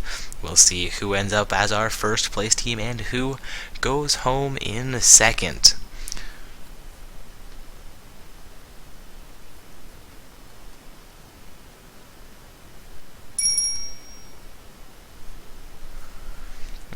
like the finals matchup for our secondary tournament has just concluded as well, with Asian Legion defeating Team No Devotion, waiting on the matchup between Psionics and Team Z-Pi to conclude to determine the third and fourth place teams in that event as well. Of course, we're waiting on the bronze match as well as the finals matchup in our main event to conclude, as we just caught the end of our second semi-finals match for this evening, and we are currently sitting in the lobby for our finals matchup while the bronze match is getting itself started as well. Seeing a total of 5 summoners currently, seeing as lobby 4 members of Team I Will Miss Jaja and 1 member from Team Bronze 5s. Maybe I should join Bronze 5s. Show off my Challenger tier ranking. Yeah, with my little silver icon. Maybe I should hide the icon. Yeah, let's not be silver. What should I be? What should I be, guys? Let's be a champion. Or an all-star? 2014. There we go. I'm going to be 2014. And now I can look like a real challenger. Alright, enough about me, though. Back to the matches at hand. We are heading into round 5 of play, the finals matchup for tonight's Not So Stock Gaming Open Bracket Tournament. We're going to be having teams I Will Miss Jaja on the blue side, and they're going to be facing off against Team Bronze 5s on the purple side. Again, for anybody who caught their quarterfinals or their semifinals game, Bronze 5s is definitely a misnomer for their team, as they are mainly Diamond tier summoners with that one Masters or Challenger trim showing as well, and they have performed very admirably through the 2 rounds we've gotten to see so far, at least.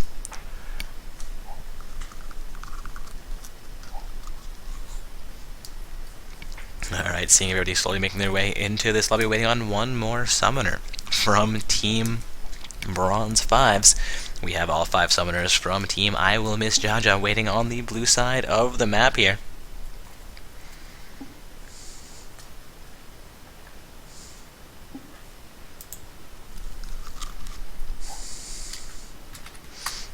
I'm getting reports that July 8th was previously Propaganda Panda. The website may be showing the wrong name for that summoner. We can get that updated on the brackets as well.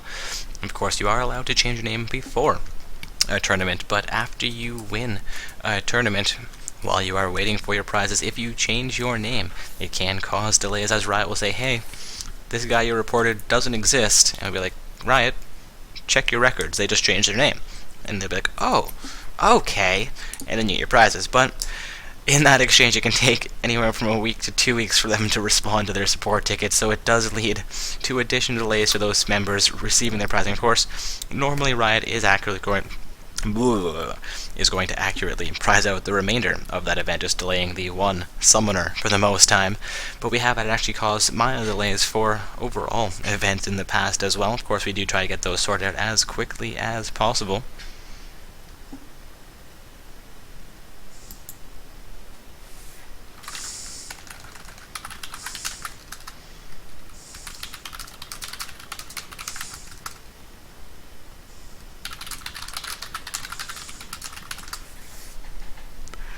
Apologize to my side there, guys, getting a little bit of banter within random. Who is Elvish Gleeman? Elvish Gleeman is a member of Team 4 Saint Beasts, also a member of the ranked team My Name Doesn't Meta, the very reason that I am currently sitting in the Challenger tier. As for anybody who's not aware, I'm actually a silver ranked solo queue summoner. One of our tournament participant teams who achieved the Challenger ranking was, hey Dark, you want to join our team, show off a Challenger rank for a while? I was like, you know what, you got a free slot, I'm not going to turn down the chance to be Challenger for a while.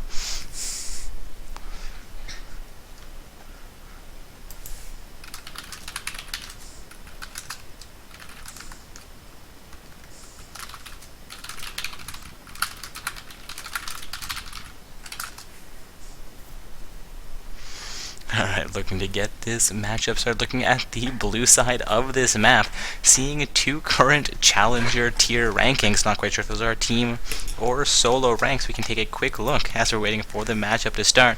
We have 338 wins in the Challenger tier. I believe that will be a solo queue Challenger.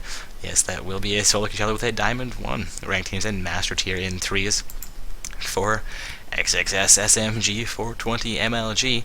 Also, we have Giant Enormous Noob, but with 69 ranked, I suspect that will be a team ranking. Yes, We have Challenger in 5v5 with Masters and solo queue as well as 3v3, so some fairly impressive rankings coming off of some of these summoners. Wondering if Sanjetsu is a solo queue master tier. No, there's going to be Diamond 1 in the solo queue with a master tier in 3v3s as well here. Another master tier summoner coming through. It's going to be a master tier in the solo queue as well as 3v3. Taking a look over at July 8th. Our last summoner from Team I Will Miss Jaja, again a master tier in solo queue, so one solo queue challenger as well as a number of master tier solo queue players, some decent team rankings for them as well. Looking down the purple side, we've seen a number of different diamond rankings here. Not quite sure if these are solo queue or team rankings. Looks like these are solo queue rankings for the most part, as is generally what we expect when we see diamond players. Sitting in diamond solo queue with gold team rankings, one platinum team, not too bad for IAutoU. Looking like a couple more platinum teams, another gold team coming through. All these rankings being their solo queue ranks, and no team for Rorka. He's playing on a team, but they haven't invited him to their ranked teams. That is a shame, I tell you. Alright, wondering what's going on with why this matchup is taking so long. Someone says, wrong chat, are you ready? Everybody's ready. Blue side is ready at the very least, waiting on a response from Team Bronze 5s. Yes, Bronze 5s are ready. We're going to be getting ourselves into this finals matchup. Again, guys, this is Team Jaja. Someone misses Jaja. Yes, I will miss Jaja on the blue side. I do apologize to I Will Miss Jaja. You guys don't deserve your name being butchered, but if I didn't butcher at least one name throughout the evening, it wouldn't be a real tournament. So again, that is I Will Miss Jaja on the blue side with Team Bronze 5s on the purple side. Also, hello to Tryhard Reedy in the Twitch chat. Seeing Zed quickly banned out here by I Will Miss Jaja, followed up by a Malphite ban coming through from Bronze 5s. I believe we did catch a bit of that other semifinals matchup, the matchup between 4 Saint Beasts and I Will Miss Jaja, and there was a very strong Malphite in that game, so that could be a respect ban coming out from Bronze 5s. Also, Aurelia being banned. I believe we've seen Bronze 5s play, so a second potential respect ban coming through, one from both teams so far this evening, as well as Warwick now being banned out by Bronze 5s, waiting on the third and final ban from Team I Will Miss Jaja.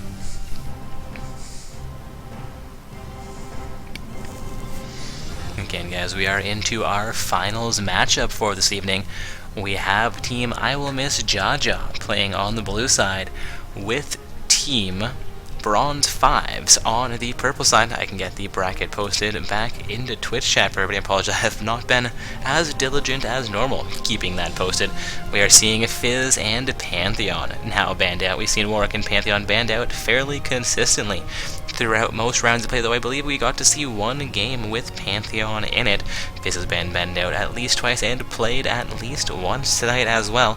Lucian will be first picked by Sanjetsu for Team I Will Miss Jaja, and the Janna and Lee Sin will quickly be locked in for Bronze 5s, leading back to Team Jaja selecting their champions. Nocturne will be locked in by Polks. Look like we have a jungler and an AD carry selected for Team I Will Miss Jaja, while we have the jungler and a support pick selected for Team Bronze 5s. SMG 420 MLG is going to lock in a Thresh pick, so the bottom lane and jungle will be finalized for Team I Will Miss Jaja. Looking for an ADC to be picked up by IAutoU or Unknown Caller for Bronze 5s, as well as potentially a top or mid laner from their team. Also, guys, a brief reminder that as we get into the spectator delay period, I'm going to be taking a quick break here, go refill my water, run off to the washroom. But as we get into the load screen and back onto the Rift, I promise I shall return and do my best to keep you all entertained throughout tonight's finals matchup. Again, this is going to be our finals match. The match is between a Team I Will Miss Jaja on the blue side and Team Bronze 5s. Yes, Bronze 5s on the purple side. IAutoU looking like he may lock in a Gnar with Unknown Caller hovering over a Nidalee pick. We could see the top and mid lanes selected here, as opposed to an ADC. No, Unknown Caller will swap that out for a Corki pick. The Corki will be locked in, and Gnar will be locked in as well. So we have the bottom lane pair as well as junglers, and now the top lane locked in for Team Bronze 5s, looking for a mid and a top laner from Team I Will Miss Jaja. July 8th is going to hover over some Yasuo for us. Have not seen Yasuo played at all in tonight's event, at least as far as the games that have made their way onto the stream are concerned. Waiting for Ginormous Noob now to select his champion. July 8th will swap the Yasuo out for an Orianna pick. Orianna will get locked in, so again, we will not get to see a Yasuo coming out in tonight's tournament, which is unfortunate potentially, but waiting on a top laner to be locked in for Team I Will Miss Jaja. Again, looking for Ginormous Noob to lock in that champion. Not quite sure what they're planning to field against the Gnar. It looks like it will be a Volley Bear heading to top lane. Not something we get to see played very frequently, but can be quite a strong pick into the top lane. We'll see how I Will Miss Jaja handles that lane. So their lanes have been finalized with Lucian and Thresh as their bottom lane pair, unless of course Thresh goes out into the top lane and Volley Bear ends up support.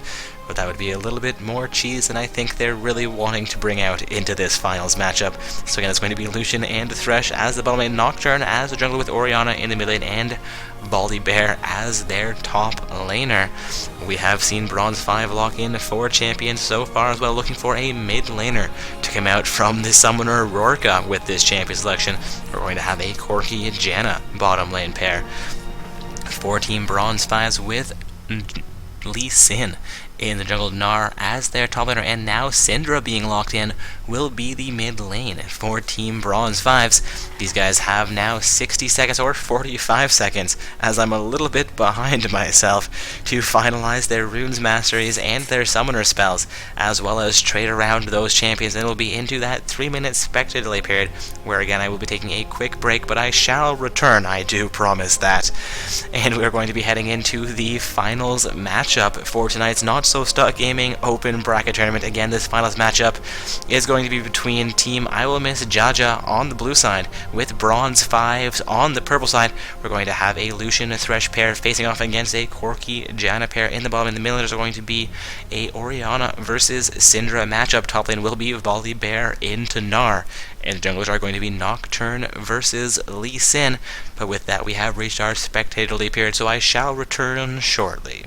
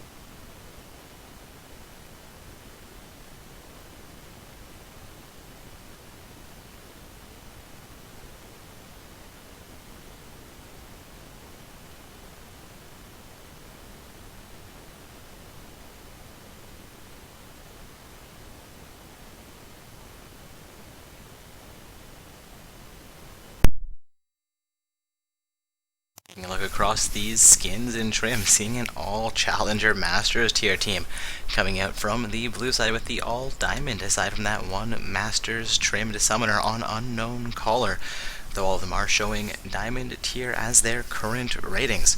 Again, this is our finals matchup for NSSG Gaming's open bracket tournament.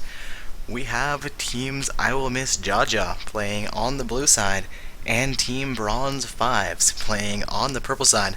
Looking like everybody is sitting at 100% here, so we should be onto the rift momentarily.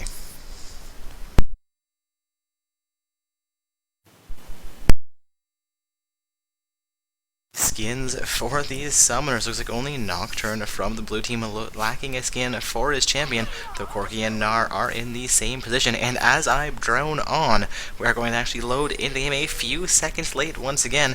Again, guys, I do apologize for the problems loading in here, as well as any kind of lag we may have experienced, and I've seen a few little graphic glitches. My computer's not handling the stream nearly as well as I would like it to be doing tonight. Seeing Scambit Twist and Twisha saying, I wanted to say well played, my friends.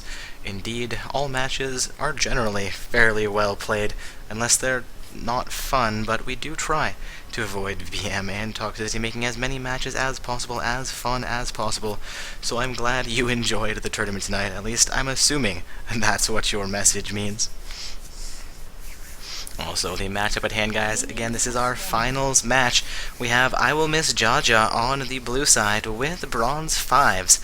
On the purple side, looking like we're not going to have too much level 1 shenanigans coming out in our finals matchup here. Only 10 seconds now remaining until the monster camps will be coming up onto the map, though Volibear extends fairly heavily against our Gnar, taking a fair amount of pressure from Volibear in this matchup. Looking for Volibear to take another boomerang there, and yes, the boomerang will come out from the Gnar, but he will only be slowed down a little bit, not quite enough for Gnar to get a second auto attack out there. Minions have reached the mid lane, and leashes have been applied for the junglers. Looks like Lee Sin has finished off his Gromp camp, while Nocturne has just finished off his Krug camp as well. The Janna and Corki pair are facing off against the Lucian Thresh pair, as both pairs get into the bottom lane at roughly the same time there. Also, speaking of our lanes here, I will once again reorder the scoreboard for everybody. Make sure that we get everybody into the correct positions here. And there we have it. Junglers finishing off their first and now second monster camps. We are seeing mid laners finishing off their first wave onto their second waves here. A little bit of action into the bottom as Thresh lands an early flay onto the Corki Janna pair. Going to hit level 2. The Death Sentence will come out, connects onto the Corki, follows it up with the flay, but the flay does not connect as Corki flashes away to safety. That would have more or less been kill secured, but Slow Jazz flashing to save his life. Lucian and Thresh doing very well in the moment, have now zoned the Corki and Janna effectively against her. I believe Lucian may have just reached level 6. No, not level 6, but level 3. I apologize, though he has not yet leveled up. Not quite sure what I was seeing as that animation. We're going to see Syndra and Orianna duke it out in the mid lane, where Syndra has a slight advantage currently. She has a little bit of a better poke down onto her and has roughly a 2 farm advantage over her as well. However, in the top lane, Gnar has been dominating Volibear so far, but Volibear does have an entire wave of minions against the top lane turret. Gnar will take 2 turret hits as Volibear throws him into range. That's going to be first blood going over onto the Volibear. So Volibear now down to 5 CS, is up by 1 kill. That is very well played by SMG 420 MLG in the top lane for the blue team.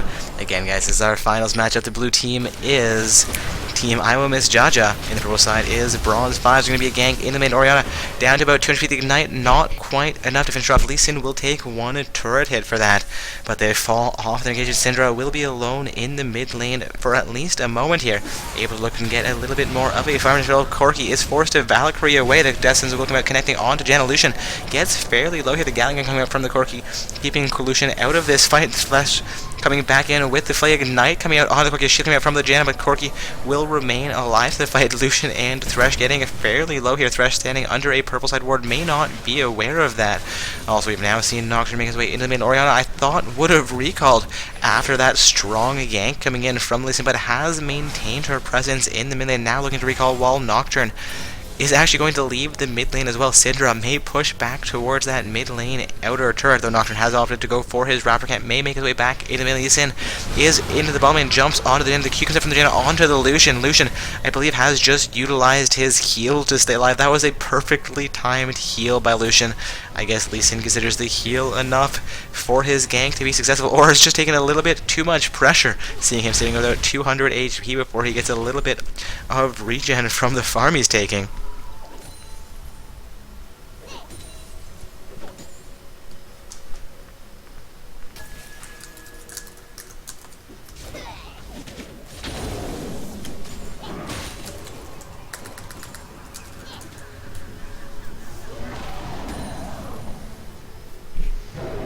Volibear looking for another engagement against Gnar. He will get stunned down, and Volibear will throw Gnar back in, but not quite into range of the turret. Not quite as strong a play as he made in the last move when Gnar got towards that turret. We are seeing Nocturne looking for some counter over here. Is going to be heavily engaged onto by the Lee Sin and Janna. Nocturne will actually go down here. Not quite down yet as he gets the fear onto Lee Sin, but Lee Sin will secure that kill. Volibear also getting fairly low in the top lane. Gnar may be looking for his first kill of the game. Volibear was looking to recall there, but is regenerating fairly effectively right now. Looking to actually re-enter lane against the Gnar. He has reached level 6, while Gnar has not yet reached level 6. This would be the time to engage. The throw comes out, the damage begins to come out. Gnar just below half HP, the boomerang comes out onto the Volibear. Volibear down to 400 HP, Gnar down to 300 HP, both of them down to 300 HP. Volibear down to 50 HP, but Gnar will go down. Another extremely well executed play by the Volibear, despite being very low. He knew he had just reached level 6, he had a level advantage. He picked up the kill on Gnar, but Lee Sin into the top lane may secure the kill onto Volibear. That throw may have just saved Volibear's life. Again, we are seeing SMG 420 MLG do very, very well for his team. Gnar will teleport into the bottom, and the exhaust comes out onto the Lucian. Boomerang comes out onto Lucian. One more auto attack coming through. This could potentially be a wasted teleport if Lucian and Thresh can continue and hold up this bottom lane outer turret. Going to see a kill coming up from the blue side as Nocturne enters around the bread buff in his jungle, making his way towards that Krug camp as Janna clears out a vision ward placed down by the plane. I believe Thresh cleared out a sight ward placed down by Janna as well. Lee Sin looks to recall from the bush, is in the upper half of the jungle, but will make his way towards the mid lane here, looking for the first dragon of the game. Gnar did teleport into the bottom lane, opting to make his way all the way back to the top lane here after not succeeding picking up a kill in the bottom lane, not taking dragon with his team. This could be a questionable play for Team Bronze 5, but Gnar will get back into lane as Volibear gets towards the turret, looking to contest this against contest in the top lane against that fairly strong Volibear so far. Nocturne comes in for a gang in the bottom lane. Janna will be going down to a very strong play executed by Team I Will Miss Jaja. Volibear looking to engage against Gnar, takes a little bit of pressure there. Gnar is down at 400 HP as well. Volibear may actually be considering diving this turret currently. Doesn't quite connect on the Gnar, will finally connect on the Gnar. However, he will take a few too many turrets as he gets stunned down by the Gnar. Picks up the kill, is going to be an exchange in the top lane. I am slightly amazed that that Volibear actually got that kill. And while I am sitting here stunned, Syndra will go down as well in the mid lane. A huge roam being executed by Thresh, leaving Lucian alone in the bottom lane. Janna, however, I believe had recalled or been looking to roam into the mid lane as well. Blue side will set up for their first dragon of the game. Janna looking to contest that, looking for a Q to come out for Janna, looking to stop the Orianna and Nocturne from finishing things off before our team can get in range to contest. Lee Sin will hop onto Orianna and back onto Janna almost immediately. Dragon will be disengaged by the team, but Lee Sin looking to re-engage, keeping Dragon at half his HP. The Dragon will reset into the pistol, and both teams will fall off of that potential engagement. And great play by the first side, stopping the Dragon play coming in from Team I Will Miss Jaja. Jan also taking a death sentence here, nearly getting engaged to a little bit too heavily by the Thresh Lucian pair. Thresh, however, did not opt to follow him up over the wall, allowing Lucian to finish off the Janna. Of course, that would have been a rough play for him to escape from with his life as Corki. Would have been in range to Valkyrie and secure a kill onto the Thresh as well. Getting reports from Trisha that the volley is amazing, and indeed, Volibear has been doing very, very well in this matchup. Nara is sitting 1-3, and Nara is not one of those champions you tend to see not perform well in the top lane. Volibear securing that first kill on Nara understart, as well as the second kill as he reached level 6 just before the Nara, and the third kill underneath Nara's turret, though Nara did manage to lock Volibear down long enough to secure a kill as well. Seeing Cinder roam into the top lane, Volibear may actually be in trouble. The box comes out from the Thresh, but Thresh will go down, and Volibear goes down to Syndra in the top lane as well. Potentially his early game dominance playing to his disadvantage there, overextending a little bit early on, not being aware of where the Syndra was. He does go down in the fight, nearly evening out the kill score here. Lee Sin going to come in on that turret in the bottom lane, will take one turret hit for it. Corki going to Valkyrie in under the turret as well. However, he's going to have to force, so we're going to have to flash to safety. Lucian, however, stays under the turret, not quite able to secure the kill. Lee Sin looking to re-engage onto the Lucian. Believe that may have been a flash. No, it was a ward hop away for the Lee Sin. Lee Sin still sitting just out of range, looking to recall from this bottom lane bush. Has about 200 feet. Lucian could throw a poke and finish things off. Lee Sin cancels the recall, looking to re-engage on Lucian. Corki coming with 200 HP as well. Lee Sin comes in. Lucian looks to dash, but gets the auto attack, gets the double shot. As the Lantern coming out from the rush, Lucian will grab it, and Lucian remains alive, but does not manage to pick up a kill in that fight. Again, we are seeing a 5-4 kill score so far in favor of I Will Miss Jaja. However, they have only a 1,000 gold advantage so far over Team Bronze 5s. I apologize, I say only a 1,000 gold advantage, though at the 11-minute mark with only a 1-kill lead. Having a 1,000 gold advantage is quite impressive, seeing Lucian almost double Corki's farm as I look down the scoreboard. However, Syndra is about 20 farm over Orianna, and in the top lane the farm scores are even, despite Volibear having picked up the first 3 kills for his team. Or not the first 3 kills, but 3 kills in general for his team. Orianna gets yelled onto Syndra, will continue to get yelled, and comes out from the Syndra as well as the Ignite coming out onto Orianna. The flash coming out from Syndra from the Orianna may have cost her the Thresh shield, but Nocturne going to re-engage against Syndra underneath that mid lane. Outer turret takes one too many turret hits here, and that's going to even out the kill score as Nocturne goes down. Death is coming out from the Thresh. Thresh looking for the kill onto Syndra, actually secures the kill onto Syndra, keeping the kill score even as he goes down. We are seeing a 6-6 kill score, only a 400 gold difference between these teams. No turrets have yet gone down, and Dragon has not yet been successfully taken either. We have seen it set up for at least once before. This will be the second time we're seeing a team look to set up for the Dragon, though it was the blue team the first time. We are seeing the purple side and now set up for their first dragon of the game, and the first dragon in general that will be successfully taken down in this game. It will be an uncontested dragon for Team Bronze 5s. Again, guys, this is the finals matchup for Not So Stock Gaming's open bracket tournament. Currently watching Team I Will Miss Jaja on the blue side, with Team Bronze 5s on the purple side, and Bronze 5 secure a kill onto Lucian in the bottom lane. A very heavy play coming in from Lee Sin, his ultimate securing that kill with assistance from the Janna's Q as well. Thresh in the river looking to take down the Vision Ward placed down in front of the Dragon Pit by the purple side. Syndra may catch Thresh out here. Thresh making his way onto the red side of the map is going to go fairly deep in the jungle for that sight ward placed by Lee Sin. The blue of Syndra waiting in the bushes in the mid lane will spot out the Thresh, will stun out the Thresh.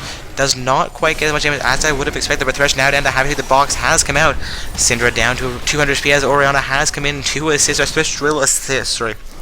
Thresh will survive that with about 200 HP, and the kill score is once again evened out. However, we are now seeing a Team I Will Miss Jaja with again a 1,000 gold lead.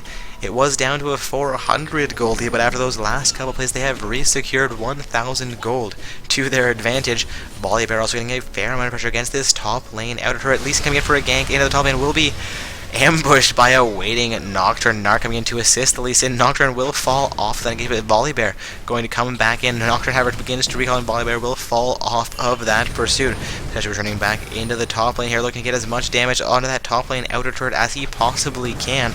Also, Nar not quite able to reconnect onto the Nocturne, and Crockery will come out from the Corki as the culling does a fair amount of damage onto the Corki as well. Looking at the bottom lane outer turret, the turret is down to about half of its HP so far. So despite an even kill kill score, we are indeed seeing I Will dominate with a slight gold advantage and a damage advantage onto those outer turrets as well. Though I do believe we've seen Team Bronze 5s secure their first dragon of the game, which Team I Will Miss Jaja has not quite managed to do for their team yet. Ignite coming out onto Gnar in the top lane. Gnar Volibear will take 2 turrets for it. Flash coming out from both of their summoners in the grab coming through from Volibear. Volibear taking 2 more turrets here. That may be a little bit of an overextend. Gnar looking to continue the game, but Volibear looking for a way back in to finish this, make it a kill, but he's not going to find a way back, and he's going to keep running, and Gnar will secure a kill there. We're seeing Gnar now 2-3-1, where Volibear is 3-3-0. He's been shut down twice now by the Gnar, as well as once by the Syndra. Saw him with a very strong early game, but it's not translating so well into a strong mid game. It's going to be actually into the bottom as both supports get deleted. I apologize, a support and a jungler get deleted. It's going to be Janna and the Nocturne going down. Lucian looking to re-engage against the Corki, going to see Syndra coming into the bottom as well. Lucian may be in trouble here, but he will juke his way to safety. Thresh takes the shoot in the ultimate from the Syndra, and Orianna now into the bottom lane. The more damage coming up from the Syndra onto Orianna. Orianna looking to keep this turret alive while Thresh and Lucian potentially look to back here. Lucian will remain in lane with about half of his HP. Thresh has recalled though. Dragon not currently on the map. Pearl side not able to set up for it from that play. That was a great play for their bottom lane and a strong roam from their mid laner. Orion looking to clear out a sight ward placed down by the blue side, utilizing the evasion ward placed in the bush behind their red pit. Lee Sin looking to make his way into the bottom lane. The ultimate coming out from the Corki, not quite able to connect. Valkyrie and the Gatling gun will come out. No damage going down onto Lucian, though Lee Sin flashing in and still not quite able to secure Lucian.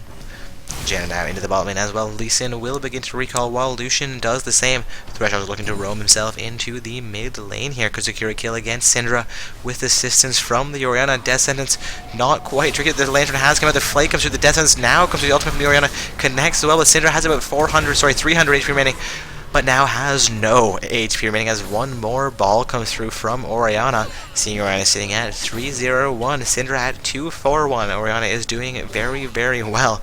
Both mid laners have completed their first item. Syndra opting for the, I'm going to call it Holy Grail, but it is the Athens Unholy Grail, while Orianna has opted for a Morellonomicon as her first item.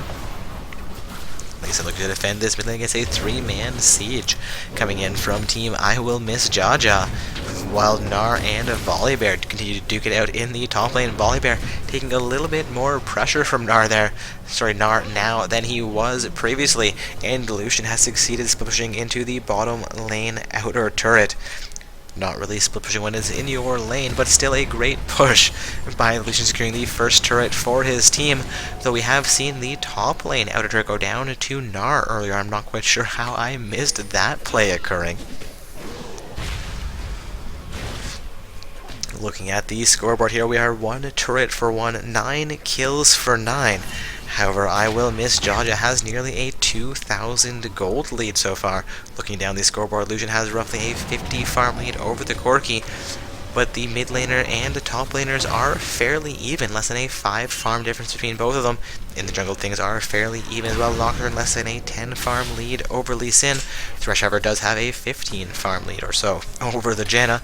Taking a look down the gold scores, we have 4 members of Team I Will Miss Jaja with over 5,000 gold, as well as 5 members of Team Bronze 5s with just over 5,000 gold. Both supports sitting just over 4,000 gold. There will be action into the mid lane. Those Orianna will go down to the ultimate placed in from Syndra. Nocturne coming in at maximum range, though takes down Syndra. May pay with his life for it, but he may get out. No, he will go down. A 3 versus 1 fight for the Nocturne. We now have 2 members of Team Bronze 5 sieging onto that mid lane turret. The mid lane turret will go down. Destiny coming out from the Thresh with the Valkyries to safety. No, I'm imagining Corki being there. Oh my, Dark Orb's hallucinating. Thresh will go down again in a 3 versus 1 fight. We now have a 4 versus 2 fight breaking out, still in favor of Team Bronze 5's. The Volibear will go down to Gnar. Gnar loses his Mega Gnar farm and looks to make his way back onto his side of the map. The remainder of his team looking to do the same here. Dragon is currently available in only 45 seconds till Baron will be spawning up. Purple team looking for their second dragon of the game here. Dragon at half HP. This will be an uncontested dragon. That is the second stack of dragon going over onto Team Bronze 5's.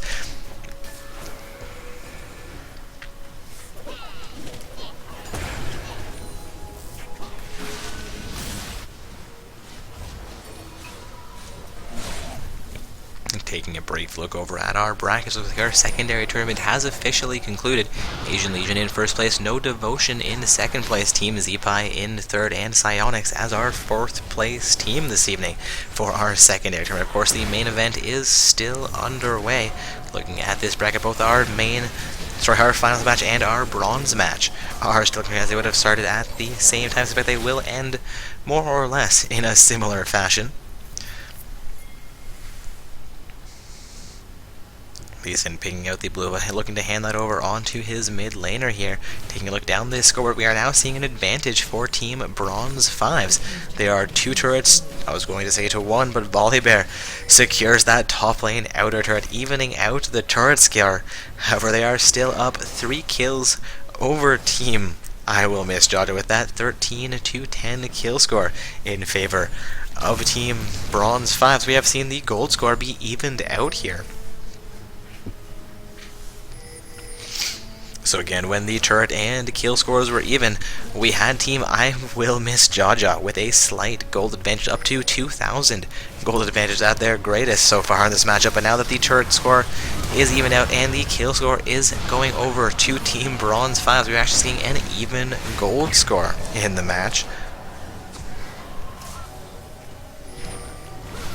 And that's going to be the Scuttlecrab taken down by the blue side, as well as a fight re-engaged onto an ultimate being utilized by the Lee Sin. Will secure a kill onto the Nocturne.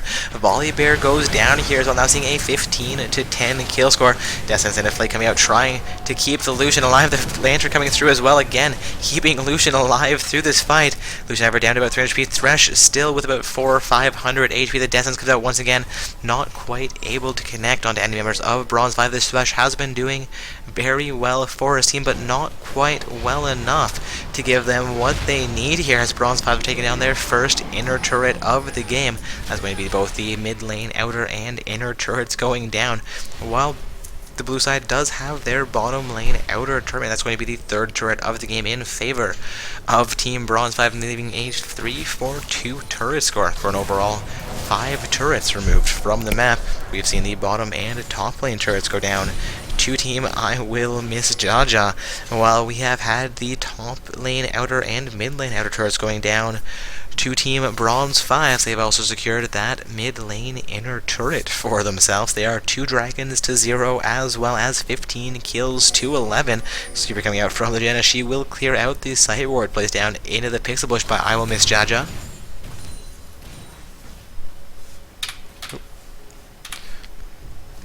Thank you, Nito the Beast. I had toggled the gold count earlier on to make a quick comparison and completely forgot to toggle that back. Thank you for the reminder to re-show the items. That is quite important.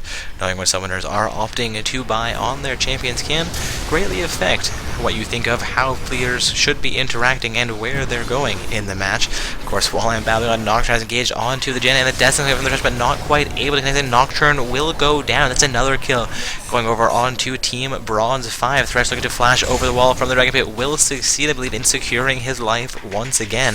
While Oriana is going to be chased down by the Gnar. Another Bolter Toss coming out. Has connected the flash, comes out from the Gnar. A little bit more damage. That may have been a flash coming through from the Gnar. He may have just been thrown by Gnar. Destins will connect onto Gnar here. A bit more damage coming out, and Janna in range to assist. Thresh taking huge amount of damage, as well as a Gatling gun coming in from the Corki.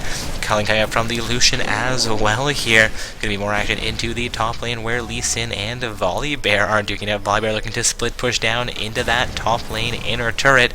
A pause, however, will come out here. Looking to see like the purple side has paused the game. We may see a little bit of lag here, or a disconnection from one of their team members. Oriana from the blue team saying question mark. Again, no explanation for the pause time coming out quite yet. We'll see exactly what's happened, though I do suspect it is a little bit of lag coming through from Team Bronze 5. Gnar said he had to turn something off in his CPU. Alright, back into the game. Both teams saying they are ready to go. Syndra and Corki continue to siege down onto this mid lane inhibitor turret. They turret down to half its HP. All 5 members of Team I Will Miss Jaja are alive. Syndra and Corky could be in trouble here. Nocturne coming in range to respond. Lucian coming in from behind. The inhibitor turret will go down. Nocturne taking a huge amount of damage right here from the Corky. Lucian looking to re-engage the Vision Ward coming out from the Syndra. Again, not quite sure what game I'm watching sometimes. Dancing out and connects on to Nar. Nar being engaged on very heavily by members of I Will Miss Jaja. Nar will go down, looking for another distance coming from the Thresh, but it will not come out. He will go down to the Corky. Damage coming in onto the Orianna from the Lee Sin Corky, and Janet coming in from this side as well. We're going to have Bronze 5 potentially looking to siege down onto this mid lane inhibitor, having already taken down the inhibitor turret from that mid lane. We do have only 3 members of I Will Miss Jaja alive and available to defend, but Lee Sin and Corky will begin to recall here, looking to get their way back onto their side of the map. Dragon back up in about 40 seconds has been pinged out by the purple side. Corky and Lee Sin looking to purchase some items to potentially make their way back on up a little bit more powerful than they were moments before. Taking a look once again down the scoreboard, top lane has been fairly even so far in this matchup. Farm scores and kill scores are not too far divergent, within 2 for both, actually. In the jungle, things have been fairly even again. Both junglers with 3 or 2 kills, as well as a 1 CS difference, so Lee Sin does have a number more assists than the Nocturne, as the Nocturne has died 6 times, while Lee Sin has not yet died in this matchup. Mid lane again fairly even so far, only a 10 farm difference, though Syndra does have a 2-kill lead over the Orianna in the bottom lane. Corky sitting 3-0-3, but is down 60 farm to Lucian, who is sitting 1-2-1. So we are seeing roughly a 2,000 gold advantage overall here for Team Bronze 5. Despite them being 18 kills, so it's going to be a huge team fight bringing here. Syndra will go down, Nocturne going down as well. It's going to be a 2-for-1 trade so far, this time in favor of Team I Will Miss Jaja until the Volibear goes down. It's going to be a 2-for-2 trade so far, 3-for-2 now in favor of Team Bronze 5 as Corky picks up a triple kill. Lucian will shut down the Corky. Comes back in looking for a kill on Lee Sin or the Nar. Powerful pings coming out for the purple side here, knowing that Lucian is fairly powerful, and Thresh is now in range. The death sentence will be just enough to finish off the Nar. Alana coming out from the Thresh, looking to pick up a kill onto the Lee Sin as well. He's looking to even out and pick up an advantage into this game, but they're still down about 1,000 gold. They're down 2 turrets and 5 kills. Lee Sin with about 500 health, looking to defend this mid lane outer turret. Lucian and Thresh looking to take down their 3rd turret of the game here. Lucian going to flash in, pick up the kill onto Lee Sin. The Lantern comes out and they will finish off the turret as well. That's going to actually not only even out the gold score, but give them a 500 gold advantage for their team. Seeing Thresh look to get a bit of control around the dragon pit here. We have seen purple side take down the first 2 dragons of the game. They have not yet taken down a dragon for themselves. Lucian getting fairly low, clearing out the raptor camp there. It looks like he will begin to recall, or actually opt to head towards the Krug camp. Now he will recall from around the red, seeing a 1-3 surrender vote coming in from the blue team. Not quite sure what that one's about. A little bit of morale issues maybe, but they have just picked up a gold. They don't quite know that they see that they're down a turret. They're down 4 kills. They may think being down 2 dragons as well is unsurmountable odds, but they have just picked up the lead in this game. I hope that may have been a bit of a troll vote. Alright guys, again this is the finals matchup. That is the finals matchup for Not So Stock Gaming's open bracket tournament. Of course, as I go to explain this, we're going to have Dragon engaged for a 3rd time by Team Bronze 5. It's going to be the 3rd stack of Dragon going over onto the purple side. Blue team not quite able to contest it. Alright, this being the finals matchup, we do have a Team I Will Miss Jaja on the blue side, as well as Team Bronze 5s on the purple side.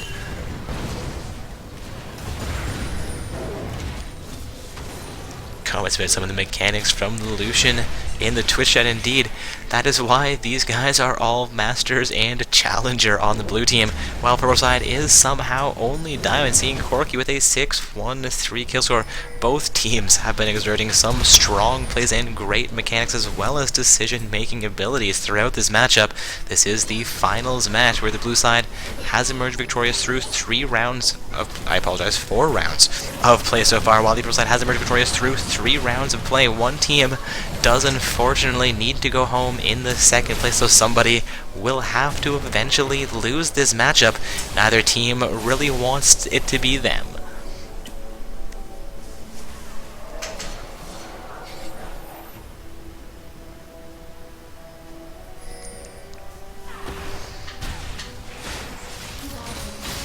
I will miss Jadge looking to exert a bit of pressure into the mid lane here, while Bronze 5's recalls from the blue side. Jungle Nocturne spots out a Vision Ward around the mid lane, while Thresh begins to recall as well.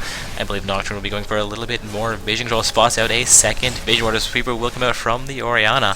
They now have vision control around that Baron pit, and being 30 minutes into this game, it is high time somebody starts thinking about a Baron play. Gnar throwing the boomerang into the Baron pit, suspecting the blue side may have already set up for it, as they did lose their vision. We have 4 members of Team Bronze 5s in the upper half of this Revolution, recalling from the top lane. Gnar looked like he may have been trying to engage on that. Looks like he may actually set up for a Baron play here. Both sides with a decent amount of vision now in front of that Baron pit. Scuba coming out from the Thresh. He will succeed taking down a little bit of vision from the pro side, but Janna coming back in looking for a second sight ward to be placed down here, looking for Scuba to take down a sight ward from the Thresh, but it will not occur this time, and Corki's going to clear a little bit of pressure from the top lane as well here. Again, we are still seeing the Lucian with an 80 farm advantage over the Corki. Taking a quick look at the gold scores, Lucian is actually up 2,000 gold over Corki. That is quite impressive. Taking a look at the mid lanes, we see only a 400 gold difference in the junglers. About a 100 gold difference as well, and the top lane only a 600 gold difference between those champions, so not even a full item in any lane, aside I suppose from the ball lane with Lucian with his 2,000 gold advantage over the Corki. Not quite sure how he's managed that, but that is quite impressive. Going to be a BF sword and a bit to his advantage over Lucian. I apologize, over Corki. Corki throwing his ultimate in will clear out a little bit of minion pressure there, but not getting any damage onto the blue team. Throwing another ultimate will not quite be able to connect.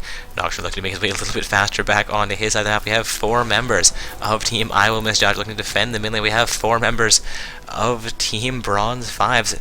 I was going to say looking to siege down the mid lane, but looking to actually fall off of that siege as Lysandra and Janna begin to recall. Corki making his way back into the mid lane for a little bit more farm for himself here, while Lee Sin has engaged onto the Raptor camp.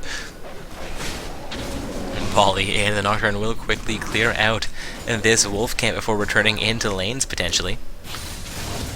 I say quickly, but that Volley Bear took his time with the Wolves. Thresh also looking for a play into the mid lane. He's going to end up in a 1 versus 3 situation if he's not overly careful here.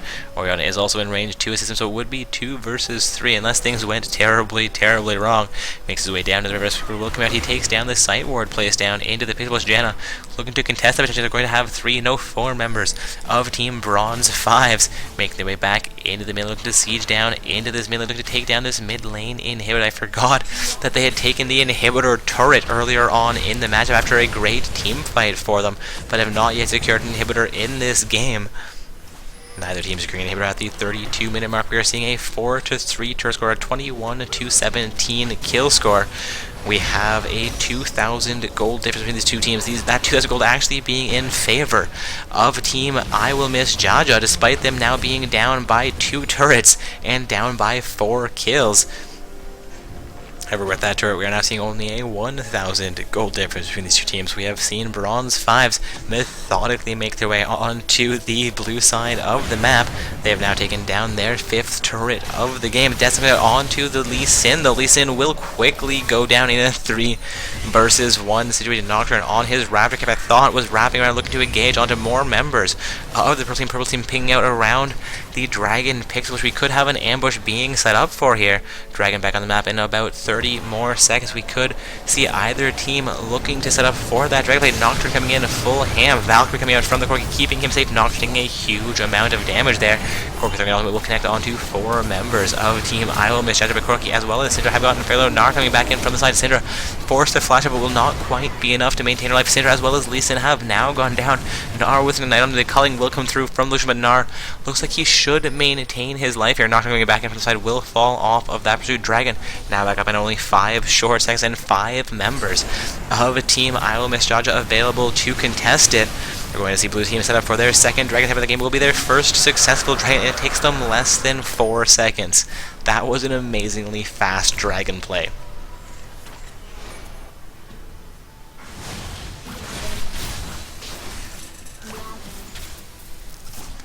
Getting some comments about the displacement effects in team fights.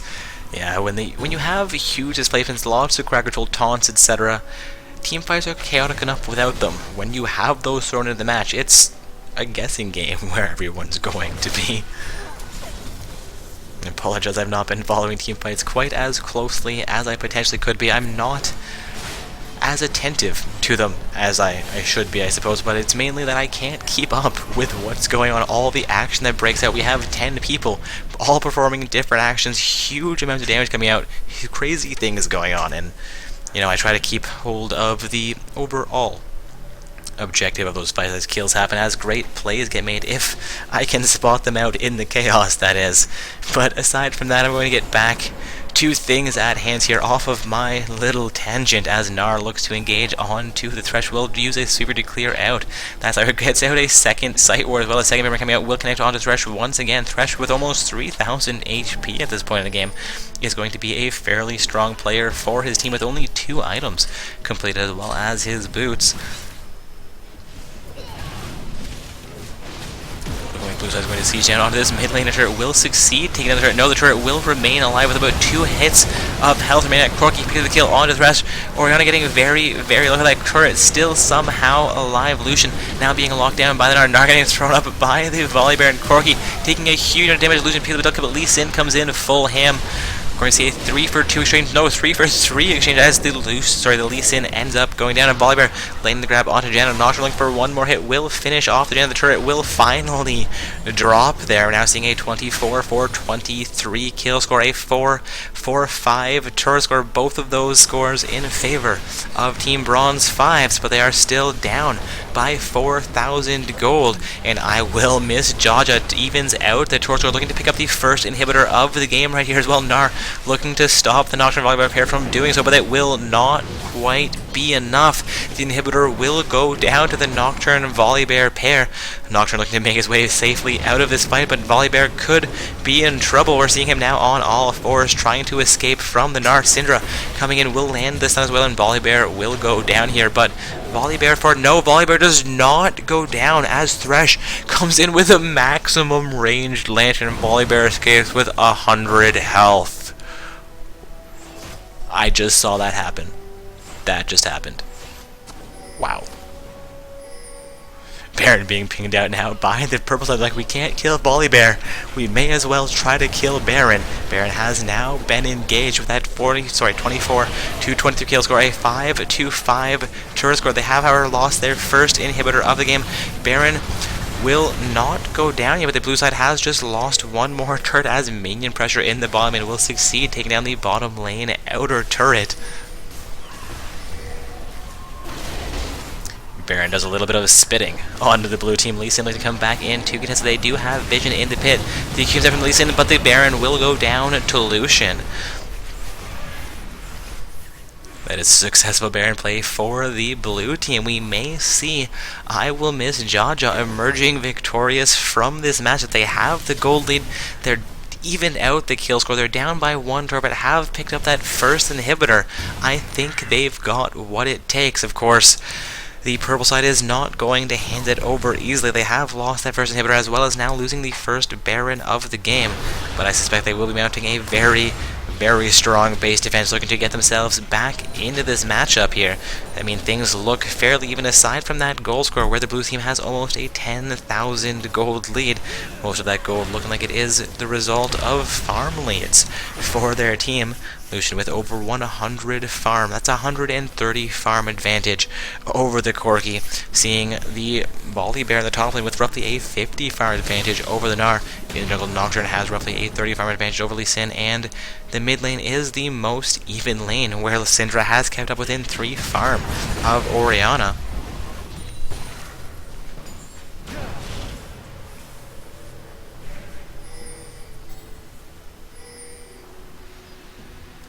Alright, a brief update. Looks like our bronze match has concluded. We know who our third and fourth place teams for the evening are. For St. Beasts have emerged victorious over Team Rookies in that matchup. Of course, our finals match is still underway. That matchup between I Will Miss Jaja and Bronze Fives. We have just seen the Volibear successfully take down one more turret for his team. Of course, being Baron empowered with a huge minion wave too. The minions being Baron empowered on the most recent patch now as well. I thought he may have succeeded taking down that bottom lane inhibitor turret, but Gnar has responded and will stop the advance coming in from Volibear. Volibear has evened out the turret score here. Blue's looking to counter jungle a blue buff for themselves. I believe that blue ends up going over onto their Orianna. So a great play by the blue team, the coordination allowing them actually to land their blue buff onto Orianna despite having 4 summoners available to try and steal it.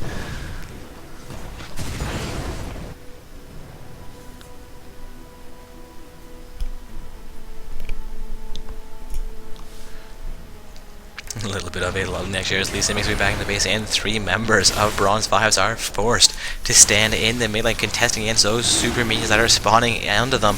We are going to see Team I Will Miss Jaja pick up their second dragon here. We may have a 2-for-2 dragon score, though it may be 2-for-3.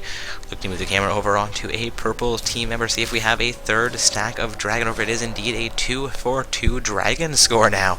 We're even in kills, we're even in turrets, we may be even in dragons, but the first Baron as well as the gold score has gone in favor of I Will Miss Jaja so far.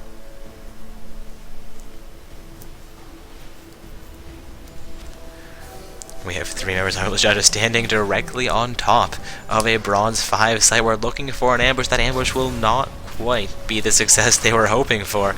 Minions have reached that top lane inner turret, though. I apologize, inhibitor turret, though.